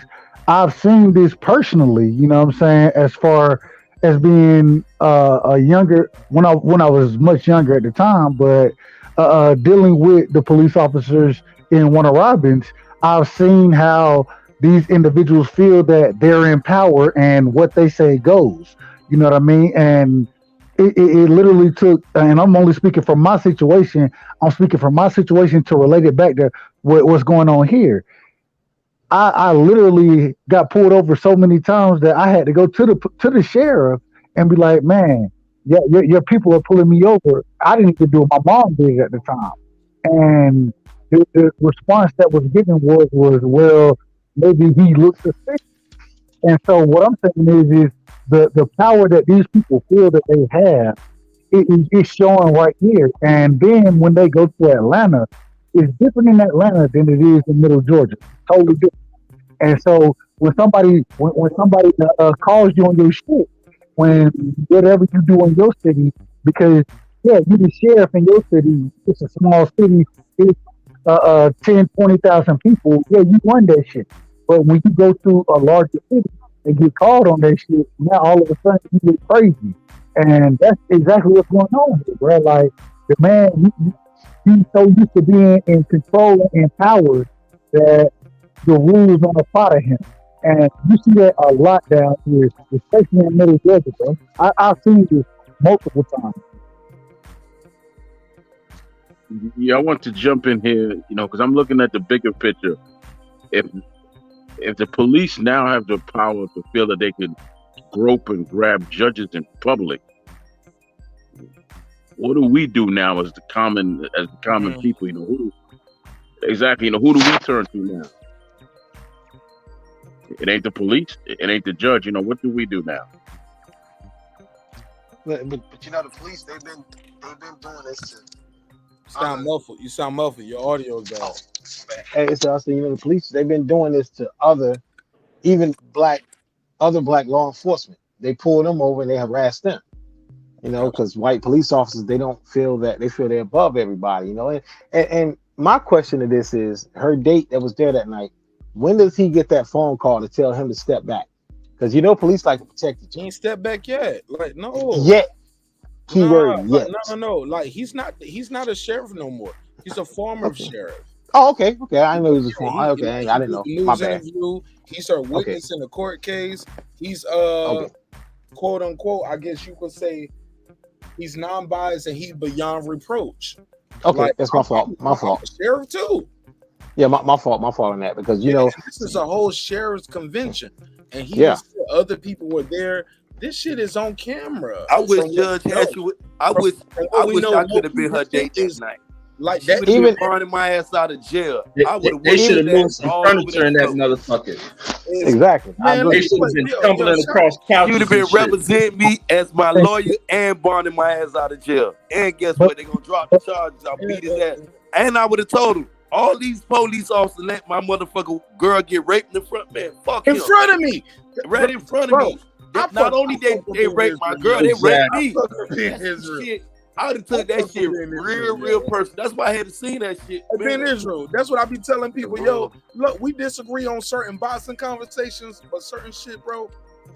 Nah, bro. It was like that, man. They could have. In the words they raped me just then, bro. The beat, bro, man, I went crazy. For real, man. Now, Ben not whooping all their ass in there. Oh, so y'all just gonna stand by to whoop his ass, grab a gun to start shooting? Because I know they gonna come. Oh shit, okay, Ben, you gotta relax. You gotta relax. No, Ben on point. That sheriff went out like Terence Crawford. Shooting the shit up though. Like you never know. You gonna whoop an ass. I don't know how this shit gonna unfold. So I'm gonna just but you definitely got to get control of a weapon though, Ben. You damn right. Because that shit gonna beat his ass. I would already have it on. Girl, titties all in front of me, bro. And then you pussy ass police ain't gonna do shit. Yeah, man. I love that. We had a police convention and a crime is being committed, and y'all acting like y'all blind. Okay. Y'all don't see this ass whooping right now. Y'all turn the other cheek now. Close your eyes. Since y'all ain't see that, him grabbing my girl titties, don't see the rest of this shit neither. Yeah. And look, and when they charge Beckley County Sheriff Chris Cody for groping Judge Glenda Hatchet, you know they tried to play the game when they was trying to serve him.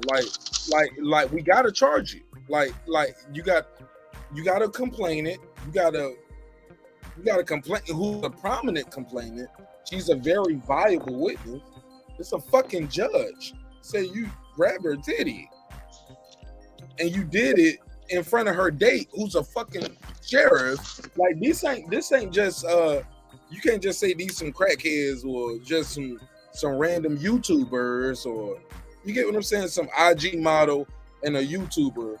But that's the Marq Nash. The problem is these guys are you sound muffled, bro. You sound muffled. Uncover your mic, however your mic is. I need to hear it. Can you hear me better? Say it again, bro. Hey. No, let him finish. I at least need to get a mic check. Go ahead, right side. Can you hear me better? Yeah, it sound clear now. It would sound muffled, like he was on the blanket. No, the thing is, man, this is what these guys are used to, man. And unfortunately, bro, Beckley County is Cochran to me.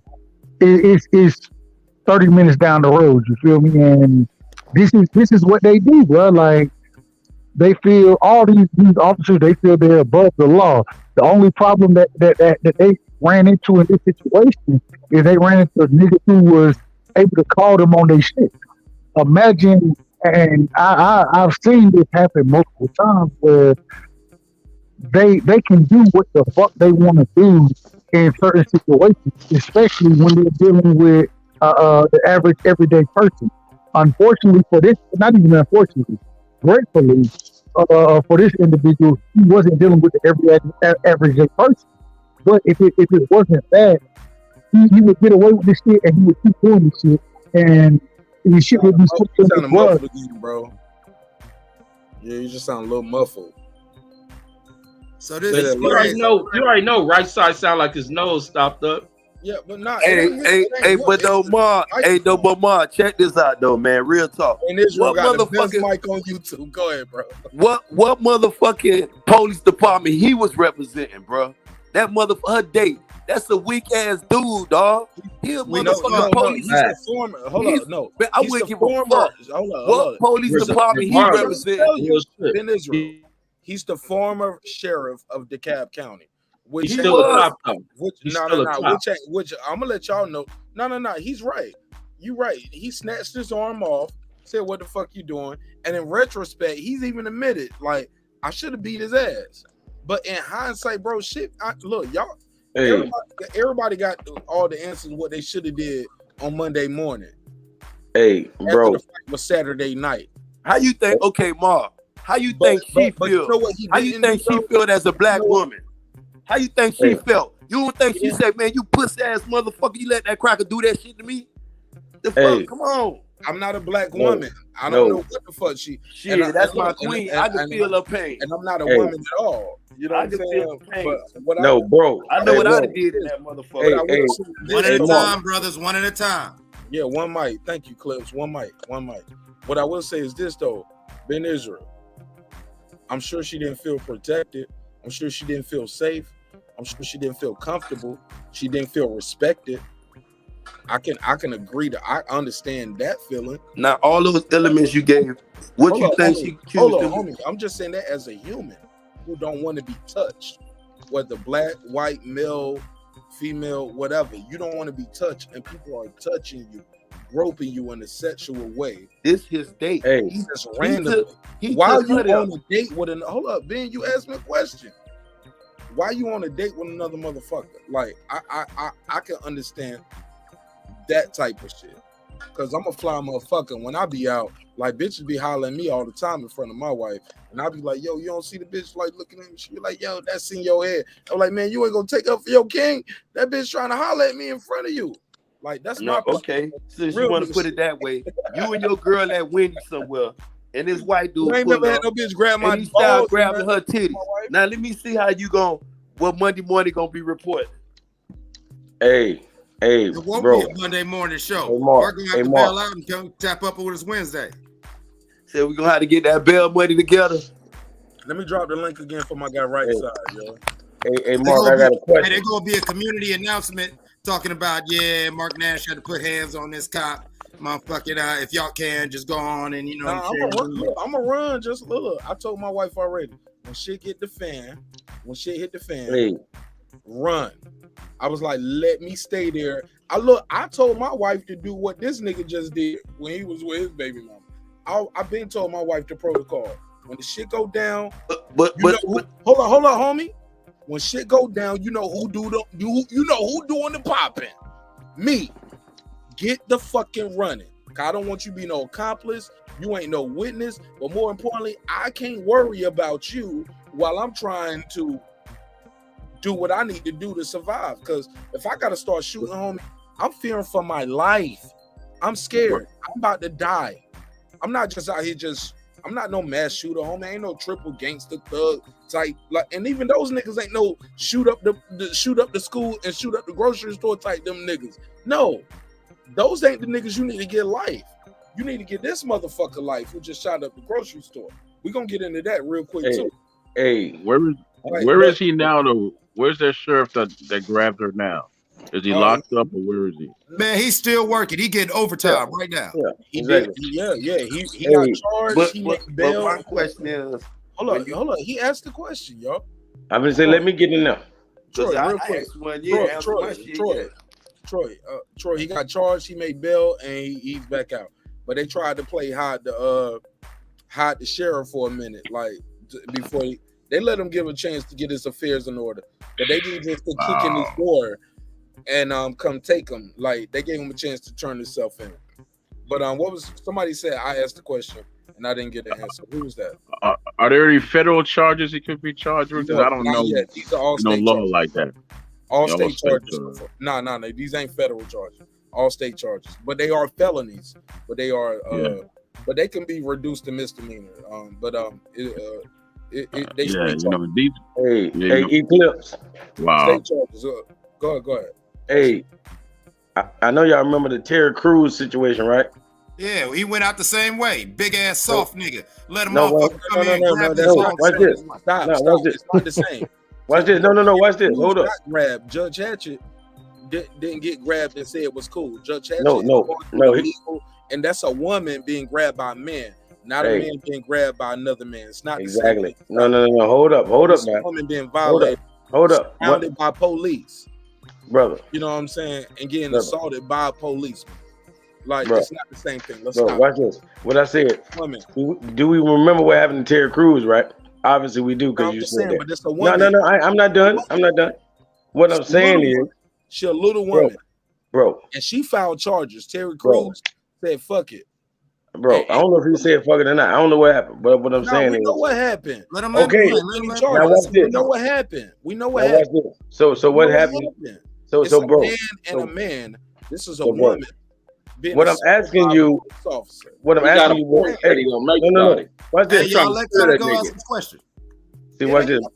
Why are we even entertaining this? I ain't even got that much time. You trying to steer the nigga? The nigga trying to make a point out of it. Nah, Reggie. Yeah, he's scared. He's scared. What I'm saying is, this is non-debating right here. Mark, what you talking about? A man, woman versus a man. Bro, I'm asking you a question. I ain't even asked you a question yet. I said, do you remember that situation? Now I'm asking you a question.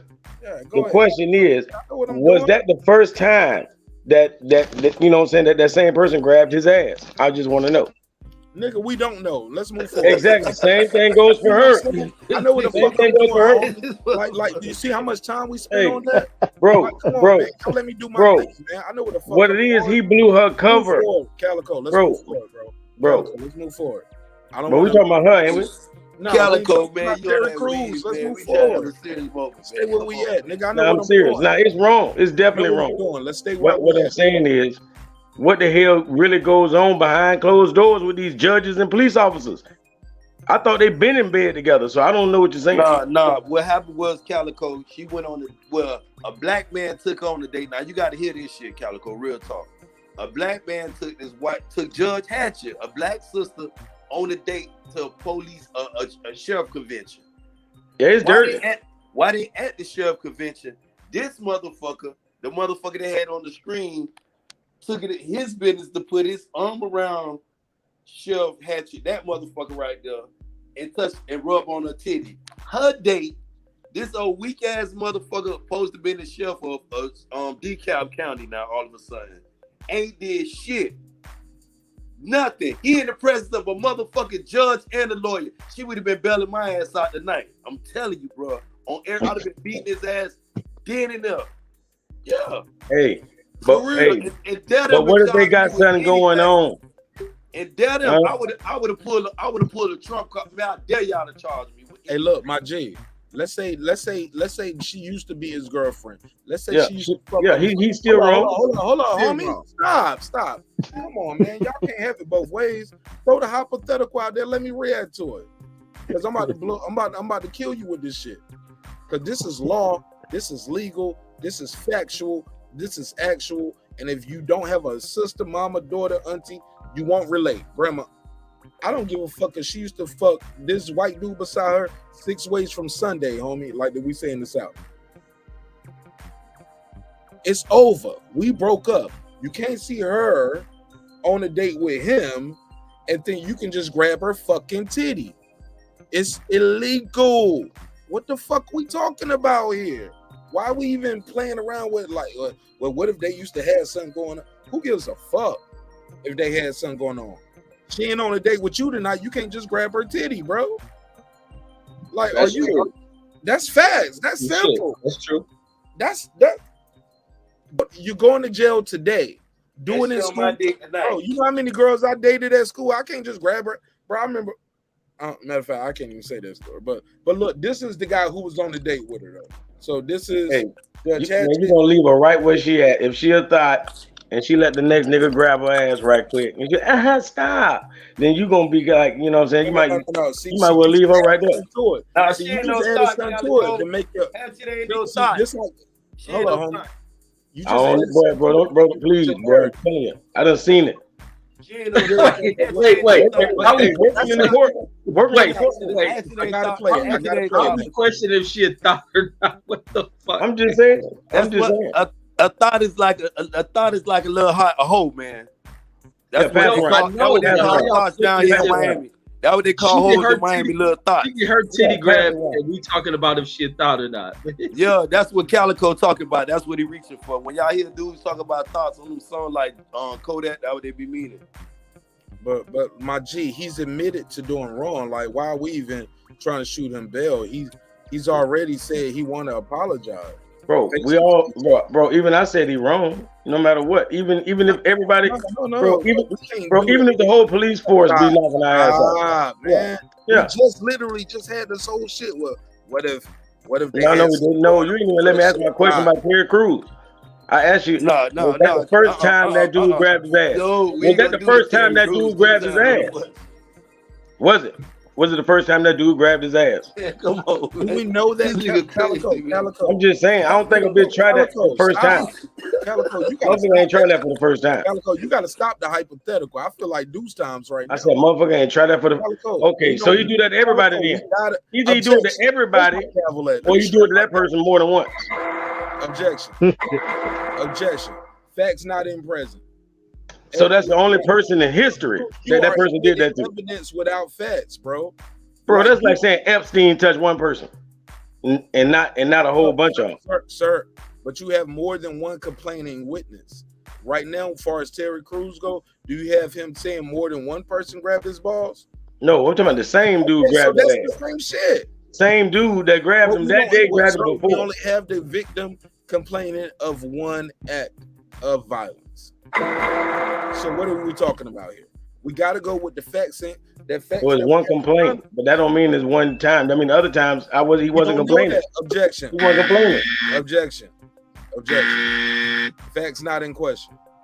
Like, we don't know that. You just made that up. We can't do that. We got to go with what we got in front of us, bro. We got to be fair, right? I'm just trying to be fair. We got to go with what we have in front of us. Let me take a screenshot right here. This is from WSB TV. This is what Judge. This is a admittance of guilt from this sheriff, and he should be removed immediately. That's why we do these episodes right here. Queen P, I see you backstage, but it say your device is not connected. So I don't even know if that's the real Queen P. Somebody done stole your Yeah, what's the sheriff's name? What's the sheriff who did this name? Let's make this man known. Yeah, let's make him known, man. That's what the neighborhood about. His name is Sheriff Cody. Cody or Coco or Cody or some shit. Sheriff Cootie. Oh, Cootie. Oh, Cootie's friend ass nigga. Yeah, Cootie. Let me get that. Sound like one of them old overseer names. I'm willing to bet this man done blow the bag with the baby though, Triple X. How he gonna pooch up with Judge? Man, I wish I would have been there. That would have been my baby. Hey, I would have been getting married. I invited all y'all to my wedding next week, bro. Listen, hey, Mark, neighborhood, y'all about to go crazy. Ben Israel, I agree with you 100%. Not only are you going out with a bad, sexy black queen like the lovely Judge Hatchet. That is Judge Hatchet. She got good money. That's good money, and you know that. You know what I mean? See, you know that water park. Put his mud shot up. Hold up, nigga. Hold up. Let's put this bitch ass nigga mud shot up. That's what they do for all of us. Let's put his mud shot up. Man, she ain't fucking with him no more. Got him in the jumpsuit. She ain't fucking with him no more, bro. He can cancel that pussy. Hell yeah, man. You gonna say, man, I ain't fucking with you no more. You had me around the white boys, you ain't do shit. Ooh, man, you thinking about the wrong thing. Fuck their personal relationship. That ain't her husband. Man, listen. Date. Hold on, Man, I would have been fucking that night there. Oh, I would have got me some Judge Hatchet pussy. You listen. I'd have been whooping his fucking ass. She knew I was gonna fuck tonight. After I whooped his ass, she gonna say, I gotta get some pussy tonight. Mark's trying to say something.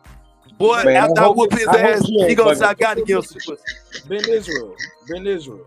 That's a great grandma. Ben Israel, I got love. Knock the shit out of great grandma ass and marry her. Please. Hell no. I don't give a fuck about no money, boy, like that. But what? That Hatchet money? Man, I'm marrying Judge Hatchet tomorrow. Y'all crazy as fuck. Y'all mother, I bet some of y'all girlfriend ugly as hell too. That's a baby, man. Judge Hatchet a real baby. Y'all crazy as fuck. Man, that's an old ass picture, man. Man, look at this, man. Bro, look at the other picture. I bet she look better than your baby, Triple X. I know you tripping. And she know that call her grandma. Y'all don't even look like the same person, bro. What are you talking about? Knocking the dishes out of her ass too. Hey, come on, what? What? Stop Calico, that. and you Stop better that, leave babe. my thought alone. Catch you anywhere in the yard, Calico. Me and you. Hey, hey, Leave a queen you alone. Hey, and guess what? I'm claiming as my queen too. Leave a Yeah, you queen can have alone. that. Hey, you ain't gonna need no hatchet to keep me off of. You hear me? For real. Hey, well, y'all sound like the same nigga. I swear to God, man, Bit Israel and D Calico are the same nigga.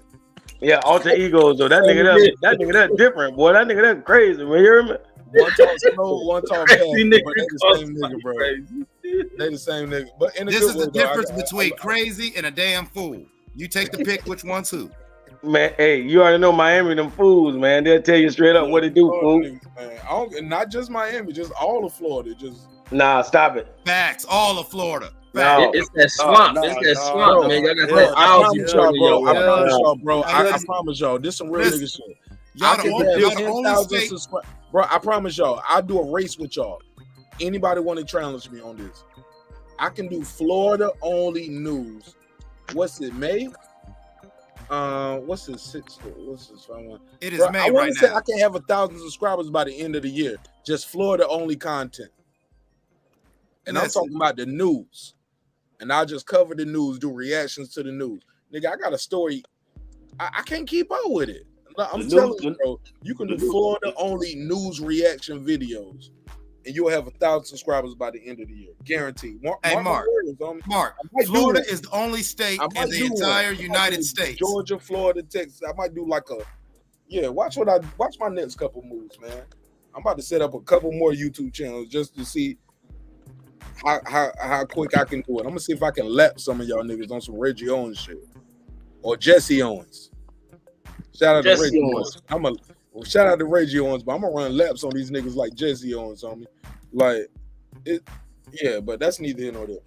Hey, yo, Florida is the only state in the entire union where right now in May, we're only 5 months into the year of our Lord 2022, and I bet you there's at least 15 stories in the local Florida state news where a man fucked an alligator. Y'all niggas is loose down there.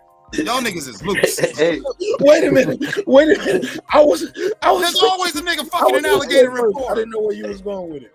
Am I lying? Here, man, I told you. Two niggas from Florida. Ain't there always some white boy with his dick in an alligator? That man be under them rocks over there in South Dakota, man. I'm telling y'all gotta watch. Oh, you gotta y'all watch niggas is loose, man. I thought you about to make a serious point, man. Bro, I thought you about to say something. That is a serious point. Them niggas is crazy. That nigga must be from Florida then. Hey, Eclipse must be from Florida then, the way he sound. I ain't like man, he from South Dakota, man. Because that's why y'all saying we crazy. He said too, though, exactly. Right? And the thing is, he might not be lying. That's how crazy Florida is. Just put it in your Google before we disrespect the brother. Let's just check out Google. I don't know. I ain't met no dude down here fucking no alligator. Twice a year? He said twice a year, right? Hey, probably once a year. Once a year, you might get it. It jumps off that bad. Thank you, Ben. Don't act like them white boys ain't down there loose. Don't act like you ain't seen that shit on your news. Man got arrested for fucking that. Come on, man. It might not be a white dude fucking alligator. It could be a brother on that motherfucker. Exactly. Hell no. That's impossible, man. That's how we end the show right here. That's how we end the show. Like, man, we don't play like that. Alligator emojis in the chat, yo. This shit don't win. And yeah, y'all about to drive Carmen Serene crazy, man. Hey, look, man, right. Shout out to Queen Carmen Serene. Peace. She's like, every time I pull up, it's some thirsty shit. If it ain't no bitches up here named Water, y'all gonna fuck alligator avatars. Like, look, like. Why don't she call in? Hey, Carmen Serene, call in, man. Come on, get us on code. We saying we don't have a woman on the panel. Shit gets crazy. And when y'all do have one up here, what happened? Everybody try to shoot they shot or start calling her. They start calling her all these bitches and hoes because she don't agree with them. Hey, look, Clips, just start off like this. Hey, peace, Queen. I got love and respect for you. All that good shit. By the end of it, that shit. Hey, you funky bitch. It never heard of it. Hey, yeah, they start off all respectful. Peace, my queen, mother of the universe, black goddess. Ooh, you know what I'm saying? I honor you. And then they be like, Mark, block her. You were banned from the server. And then in 5 minutes, they turn into that nigga on Waiting to Exhale. You raggedy bitch. Oh yeah. These niggas, all these niggas turn, hey, look, they turned into Chicago from Poetic Justice. Reggie Owens be leading the charge, brushing his weak ass fade. That ain't what she said. Keep brushing that weak ass fade, nigga. Hey Mark, and every time you try to moderate the show when Reggie be cussing them girls out, Reggie be like Chicago. Leave them hoes, Lucky. Man, y'all don't be hearing me out here cussing at these girls. I ain't never cussed at no girl on here. Reggie. No, you cuss at me because you can't get no play. Nigga, this is man. Get out of here, nigga. I go with a silver shirt, nigga, in the summertime. Brushing that fade. On the grill. nigga, your wax stone fade, nigga. Get out of here, nigga. We clowning haircuts now. Everybody cam up. It's clown time. Nigga, this nigga spray on dome. They don't want to roast with me, nigga. Nah, I ain't going to. I still got the Rakim fade. I'm 88. Nigga, this ain't 2020. No rehearsal. I'm one of the best on me. Like, man, let's get some roast. It's just your channel. I'm about to hurt some feelings. Let's roast. We done fucked the whole show up. I don't won some, I don't lost some. I win around, I lose around. But I'm quick, homie. I got a jab for y'all niggas, man.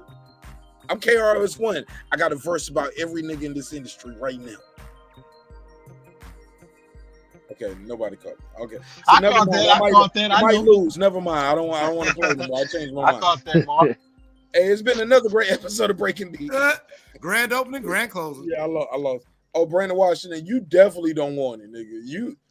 Brandon, come on, get on here and cam up, Brandon. Brandon don't want it. Let's go, Brandon. I definitely got 16 bars for Brandon with no rhymes, just all bars, nigga. Brandon don't want it with me. Yo, Mark, when we gonna link up, man? And he'll unsubscribe. He'll treat me like I'm that barbershop nigga or struggle shop. He was like, we helped Mark grow his channel. I can't believe he did that to me. He was so disrespectful. Yeah, I treat him like struggle shop right now, nigga, with no blocks. I'm fucking with him. There you go. He reacted. It's all love. Go ahead. Man, boy, we camming up for some babies? Because I ain't camming up for you ugly ass niggas now. Let's get this shit straight. I'm tired of looking at your ugly ass too, Triple X. Fuck, we camming up to look at men again. I ain't gay. So if y'all want to cam up to look at these ugly ass men, I'm gonna keep my shit up. But if you ain't even got no real logo, nigga. Hey, but fuck that. But I bet I'm a real nigga though. I bet I cam up for them babies in a minute though. Let's man, who's Triple X? Who's Triple X? Where Karma Serene and the rest of them babies? Bet Ben Israel cam up right now. All the ladies in the chat, type 1 if you want to see Ben Israel cam up. Type 2 if you cool. Ooh, there you go. Do it, Triple X. Don King on the low. He called you. Why you keep calling him Triple X like you want to see? I ain't worried about Benny, man. Benny, hey, listen, man. Benny high, man. He don't know who he talking to, man. Hey, look, either you about to do some shit on Pornhub or you jumping out of a plane with some grenades or something. Why are you Maybe I'm jumping out of a plane while fucking. You never know. It's Triple X. Yeah, that nigga think you Ice Cube or Vin Diesel or some shit. Hey, Ben, I'm seeing nothing but twos in the chat. Right? You losing, kid. Yeah, well, you got Skulls, Cap. Yeah. So you good, Ben Israel. You right where you at. Logo only. You right where you supposed to be. Look at God. Working in your favor. Won't he will? Won't he will? Brandon Watch said triple. Right, why you keep calling him Triple X? The nigga from Ohio. It ain't no X's in Ohio or Warren. Warren, is it an X? Like where you get that X from? Man, Calico from South Dakota, man. He Triple X, man. That ain't Calico. See, I told you he drunk. He just said shit. I mean, not Calico. I'm talking about Triple X, man. Yeah, Clips, man. Yeah, Calico's like, leave me out of this shit, nigga. I'm a dog. What them babies talk about in the chat, man? They want to see that dude. They want to see Baltimore. They want to see Baltimore, baby. They want to see that Baltimore dude. Nobody wants to see you, bro. Queen P said she is cool. Oh, ugly ass niggas in the chat. Y'all Serene, Lisa Bell. Y'all go wake y'all cousins up. Y'all go wake y'all cousins up. Type 1 if you want to see Tell them the way they ugly ass guns up. I deal with their ass right now. Crawford ain't fuck with y'all thirsty ass niggas tonight. You know how y'all do. Y'all niggas don't know how to act when a woman come around on. Who said that? No, hey, Carmen fine as fuck though. Yeah, Carmen is Here bad. You go, Reg. Go ahead. Shoot your shot, Reg. You want to shoot your shot? Go ahead, man. Shoot that shit. Man, she way in New York or some shit. I'm just letting her know she fine as a motherfucker. She in Texas. Man, I'm way here in Vegas. She slide to Vegas. Y'all gotta meet each other for a fight. Man, come and slide through, man. Come in Dallas, man. Texas. You got a whole gumbo pot up here, boo. I'll be trying to push up on the chicks like that when they far. I'm a nasty God, nigga, you pushed up on the. Yeah, I was about to say, what about Water? Water was way in New York. Reggie shot his shot. Man, I'm talking about he shot straight from the hip. He shut but I'm like, I ain't on it like that. They come out here, like I say, I'm a nasty motherfucker. So I mean, you got to make it clear. But I know how to be cool with a chick. But I'm nasty to the motherfucker. Nigga, we can look at look how shiny your face is on your avatar and tell you nasty. Go ahead, Cliff. We was talking over each other. Go ahead. I'm sorry. When you say you nasty, you nasty, Reggie, when you know, cause the women down here, you know, let me clear this shit up, right? I was fucking with this, not the one I told you about, my other little side piece though. I'm out of here, nigga. Don't bring me in this shit. So I was fucking with this hoe, right, Reg? So I asked for some head though. The bitch. She's 75 years old. Who? What that motherfucker said? He's trying to get that SSI check. Leave it alone. But anyway, I cracked for some neck, right? So I tell the baby, let me get some neck bone, right?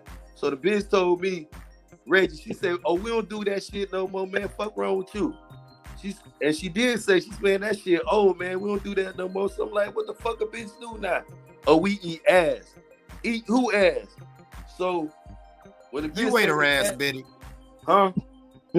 You ate that ass, Betty. No, man, you from Miami. Don't do that. Don't do that. I wouldn't dare let a bitch do that shit. I'll probably choke. Trick Daddy, Dwayne Wade. But I'm just saying, you know Trick Daddy now, Calico. You know Trick Daddy, the CEO of the Eat a Booty crew now down here now. You know that. He what? He the CEO. Trick Daddy is he the CEO. That's what I'm saying. And then you got Dwayne Wade right behind him. Gabriel, and you notice them niggas got them fucked up cheeks. You think they cheeks got fucked up from eating all that ass? But I'm talking about.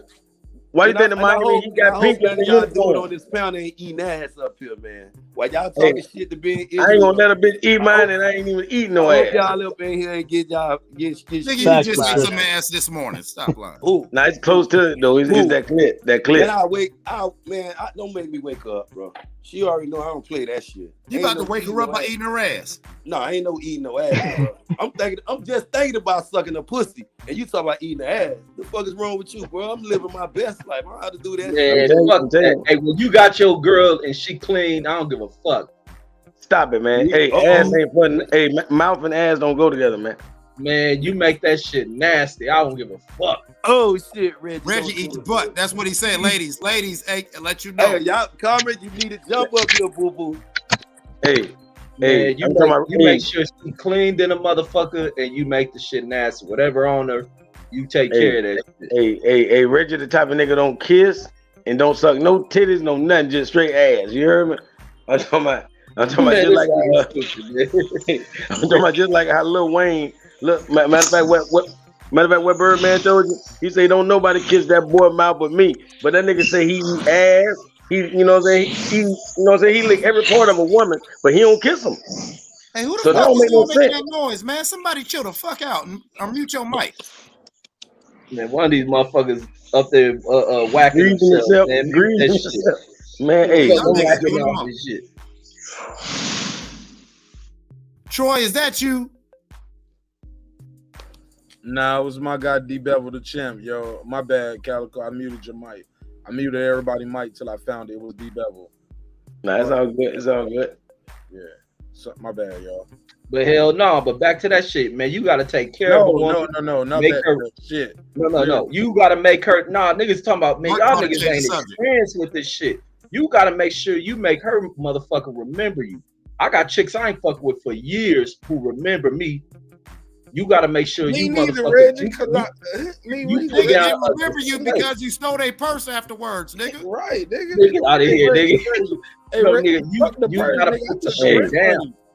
Man, no, you put it down when you fucking with any chick you Nah, Ain't nah, no I ain't woman gotta eat gonna, ain't no ass, woman though, gonna Reggie. come. No, y'all niggas That's just all heard that, and over that's how y'all caught up on. confiscating. A No, woman ain't gonna orgasm because you ate her ass. no, that's what you niggas. That's what you niggas caught on. That's all y'all think. Nobody do that shit to every woman they fuck with. But you make sure you fuck the shit out of a woman you fucking with her. I don't care. I don't eat every woman pussy. Some women I ain't. They're about to go down on. I'm gonna make sure I fuck the shit out of her. Man, I bet you When she you fine. get it- You gonna do it every time. Look, If a Got all bitch the fine, answers, but ain't got no bitch. I don't give a fuck. if a You've been bitch fine, you gonna do it every time. maybe This y'all nigga ain't got all the experienced that answers with shit. no bitch. Maybe you ain't experienced that shit. It's some Nah, bitches I'm that's just just saying, you got all the answers with no bitch, nigga. nigga. What you talking about, nigga? What you talking about? I got bitches who I fuck with on the side, and my kid's mom live with me. Like, stop it. Oh, so then you got in-house pussy. He about to get himself indicted. No, I don't Now fuck you with her got like that. in-house pussy, Reggie. No. Hey, I Reg, got, Reg, no. man, go I got close the outside doors, pussy. Reg. Don't let them dudes have you talking loud. No. Girl. I got outside pussy. No, she can Nah, listen Reggie to this just shit. said, He about to talk Reggie said my himself about kid's the couch. mama live with me. Like, And like I could. in-house, is that No. in-house pussy or No. It ain't that it's in-house Nigga, they pussy. roommate. I don't fuck with my kid's mom like that. I go get pussy so she just when I live need there it. for free and you don't get no Who I pussy. fuck with. Nigga, I got kids with her. That's been done. That's old pussy. Like, Oh, that's fuck every out of night here. pussy. That's in-house pussy. No, I'm different than y'all. Y'all caught up in the wrong shit. So you telling me, hold up, Reggie, this being Israel now. Let me get this straight. Let me clear. This ain't none of them dudes now. And that baby bad now, your baby. You telling me now, you ain't none of the side piece ain't answering the phone. Nigga, you know it's one of them nights and she at the crib. You ain't finna. He's saying yeah. Okay, that's what I. No, I'm not. No, Man, I don't. No. Man, he diving right y'all in. just co-parent and y'all live together. Man, nigga jumping up in That's there. it. That's So it. why did you bring her up then? So why did you bring her up then? This some deep shit. I never heard Reggie tell this story. Reggie girl, It's a beautiful. story. Man. No. I've been told this story, but the thing is, you talking about Reggie, nigga don't Reggie, got hold up. no. Y'all Time out. co-parent, y'all live together, but y'all don't have no sexual intercourse. Like No. nothing. No, I'm not that hung up on pussy like that. How long has that been going on? Listen, bro. This is what I'm saying. I'm different than y'all. I done fucked No. hundreds. I'm asking Let me you. say this. How long has that been going on? Do you bring bitches home? Do she bring niggas home? Those No, are three hell separate no. questions. Absolutely not. No. No, and no. No, and no. And the thing is, I done fuck with hundreds of bitches. So y'all I ain't don't hung have up. sex. You don't bring No. girls home. She don't bring guys home. So No. So My dog ain't whenever swinging, y'all man. have- Mark, we ain't. Hold on, My man. dog Shut ain't up, swinging, man. Let me man. do this shit. So, Reggie, so whenever y'all want to have intercourse, y'all get somebody outside the home and y'all get a hotel or y'all go to their home. Man, I got girls who I fuck with that got their own spots. That's or what if I I'm get saying. girl, You look, go and to then look, their home or you get a look, hotel. listen, I'm an LA motherfucker. It's girls who I fuck with that come out to Vegas all the time. If I go to Vegas, if I go to LA, I got chicks who I can fuck with. Like I say, y'all got the wrong ideal of how You gotta shit travel works. to get pussy every time. You can't just. No, nigga, Vegas is a tourist spot. What are you talking about? So Y'all that's what I'm being saying. simple, nigga. Reggie, that's a Damn. simple. Reggie. So that means you got to go to their room, or their hotel, or their house. I can go to their spot. Or you got to get a hotel, but you don't bring bitches to your crib. My kids live here. No. That's what Keep I'm it asking. quiet, nigga. God damn. I'm asking. I don't think. No, don't be simple. What he do when it's time to move on? I ain't gonna lie, Reggie. When I was a single man, bro, like, I thought I was motherfucking Marcus from Boomerang, nigga. Hey, Like, somebody I do had that my mic whole- thing again. You I had breathing my heavy whole- and doing my that whole weird crib shit. set up just to bring bitches over. I got a question. I got a question too. He got a phone call. Nah, Mark the got a phone. phone Nah, call. it's Brandon from Washington, man. It's our guy Brandon, man. He fucking with us. He ready to talk about y'all brothers. He ready to say, Mark, why is it only one dark skinned sister on this picture? Okay, Mark, or just the whole panel. I respect Reg and I commend him for what he's doing because it's a bigger picture than just dick and pussy. It's about raising his children and making sure they healthy. Exactly, bro. Something like That that. nigga don't need you to take up for him. What the fuck you on? Yeah, sweet. He Let me talking player shit. let me ask my question real quick. Y'all sound like y'all don't know what player shit is. No, you ain't getting no skins, man. That's what we talking about, man. Reggie ain't getting no pussy. Man, Let y'all me ain't ask my getting too question low, real man. That nigga gonna dry. Hey, that nigga gonna die with a dry. God damn it. Calico, we know you ain't smashing. That's why that nigga Reggie dropped 40 videos a day. Calico, you can't get pussy spitting Deuteronomy, nigga. Ain't no bitch fucking with Yes, you. he can. Hey Reggie, hey Reggie. The church Hey, got Reggie, look at Calico in his avatar. He in his avatar praying for pussy right now. He begging. Look. No, bro. I'm looking at something. Calico, you better go in there with the shoulder roll, nigga. They on your ass, boy. Calico on one knee. Come on now, defend yourself. Don't let him get at you, Calico. That nigga be spitting Deuteronomy lines of hoes. So nigga, get the fuck out of here, nigga. Hey, he be walking up to a queen like, you know, babe, you know what I'm saying? And in Isaiah chapter 15, you know what I'm saying? Like, no, nigga. My Hebrew like queen. Hey, y'all got that right now. Your child mother come to that conclusion. Wow. Like, you know what? We didn't work out, but we gonna raise our children together. We're gonna raise them in a stable household, and we not gonna disrespect each other. Is that a conversation y'all had? It's called rent money. Okay, but let me ask my question as I go back on mute. It's called Reggie being a real motherfucker. Because I'm like, I ain't gonna. If she say she need help, I ain't gonna shit on her. A nigga be a fool. A nigga be a fool to let his kid's mom walk around. Why did you ever leave her? Why did you ever leave? Can her man come over? Our relationship was done. You such a good man. You such a good man. Why you ever left her? Too much personal information. What you mean? It's the same relationship now. No, it's Y'all just not fucking each other. Man, y'all niggas is simple, man. Why niggas always leave their baby mama? Hold on. Now y'all ain't finna jump my dog now. What the fuck y'all not finna do it trying to come at my dog because he say you're an upstanding dude. Y'all ain't finna reach for my dog now. No, Ben, I gotta school these simpletons. Bring the questions. I gotta talk to the lame niggas because I gotta teach y'all one day.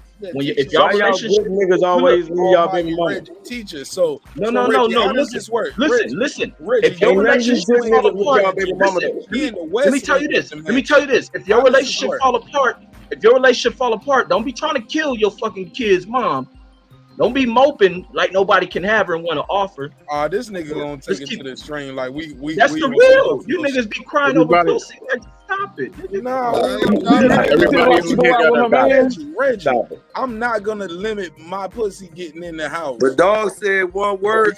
My ex bitch is down the hall. So Reggie, you said half of these niggas be on suicide watch by their baby mama. They be on suicide watch, nigga. Wrapped around. This why they trying to jump you. These niggas be wrapped around the finger, nigga. You motherfuckers baby mama fucking and y'all scared to talk, but dog being open. Nah, man.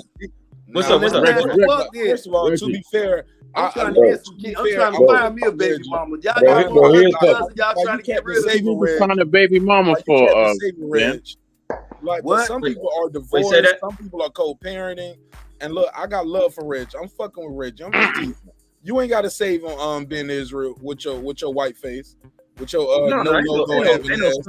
But no, niggas gotta have player conversations. Let's conversate. But this is interesting to me. It's kind of entertaining. How is it interesting? Don't be lame. Let's talk. No. I'm gonna tell you why it's interesting. I don't know too many people who have children with somebody who's in a relationship. We break up. Now I've heard of rich folks doing this where they got a whole east wing and a west wing. And we got maids and butlers and private schools, and we got properties where it's cheaper to keep her type shit. But I never heard of somebody. Whose place is it, Reggie? Is it hers or yours? Well, I talk to it's mine. Hold on. Who's not a multi-millionaire? Where it's like, it's still like, it seems like you are overcompensating. Well, not overcompensating. Poor choice. You're very generous because you was like, I ain't gonna leave my look. When you put it that way, I wouldn't either. You know what I'm saying? And it kind of made me feel a certain way, like, damn, I'm a fucked up person. But low key, I wouldn't want if I was on my bad luck, I wouldn't want my child's mother to have me fucked. It's almost like you guys kept the system out of y'all business, right? Absolutely. Right. She got no choice to. She had no choice with me. Right? With me, it's no other choice. I don't play that bullshit. I don't play drama. I don't do none of that shit. You only either get with it or get lost, and that's just the way it is. I ain't gotta be on no pimp shit, but you ain't about to bring none of that drama-filled shit to me. If you got drama-filled shit, go have a conversation with somebody else. Otherwise, come approach me. Can the kids meet the new boyfriend? Can the kids meet the new boyfriend? Let me ask all of y'all a question before y'all start off again. You my age, though, Reggie. Actually, you're a year or two older than me. I'm trying to, man. But look, go ahead, Troy. Go ahead. Go ahead, Troy. Go ahead. Good. Because I'm pretty sure that we all got daughters on here, or we all fathers. As far as that goes, I can't even talk. But as far as that goes, let's say she brought home a man and he reminded you of you.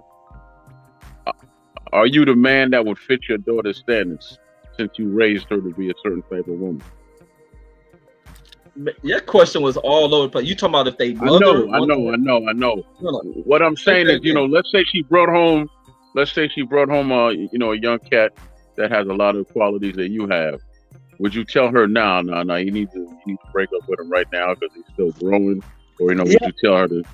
Wait, Troy, you saying would I tell they mom that shit? No, you. I'm talking about you, the father. Hey, so Troy, the new me or the old me? And say, this ain't the man for you right now because I know exactly how he's going to turn out. I know exactly how he's going to turn out because he's me. Oh, you telling me to say if my daughter brought a guy? Yes. No. My thing, I ain't with that regulation shit. You raise your child right. You raise him with standards. You let them pick who they gonna love. I don't believe in regulating people. Now that nigga ain't gonna be able to put his hands on them. I don't. So you ain't giving no wisdom then. Look, her decisions. Look. Her decisions on love is her decisions. I think some of the worst things that people do is to try to what's that shit? Arrange relationships and arrange marriages. That shit don't work. That's goofball. Maybe I should make it simpler. Maybe because that's insecure. Reggie, maybe I should make it simpler because I was stuttering. I'm looking at the clock. Right. What I was saying was this. Are you that man for your own child? And that'll settle the whole conversation about what type of father you are and all that. Man, Troy, you so off base with your questions. No, I'm not off base. Okay, listen. I actually know a brother that was right, and he had multiple children. We got 10 people that got to speak for 2 minutes. Right. So that's 20. Right. He had. So just ask your question, bro, because right. But he had multiple kids with multiple women. Then he was saying that he had all daughters, and I asked him the same question. Would you be mad if your child brought home a man that was just like you? Simple as that. Go ahead, Reggie. Why? No, I wouldn't. Okay. And she doesn't. The nigga ain't got to be like me. The nigga can be like who she loves. That's it. It ain't got to be like me. I ain't with that weird shit. I got a question. No. I really don't have no time for that means you don't wish the best for her. I'm sorry, guys. I don't have no more time for no more questions. We got to do final thoughts. We got to do final thoughts. Everybody, I'm gonna give everybody 2 minutes on the clock and let them get their bars off. Brandon Washington, you at work. You was the last one here. 2 minutes on the clock. Get your final thoughts off. You can use your final thought to ask a question, but you got to leave it where it's at, though. You know what I'm saying? However the responses go. But yes, sir. I'm looking at the clock. It's 4:10 on the East Coast. I'm done at 4:30 at the max. Let's go. Atlanta ain't the South. Atlanta not the South. Yeah. All right, that's part of your time. Go ahead, Brandon Washington. No, I just want to ask Reg, what made him and his baby mama come to that conclusion, and who helped them to come to that where they have an understanding we're gonna raise our kids, our children. I'm not gonna disrespect you by bringing men around you, and you don't disrespect me by bringing women around me. What made y'all come to that? And I want to say I commend you for that because me and my ex-wife, I'm divorced. And me and my ex-wife still, my son's mother, damn near the same thing, except I'm with her. It's a difference. So I was just wanting to know about that. All right, so that's 1:30. All right, so you're gonna relinquish the rest of your time. All right, Reggie, hold that. Remember that question. Very simple. I'm gonna let you get your final thoughts. Shout out to Brandon Washington. I'm clearing y'all out as we go through these, so we can get it out. TFT, go ahead, give me your final thoughts on anything we talked about. TFT going once. TFT going twice. TFT, unmute your mic. All right, we're moving forward. Troy Graham, give me your final thoughts, bro. Anything we talked about? Most of the subject matter was good, man. I was just I was sitting back listening, and I'm still fed up. Unmute your mic, Troy. I'm sorry. Unmute your mic. There you go. Nah, I said the few subjects we did speak on, they were cool, but we got to do something about the judge getting grabbed because we don't have no power now, man. We just common folk. If the cop could just grab a judge in public like that, he could shoot us in the head in public, and then take a paid vacation. You know? Hell of a job, Troy. You're right. They ain't even kicking his door to go get him. Like, they just let him turn himself in. Even his mugshot he got a regular shirt on. They ain't got him in the orange jumpsuit. So you're right. Final thoughts on David Benavidez fight this weekend. Steven Espinoza saying, hey, these guys can't spend Mayweather Pacquiao money. Spence got to fight Crawford, Boots, or Vacate. Anything else? It's a 5-round fight. Oh, shit. 5 rounds. Go ahead, Troy. 5 rounds. That's it. It's the same thing I told him when he was on the show. That's a 5-round fight. He should be finished with him in 5 rounds. That's the older fighter. He's slower, and all his punches are wide. Who did you tell? Who was on your show? David Benavidez. Okay, David Benavidez came back for a follow-up interview. Yeah. Okay. I thought you were talking about Crawford versus Spence. All right, cool. All right, 5-round fight. All right. Well, I appreciate you, man. You got anything you want to plug and promote before I let you go? The Troy Graham Experience, Major Key Boxing, and you know what? Let's have our fun, but we should always remember to build, man. We always need to build, man, because we need to help ourselves. There's a lot of madness going on out here. We need to help ourselves. Absolutely. Thank you so much, Troy. I appreciate you for your time. Appreciate you for your energy. I'll see you on the next one, all right? DeCalico, give me your final thoughts on anything we talked about. Crawford, Boots, vacating, the judge, the sheriff groping Judge Hatchet. The parents shooting up the damn checkers. Go ahead. I don't know, man. I wouldn't even know where to start, so I really ain't gonna really touch on any of it. You know what I mean? Well, plug in and promote anything you want to plug and promote. Main thing I'm gonna say was no disrespect meant to the judge. You feel me, Judge Hatchet? And I definitely wasn't questioning it, but for those purposes, I was just doing it for, it's almost like TV ratings. Just doing it for the show, man. Just to spice. She ain't gonna be your judge nowhere. It's all love.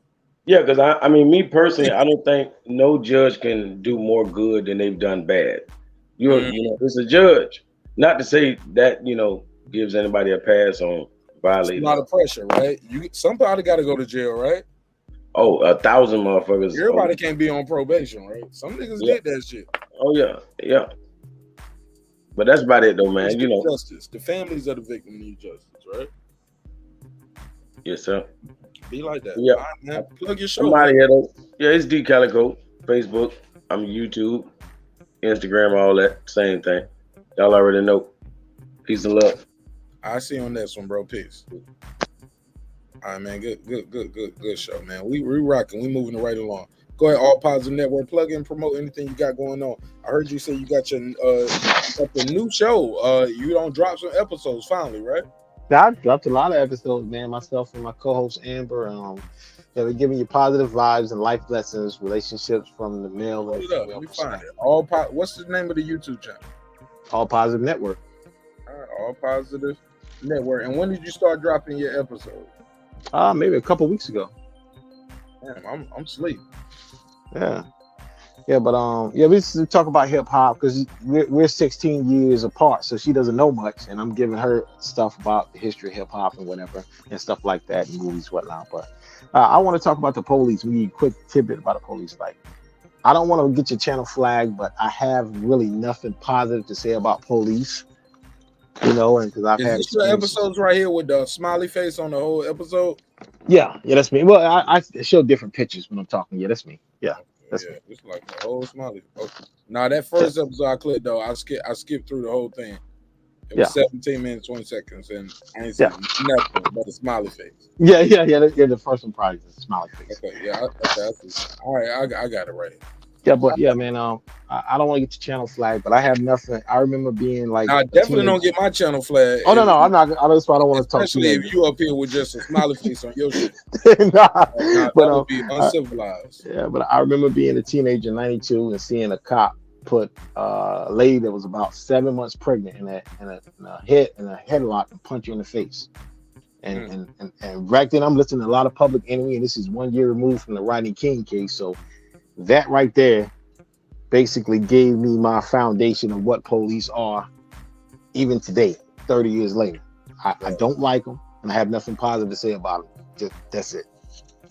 All right, well, plug your channel before I let you go. Oh yeah, this is All Positive Network. Myself, Rashawn, and Amber, my co-host Amber, and we're giving you positive vibe and life lessons, and peace to you and your channel, and peace to everything. Yeah, I'm gonna share your links. I'm gonna check out what you got going on. Oh well, I appreciate that, my man. Thanks a lot. I'm gonna definitely share it, but I'm definitely subscribed. I thought I was subscribed before, but okay. Just type in All Positive Network, found a smiley face. We definitely gonna help blow this channel up. All right. Thanks, man. Thanks. Peace. All right. God bless. All right. Yeah, we're gonna help blow the channel. It's not that NPC logo, y'all. It's literally the Forrest Gump smiley face. Like it's the emoji smiley face.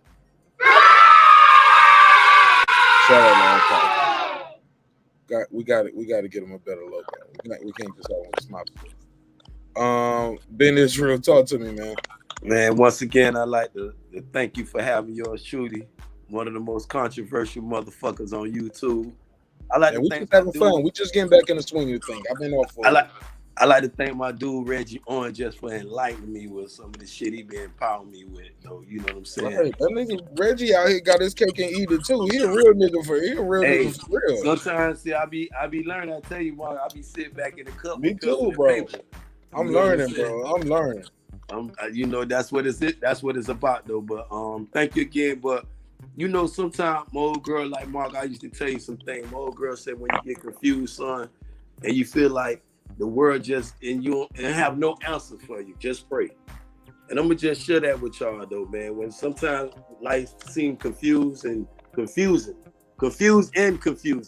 just pray, bro. You know, shit seem hopeless, just pray. You know, I don't want to thank you again, Mark. Reggie Owens was extremely loved with you though, bro. And Triple X, stay out them. Yes, sir. Shut your black ass up, man. Get the hell off here. Stay up under the rocks. You know what I'm saying? To do your thing, brothers. All love, G. I love you too, Ben. Now get your drunk ass on. Go ahead, Reg. Yeah. So to Brandon question. Yeah. About how we come to the terms of doing it. It wasn't so much of the terms. It was like with her, like when we split, she wanted to go to her own place. I went to mine. So when she asked, she need help or because it was costing her too much to try to do it on her own. The kids going to, then how was we doing? I think she'll pick them up from school. I bring them to my house because I take them in the school in the morning. So it was a thing. She come like, can she help out to help her get on, or kind of save a little bit. And I'm like, nah, fuck that. Like, I'm like, she trying to pull this shit to try to get back. I'm like, I'd already adjusted to being single again and shit. But it was like, as I'm, her talking about her struggles. I'm like, I don't want to see my kids have to see their mom struggle type shit. So I'll help her get on her feet. Hopefully she get the fuck on or find somebody to take care of her. That's the type of shit I'm on. Like it's done. Like we can be cool because at one point we was, and this always my thing with relationship. You once loved the motherfucker at some point in life. Where does the hate come from? So it ain't my thing to be on some hateful shit, to do what most people do to try to destroy each other. I don't believe in that court shit. She ain't try to pull the child support shit with me. So it's like, I'm gonna help her out. If I'm up, I want to see my kids, in their situation. Even when she decided to get her house, or she get on her feet, it's to ensure that they living good, to help take care of shit in their house. Otherwise, you're gonna do it through the court. And they gonna be milking and peeling up off your ass, and you don't know where that shit going to. So with it being this way, my kids get to see both of us. We here. Me and her ain't even got to really talk like that. I can leave. Like if we get off this show, if I want to call up a little freak, I'm fucking with him. She up. I slide out this house without a question. Ain't no questions asked. And the same thing, if she was a slide out for somebody else, ain't no question asked. I won't ask where you going, what you doing. That ain't my motherfucking responsibility. That ain't my job. My job is my babies. The same with hers. And I'm like super dedicated as a father. So a lot of shit I used to be on. Both of y'all. So all these years, y'all ain't never got no pussy or no dick at the same time. What, from me? Like fuck each other? No, nigga, you know what I mean. No gay shit. I'm just saying, like, she ain't never wanted to get some dick on the weekend while you want to get some pussy on the weekend. Or you want to go out of town to go back to Cali. We can do that. Go back to Texas. Like, yeah, we can do that. Y'all got to coordinate. No, we can do that. They grandmother stay out here too. Okay, cool. Y'all got a babysitter. It's lit. Yeah, exactly. But I'm not the type of person I'm gonna drop my kids off like that. I don't do that shit neither. What are grandparents for? Fuck it. No, I'm joking. Yeah. No, I don't be doing it like that. Like I said, I didn't like before I end up selling down, because my kid's mom knew how I was. I done fucked a lot of pussy, so a lot of that shit is out of my system.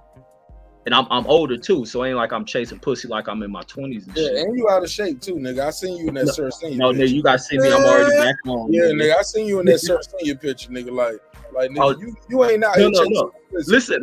What I tell you when I start back working out, the weight come off. When that Sir Seniors, I done probably drop like 10, 15 pounds. What you come on, homie? Let's get your ass in the gym, nigga. I see you, nigga. You a little bit fluffy, nigga. Pillsbury, nigga. Come on, homie. Reggie. Like, he's silent, nigga. Get out of here. Wow, I was cutting the camera on Reggie. Reggie, you want to start the race? Nigga, Pillsbury. You want to start the race? What's the race? I'm gonna lose some weight here. If you lose some weight here, nigga, I'm losing weight here, nigga. I'm gonna be slim. You ate a pack of Skittles in your jaw right now, nigga. Like you are the winner. You seen the old photos, nigga? I seen the old photos when you was in the army, nigga. When you had, nigga, I'm about to be back slim, nigga. The weight drops, nigga. Wait a minute, hold on. Do I hear challenge? Do I hear the Breaking Beach challenge? Hey, look at me, I'm trying to suck my jaws. Look at me, I'm sucking my jaws. I see him trying to get his face skinny. Hey, look. Hey, this how you know nigga Mark fat. What do niggas go to motherfucking Jamaica for? They chill on the beach. My nigga stayed in the shirt. Get out of here, nigga. Yeah. No. You know what? I didn't post them pictures with me with my shirt off because I know y'all moist ass niggas was gonna treat me like I'm head flaw throwing in the sauna. That nigga head flaw throwing be doing YouTube videos in the sauna, and y'all roast his ass. So I was like, yeah, that shit is kind of weird though. My audience is male based. Y'all niggas don't want to see my shirt off. I'm gonna show y'all the beach. Hey, bust it. Let's do the Breaking Beach. Let's do the Breaking Beach challenge.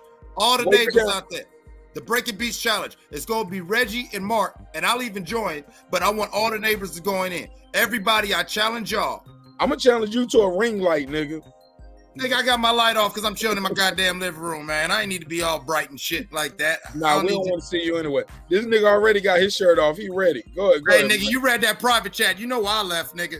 Oh, boy. All right, no. What's the challenge, man? All right, the challenge is, all right, Reggie, what's your goal weight that you want to get down to? What's your weight goal, Reggie? I'm going to get down to my 220s. Now, are you doing it for the look? I'm 245 now. No, not for looks. No, so you trying to lose weight. You ain't trying to chisel up what you got. If I get into 220, I'm gonna chisel up, or I probably bulk up. I don't touch weights now. I just run. I do when I leave. When I just run. I do a bunch of calisthenics, fucking sit-ups, and I do a little bit of like light. Broad term. Are you doing dips, pull-ups, push-ups? I'm doing pull-ups, doing jumping jacks. What's your pull-up max right now, Reggie? Tell the truth. I can do 10 pull-ups. I'm about 245, 250. And you doing 10 pull-ups straight. Easy work. Put it on camera. We put on camera. Easy work. And you put on camera too, nigga. I ain't say what I weigh. Hold on, my nigga. I ain't say what I weigh, and I ain't say my pull-up max. All right, now hold on, now Mark. That nigga said he 250. You say you 250? He wants to drop about 25 pounds, right, Reggie? Reggie, you're looking at 25 drop. I'm gonna get down about 220. Reggie, no, not two. I get like two. No. Look. I'm gonna go to 230. I ain't gonna push that 220. Hold up. I ain't 250. Reggie, you don't look 250 though, bro. You 250? 250, homie. Yeah. How tall are you? I'm about 6 foot. About 6 foot. You know you're about 6. Right. I'm 6 foot. He knows 6 foot, close to 6'1". I'm 6 foot. All right, so Mark, what is your target weight? Reggie said, according to what Reggie said, he's looking about 20 pounds and maybe get a little cut and bulkness to him. What's your goal, Mark? You want to know the real shit, man? Don't laugh at me, and this ain't funny, but nigga, I might go out like Kevin Samuels, nigga. Like, I ain't trying to lose weight. I just want to look good for the pictures, nigga. I feel like respectfully, nigga. So Mark's trying to get right. Mark's trying to get his summer body. Like, I'm gonna be drinking Red Bulls, eating blue pills, my nigga, like M&Ms. Nigga, I want to look good for the camera. I'm about to get my teeth done by the end of the year, my nigga. Oh, y'all ain't gonna recognize me. They gonna be like, that nigga Mark don't change. I'm like, yeah, full Hollywood. Oh yeah, I'm about to Hollywood. Nose job and all. No nose job. I'm definitely getting my I gotta get my. They told me that he was like, nigga, I went to the dentist. He was like, nigga, you need some more work. I was trying to get my retainer. I was like, I used to have braces and my shit was closed. Oh man, they killing you in the chat, nigga. They say you trying to get your waist snatched. They said you 5'7", 260, nigga. And nigga, I'm out this bitch like this with little T-Rex arms. Nigga typing on the computer like this. All right. Hey bro, I ain't even gotta extend my arms type on the computer. I be like this. Oh hey, man. but real talk though. So the Breaking Beach. Brandon Washington can't talk. Brandon Washington, you gotta stop. You are the only one. Certain people out here, I'm gonna pick on y'all. I'm gonna bully you. Like, you gotta leave me alone, Brandon Washington. I got your image. Like, you gotta leave me alone. And you can't be talking shit and you scared for me to show your picture. You can't be like, Mark, no, leave that alone.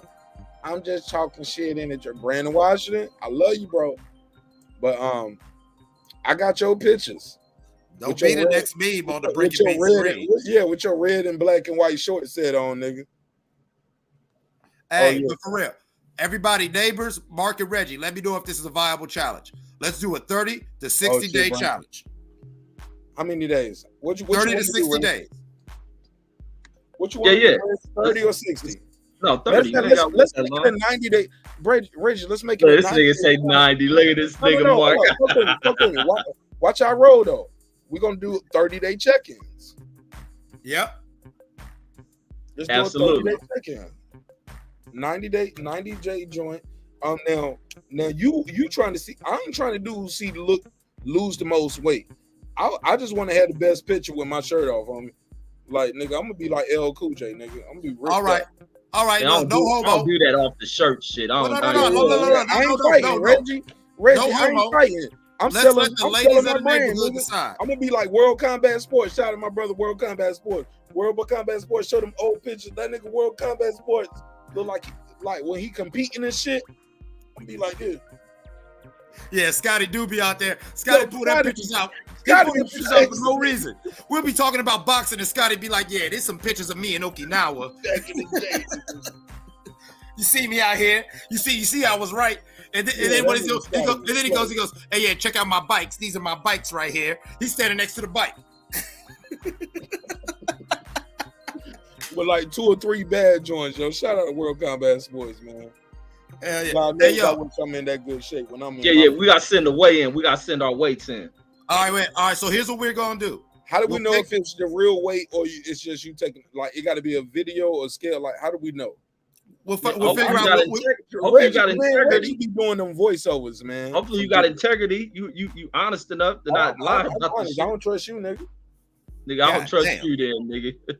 I don't trust you, nigga. You did too, nigga. I don't trust you, nigga. Reggie got some ass in the house that he don't get to fuck, and he want me to think you're an honorable man now. Nigga, I'm honorable than a motherfucker, man. I stick to the G code, nigga. To the G code. Yeah.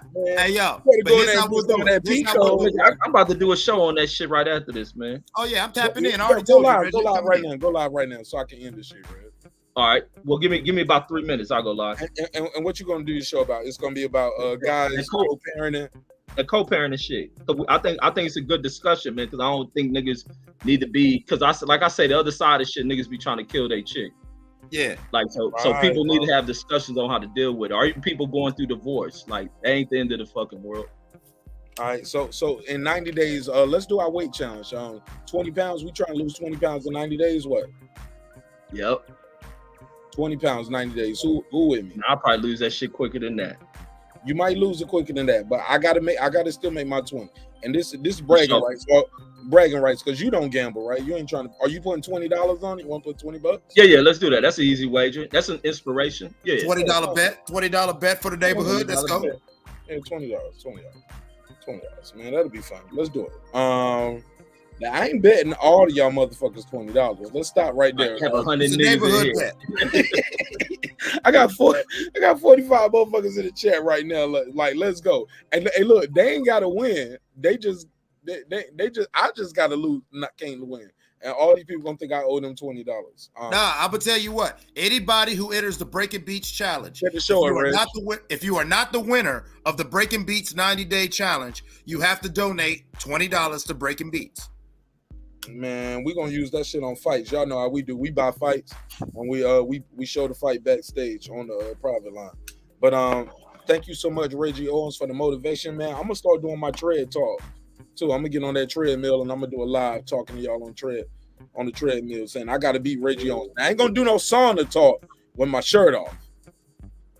Yeah, don't do that shit. No, we ain't gonna do that. That's called moist talk.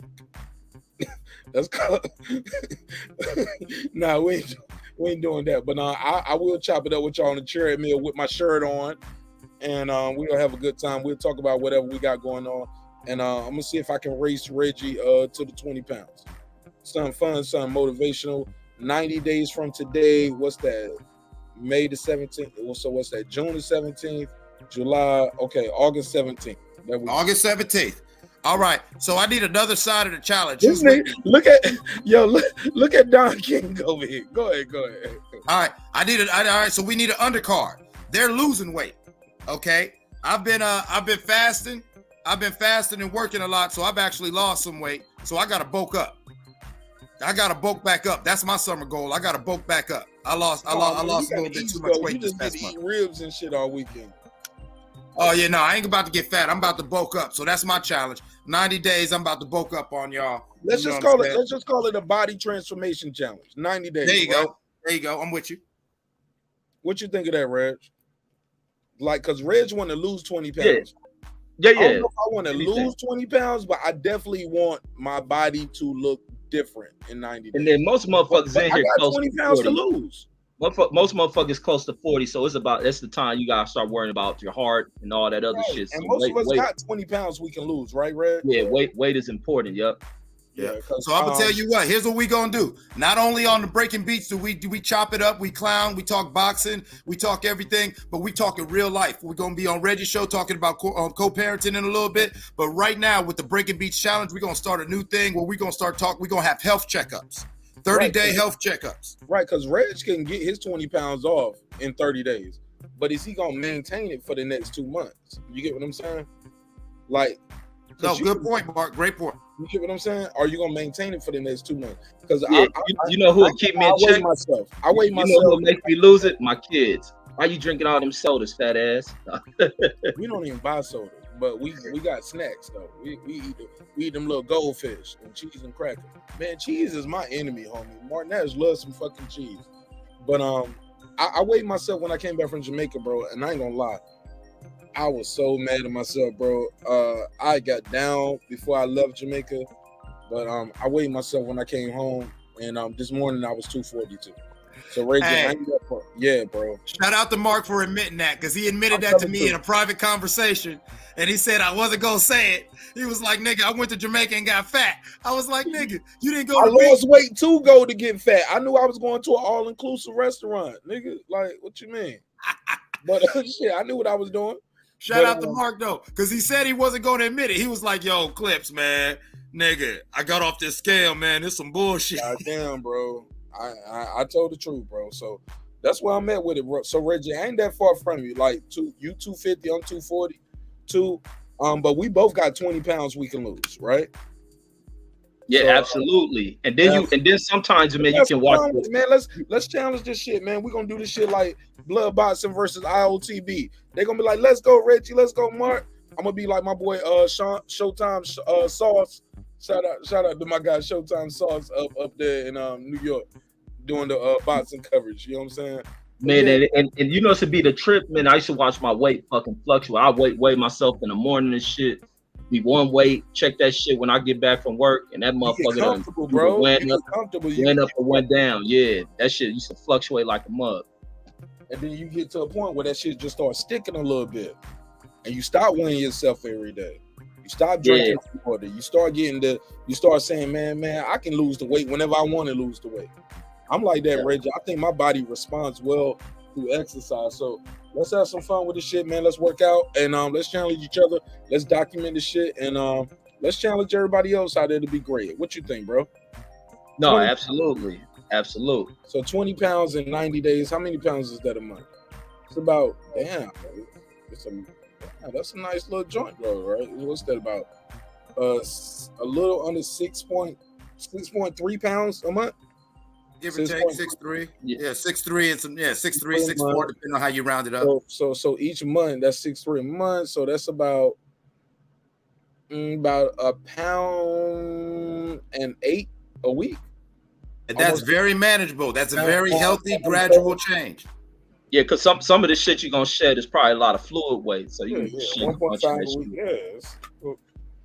Yeah, especially if you're losing the weight the right way. But you can rush the weight, but you're gonna gain it right back. You're gonna blow up. You can make that shit in 30 days, but you're gonna blow back up.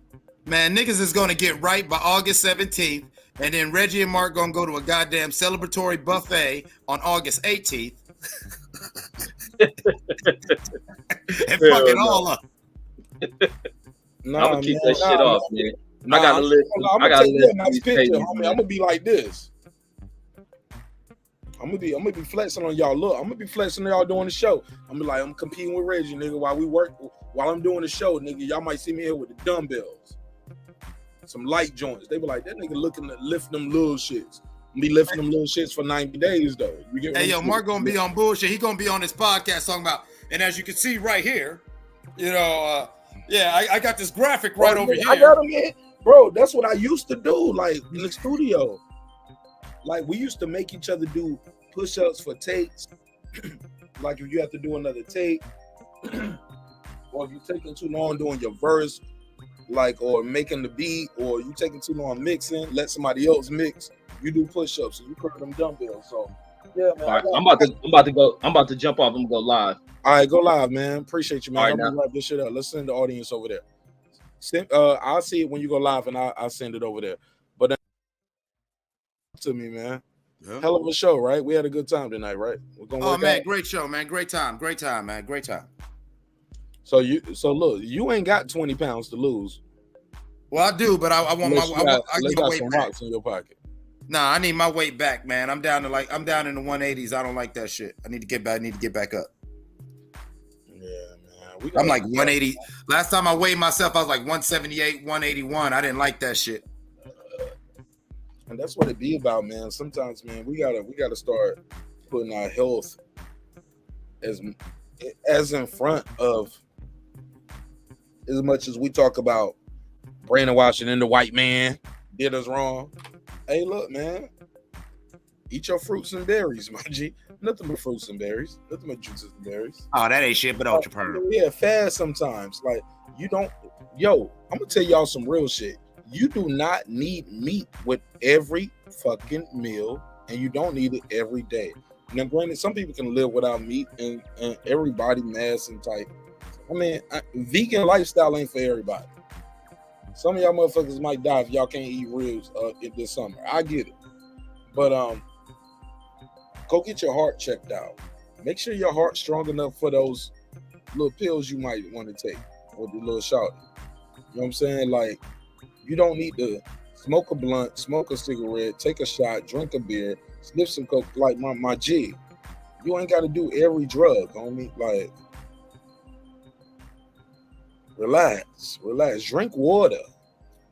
Word up. Hydrate. Gotta stay hydrated, man. Drink some water. Hey, look, sometimes you ain't got to drink cold water. Drink some warm water. Drink hot water. It'll definitely help with your digestive process.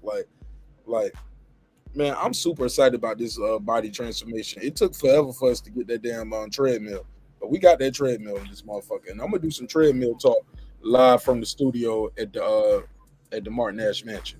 Yeah, I might have to do some streams. I actually might post some things where I'm out in the woods hiking, and I'll just be what's talking wrong with you, man? Go live, bro. Go live. Yeah, I'm gonna go live. I'm gonna start doing it. No, this challenge is gonna be the excuse. My first lives are gonna be me hiking. I'll probably start one tomorrow morning because I'm not bullshitting. So if y'all are up in a few hours, soon in about 5 or 6 hours, you're gonna see me with my goddamn you're gonna be out. Y'all gonna just look at the live. Y'all gonna see me with my weight vest on and everything out in the goddamn woods getting my hike on.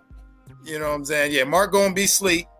He gonna be drooling all over the pillow, but it's all good.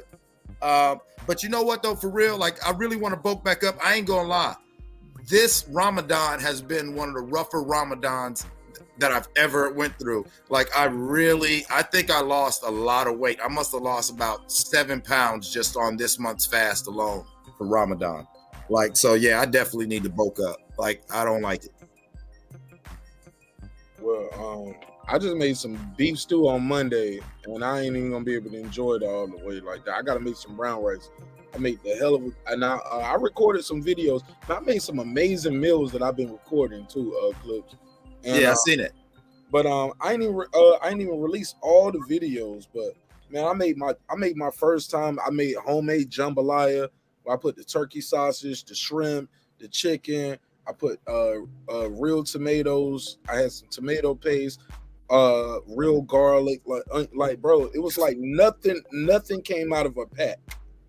You get what I'm saying? And yeah, I that's dope. Jambalaya, bro, and that shit was amazing. I made that before we went to Jamaica. And I had a little bit left. I should have froze it, but I ended up just throwing it away. I was like, yo, I got the recipe, and I made a video about it, and I'm gonna make some more of that. I made that old lady game macaroni and cheese, but bro, I know cheese is one of my enemies on me. Like, so weight loss game, like and shit like that. Like I can't eat the cheese and eggs in the morning with the grits and the biscuits, with the cheese grits, the turkey sausage and the omelet with the cheese and the omelet. Yeah, y'all gonna be mad at me then, because while y'all starving yourselves, I'm gonna be eating like a fat rat. Come on, bro, I be cooking, homie. While y'all starving yourselves for this body transformation challenge, remember what my goals are. You're gonna see me eating, but you're gonna see me doing a lot of working out. You're gonna see me hiking, doing my goddamn calisthenics and my motherfucking and shit like that. I might be with you when you got the dumbbells. I might be on your live dumbbell and curling with you and shit. They gonna be like, what the hell's going on with this show? Niggas on the damn panel doing it. Yeah, nigga. Anyway, I think Bud's gonna win this fight. I'm telling you. I'm trying to tell you, I'm with it. You can't, bro. I'll eat some turkey sausage, bro. I like that. I love them little turkey sausage, and I chop those up and put those in the omelet with the onion, the bell pepper. Hell yeah, man. But but I definitely made a beef stew. Yeah, man. So I'm excited about it, man. I love me a shrimp omelet. Y'all see I'm famous for them little shrimp omelets with the onions, the bell pepper, the red pepper, the green pepper, the yellow pepper. Yeah, I like veggie omelets. And then I throw some turkey sausage in there or some shrimp. You know what I'm saying? But I'm super excited about it. Yeah, we're gonna have a good time, man. Let me see what's up with Reg, man. And I'll share his link out so you guys can check it out. But Clips, man, give me your final thoughts on everything we was talking about, man. It's been a hell of a show, man. I had a good time tonight. Feel good to be back, man. Feel good to be home. Man, it feels great, man. It's always a beautiful time, man. When two or more are gathered in his name, he will be present with them. And believe it or not, you know what I'm saying? We are all gathered here through this social media platform, and we are gathered in brotherhood, the fellowship. And so, you know, trust me, the Most High is with us, and I definitely feel blessed and humbled to be in everyone's presence. What I could take away from this is Boots is hungry, but Boots might need to measure himself. He might need to measure his appetite before he bites off more than he could chew. Okay, as far as the Judge Hatchet thing, that is a damn shame. It reminds me of that scene at the beginning of The Butler, where the white boy just went and grabbed Mariah Carey right in front of the son and her husband, took her in the shed and fucked on her and went on about his business like it was all good. And we do got a lot of that still going on, and I feel so sorry for the sister that she had to go through that. My heart goes with you, Judge Hatchet. I do question the brother she was with. I understand in real time you might have been taken back and you just slapped his hand away and said something, but honestly, nah, you should have really, that was the time. Like, as black men, there's hardly ever a good time to crash out. But you got to know how to pick your battles. That was probably one where he probably should have turned up. And I'm with Ben Israel on that. He was not wrong. He was perfect. He had a perfect opportunity not only to turn up and show up, but show the fuck out. I got a judge and a lawyer as my date. And trust me, I got all these witnesses. The man already admitted his guilt. You know, her date could have went crazy with it. He could have went crazy with it and he wouldn't have been wrong. Last thing I want to say is I want to commend Reggie. Everybody's laughing at it, but Reggie's on to something right now. Talking about it. I just put the link in the chat. There you go. We're going over there next. Yep, I'll be over there. And other than that, man, anybody in the sound of my voice, just know that I love you and know that, you know what I'm saying, that you are loved. And of all the people in the world, you are one of them. And that makes you just as important as anybody else on this planet. Your voice matters. Your struggle matters. And, you know, you always have a home on Breaking Beats as long as you're not a troll or an overzealous Errol Spence fan. All right, man. With that said, as always, my guest will get the last word. It's been another great episode of Breaking Beats where we break down business, entertainment, art, technology, sports, and anything else you and I feel like talking about. Always remember, ladies and gentlemen, it's a hip-hop political sports show with a comedy twist. We like to let the jokes fly. You know why? Because life is serious enough. I got a link in the chat right now.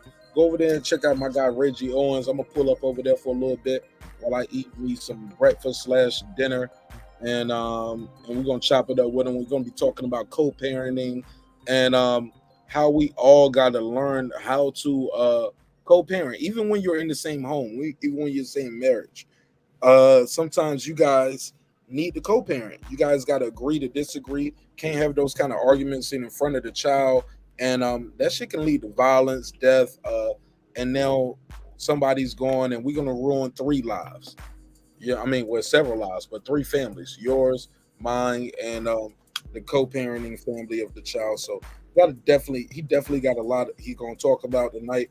So check him out. He's on the West Coast, so he's gonna be up for a little bit. I got the link in the chat right here. So if you're watching on Facebook, just go to the YouTube channel where I'm at, or just type in Reggie Owens, just like that. Boxing Conversations with Reggie Owens. All right. So check out the homie. Shout out to my guy Clip. Shout out to Megazord. Everybody. I appreciate your time. Appreciate your energy.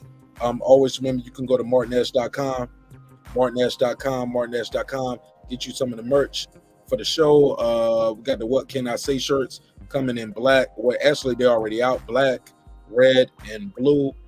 Those are the only 3 colors in that. But we got several other items, and you can go type in the promo code NASH27, NASH27, all capitalization, and save yourself 15% on all the merch. Appreciate your time. Thank you for your energy. I love you. Hope you love yourself. If not, guess what? God loves you, and so does Marq Nash and the neighborhood here at Breaking Beats. I'll see you on the next one. All right? Peace.